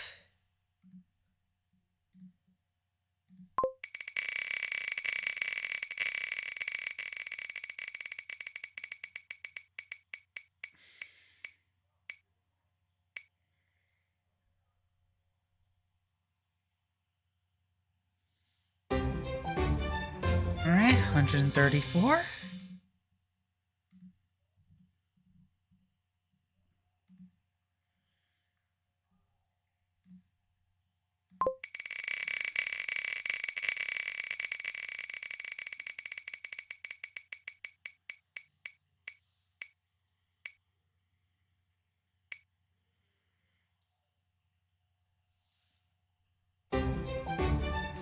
139.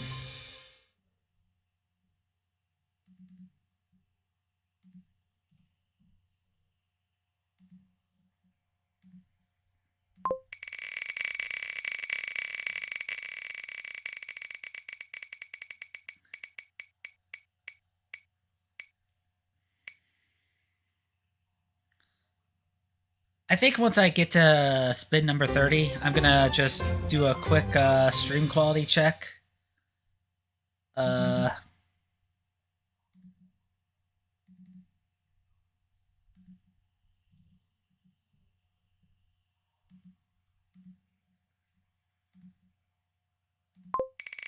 then I'll proceed with the rest of these spins. Because yeah, I feel like the longer that I'll harp on it, the more issues that I'll probably run into.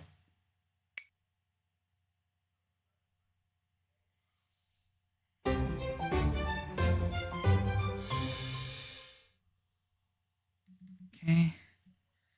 Nope.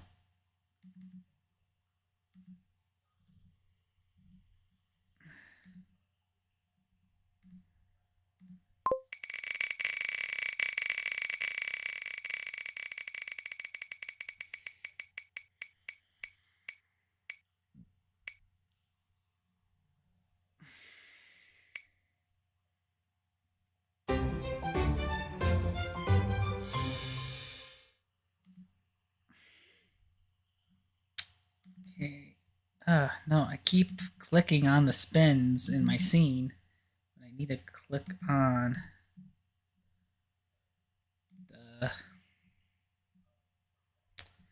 don't donate thing. All right, spin number 24. So far, we are at 164.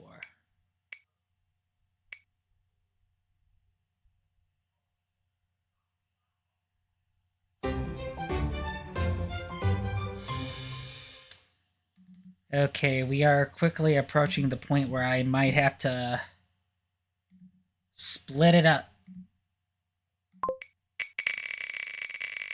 Because I have, after 25, I have 35 spins left, and I highly doubt they're going to be all $1. And even if they are $1, I think I'm at the point where I have to. Well, yeah, it's like they would all have to be $1 for me to still keep it at just my campaign. So, all right, $5 is next. So, 179.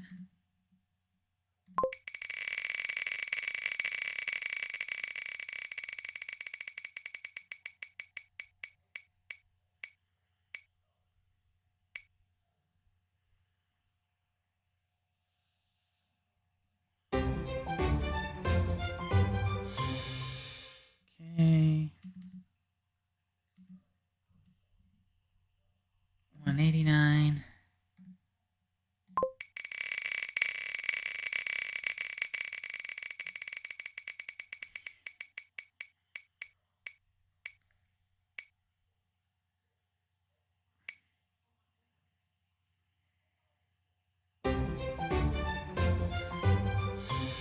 Okay, 190.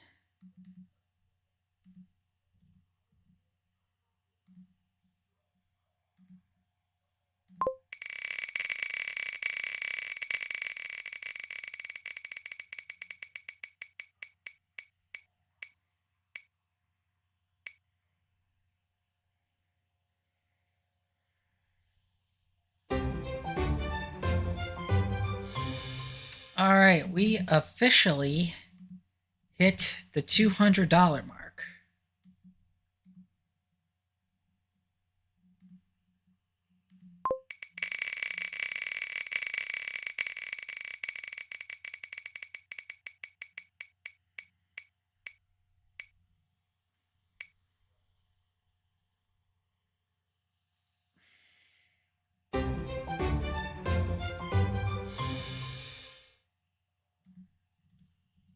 $201. All right, spin number 30, so we're halfway there.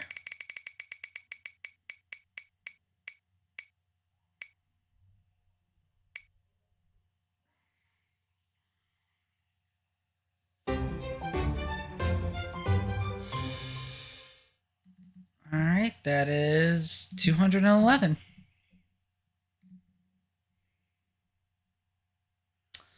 I am gonna hide the window cap for a moment, and I'm gonna check the stream quality, just because I still have 30 spins left to go. Okay, so thankfully, the Twitch stream has stabilized, but the YouTube stream still wants to be absolutely fickle.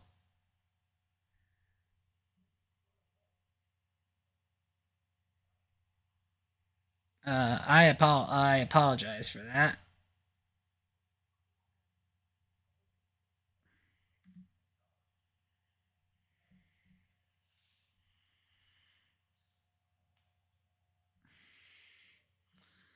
Again, if the YouTube stream, doesn't quite fix itself tomorrow, I still have, the full archive of this that I could just simply re-upload. It's been, yeah, I know it was like doing absolutely fine for like the first half, like next to no issue, and then like the second half, it was just all over the place. It's crazy. But I am gonna.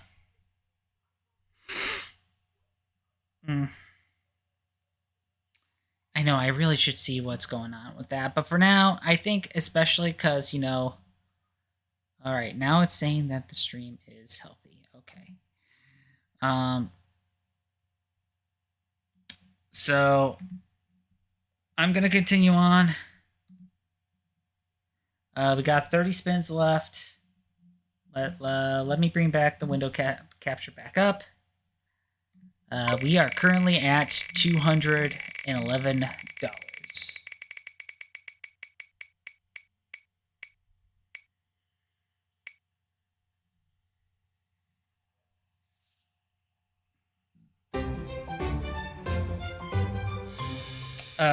But yeah. I'm at the point where I am going to have to, especially if I want to help other people with their campaigns, I'm going to have to split it up. So 216, but half of it's going to go to me and half of it's going to go to other Extra Life campaigns.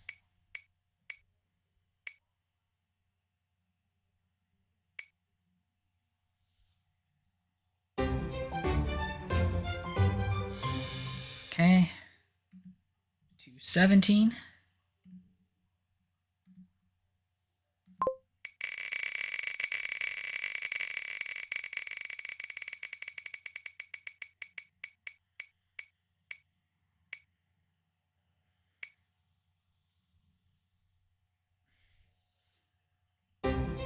Okay, 218.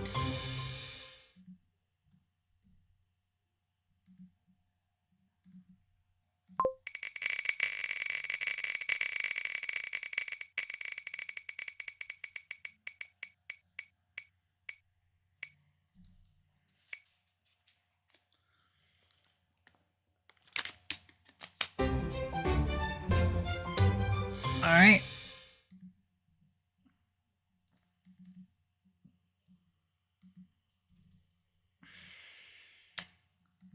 $223.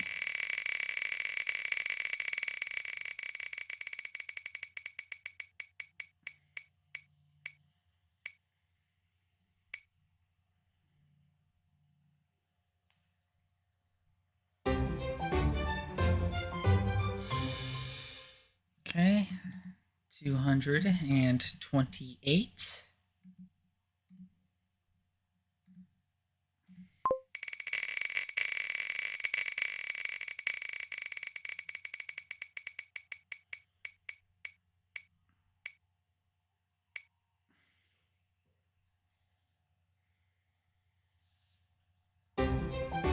$229.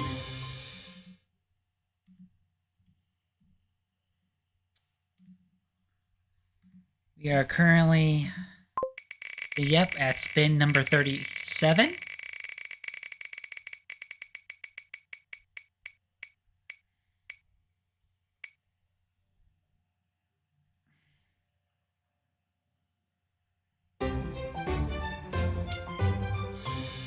230.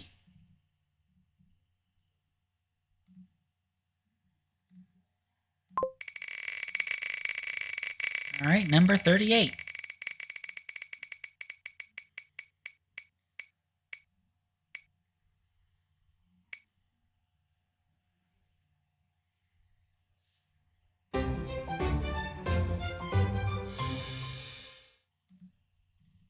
All right, 240.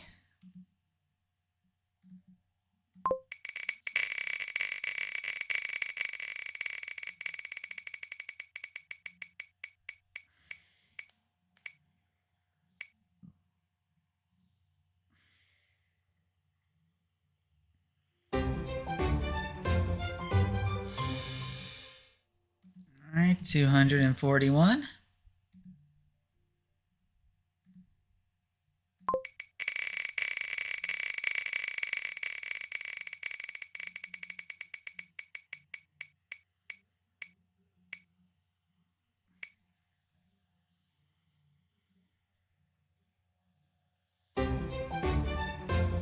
All right, 10. So this will be 251. As of spin number 40, so we are on the last 20 spins.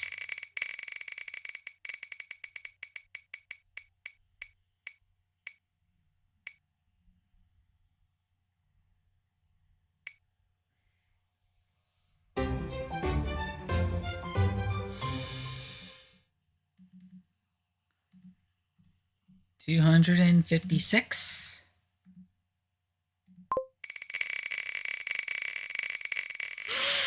But yeah, this is not going towards my campaign. This is going to be split between my campaign and as well as other people's campaigns as well.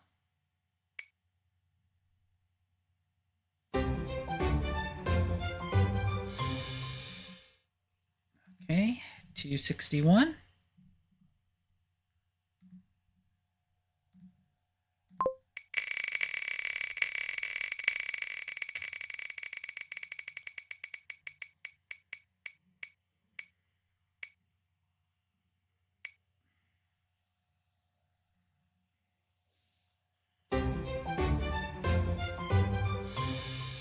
Okay.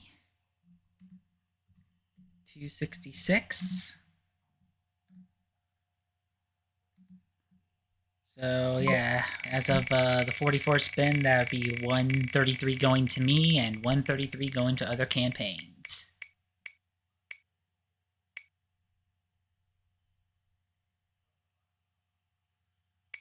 Well, I mean, I might also round up too. $10. So that would be 276.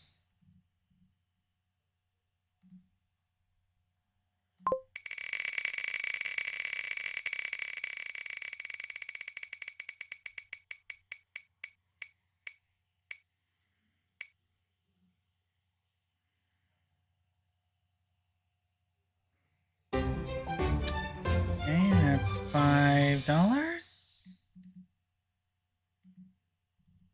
281. We got 15 spins left.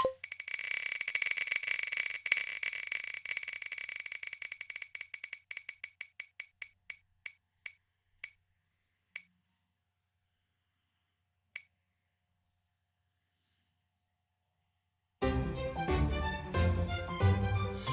right, 286.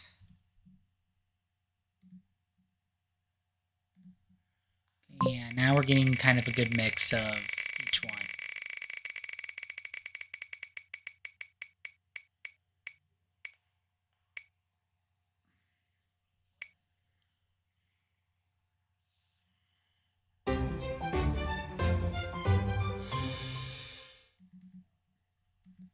Okay, 287.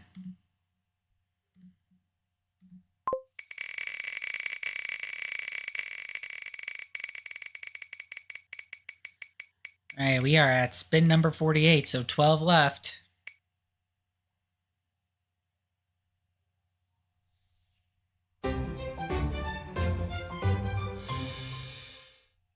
Okay, almost at $300. Last 12 spins.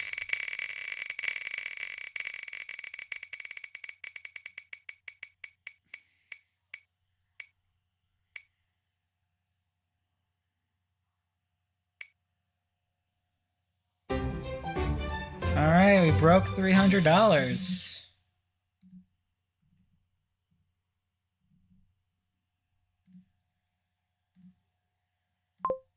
Spin number 50, so after this, 10 more to go.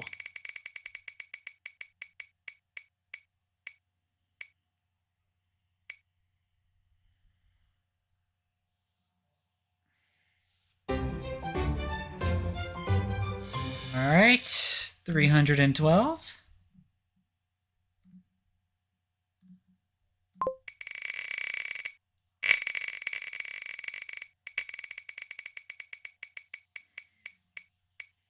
Man, I think even my computer's kind of getting a little tired of this. It's like I'm looking at the CPU numbers as well as the frame rate, and it's dropping, and it's just like, oh, dang. Okay. We are at $322 as of spin number 51, so 9 more spins left.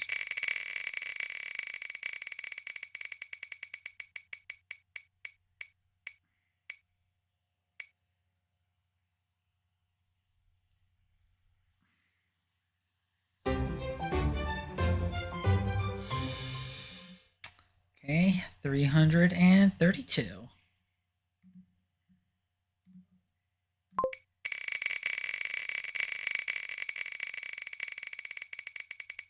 I'm pretty sure everyone's kind of getting a little tired of the spitting sound right now.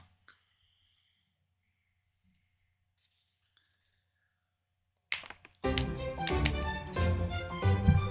right, $5. So that would be 337.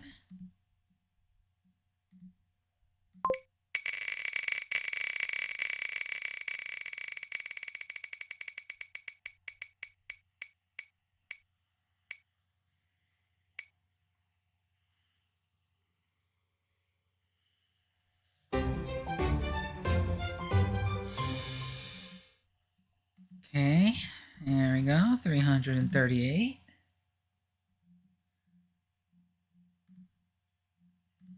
All right, spin number 55.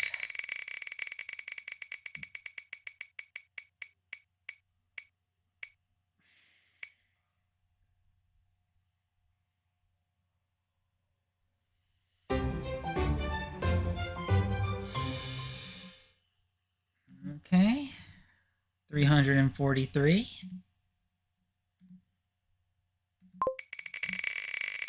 All right, last 5 spins. We are at 56.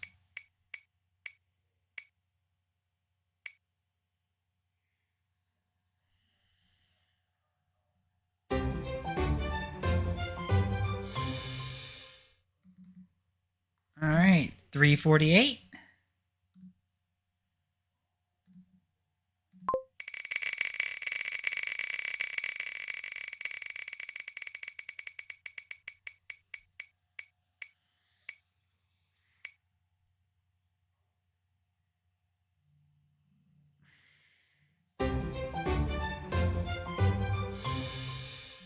Okay, 349, although we're definitely going to be surpassing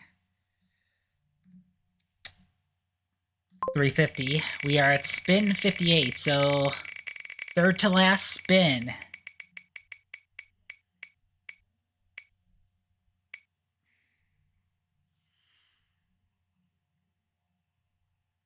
All right, we are at 350.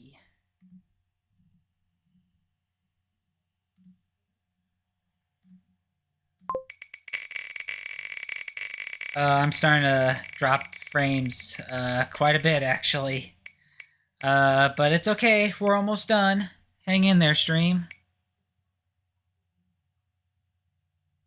All right, 360.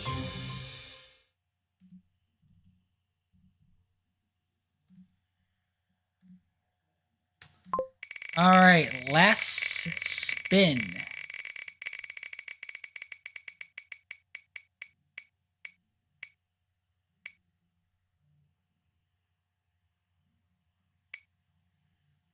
$365, like the amount of days of the year.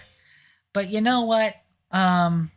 I usually don't like to divvy it up with cents, so especially because I had to already make some adjustments to the wheel and the amounts. I'm gonna be a good sport. Final amount is going to be 370. So what this means is that yeah, after dividing it in two, I think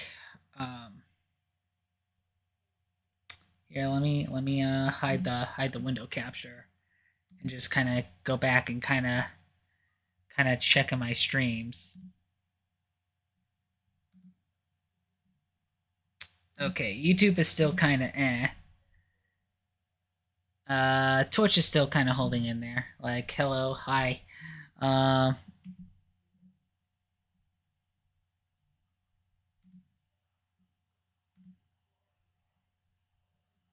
I really don't get why YouTube is like really has been kind of struggling quite a bit. But again, I'll check the playback, making sure it lasts from beginning to end. And if it doesn't, I'll just re-upload it.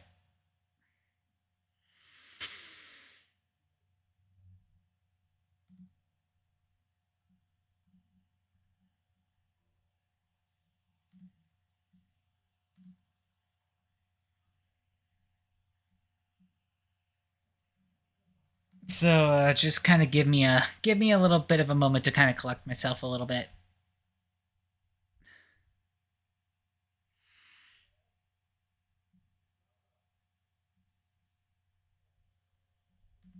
Sorry. I'm kind of losing control of my mouse a little bit.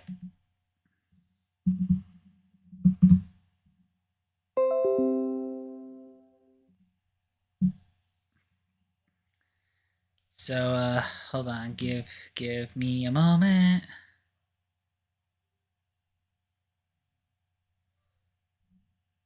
Just to kind of see how everything is. I mean, I know it's the end of the stream anyway, but I still would like to see if things go relatively okay. Come on.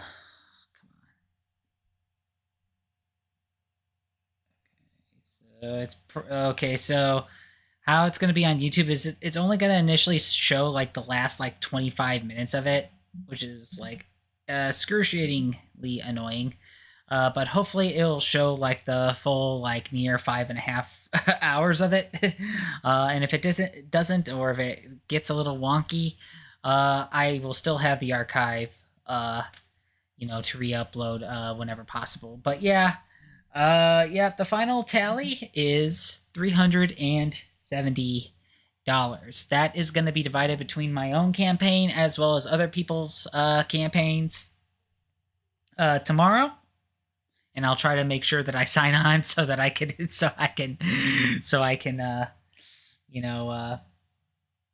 have that on kind of like a better record or something like that. I might end up doing a bit more too, than just half of this amount. But yeah, I think the proper total would be 100.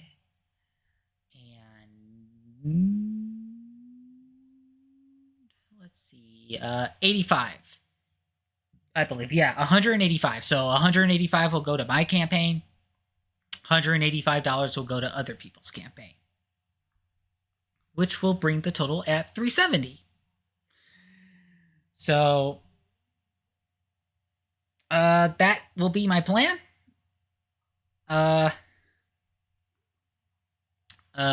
Concerning the stream and for this weekend.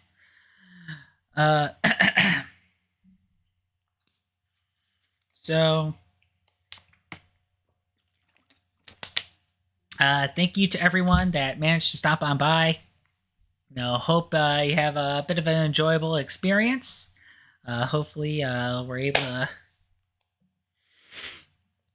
have some fun, have a good time, have a little bit of a understanding on what Extra Life is about. And I guess, maybe to kind of make it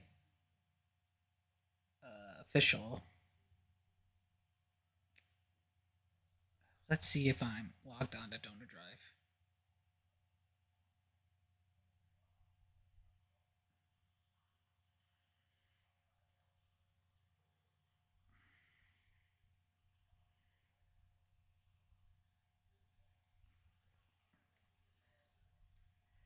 I want to at least donate my half while I'm still on stream. If you just give me a little bit of a moment here.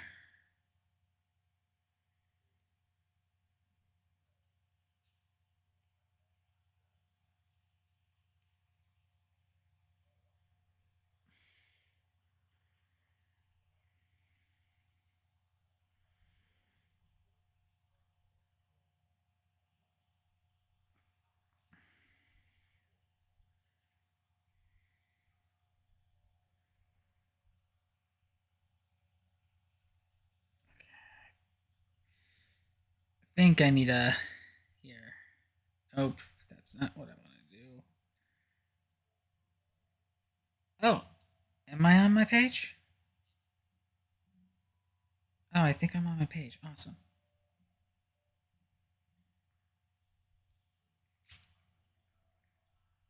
Okay, so my amount is $185.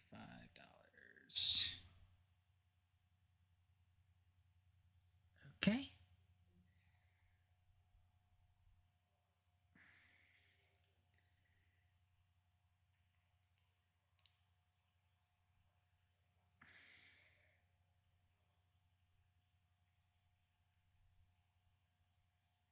And I'm just gonna put Extra Life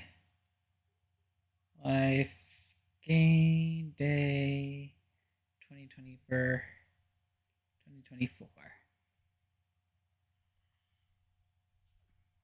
Okay.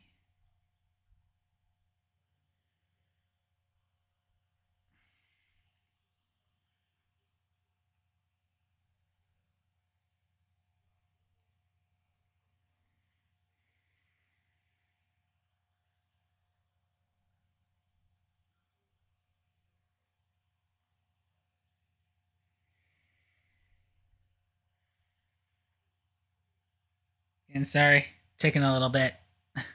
No, you're kind of seeing my forehead a little bit, like looking down. I was like, what are you doing?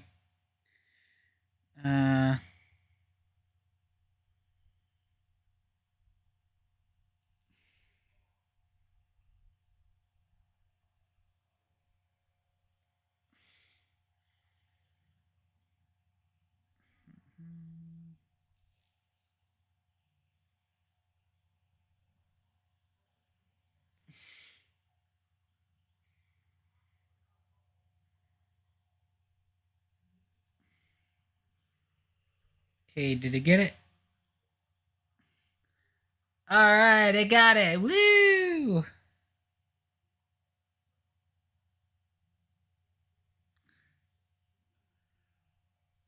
Or I did 185 instead of wait, I did my math right? Yeah. Okay, yeah, I did do my math right. Okay. Yeah, it is 185. Okay. Alrighty. So that is that. The remainder of the donation will be done through various Extra Life campaigns throughout the weekend as part of Game Day. Thank you all for tuning in. Again, I hope you all have yourselves a wonderful evening. Take care. And best of luck to everyone else that is also doing their Extra Life Game Day campaigns. And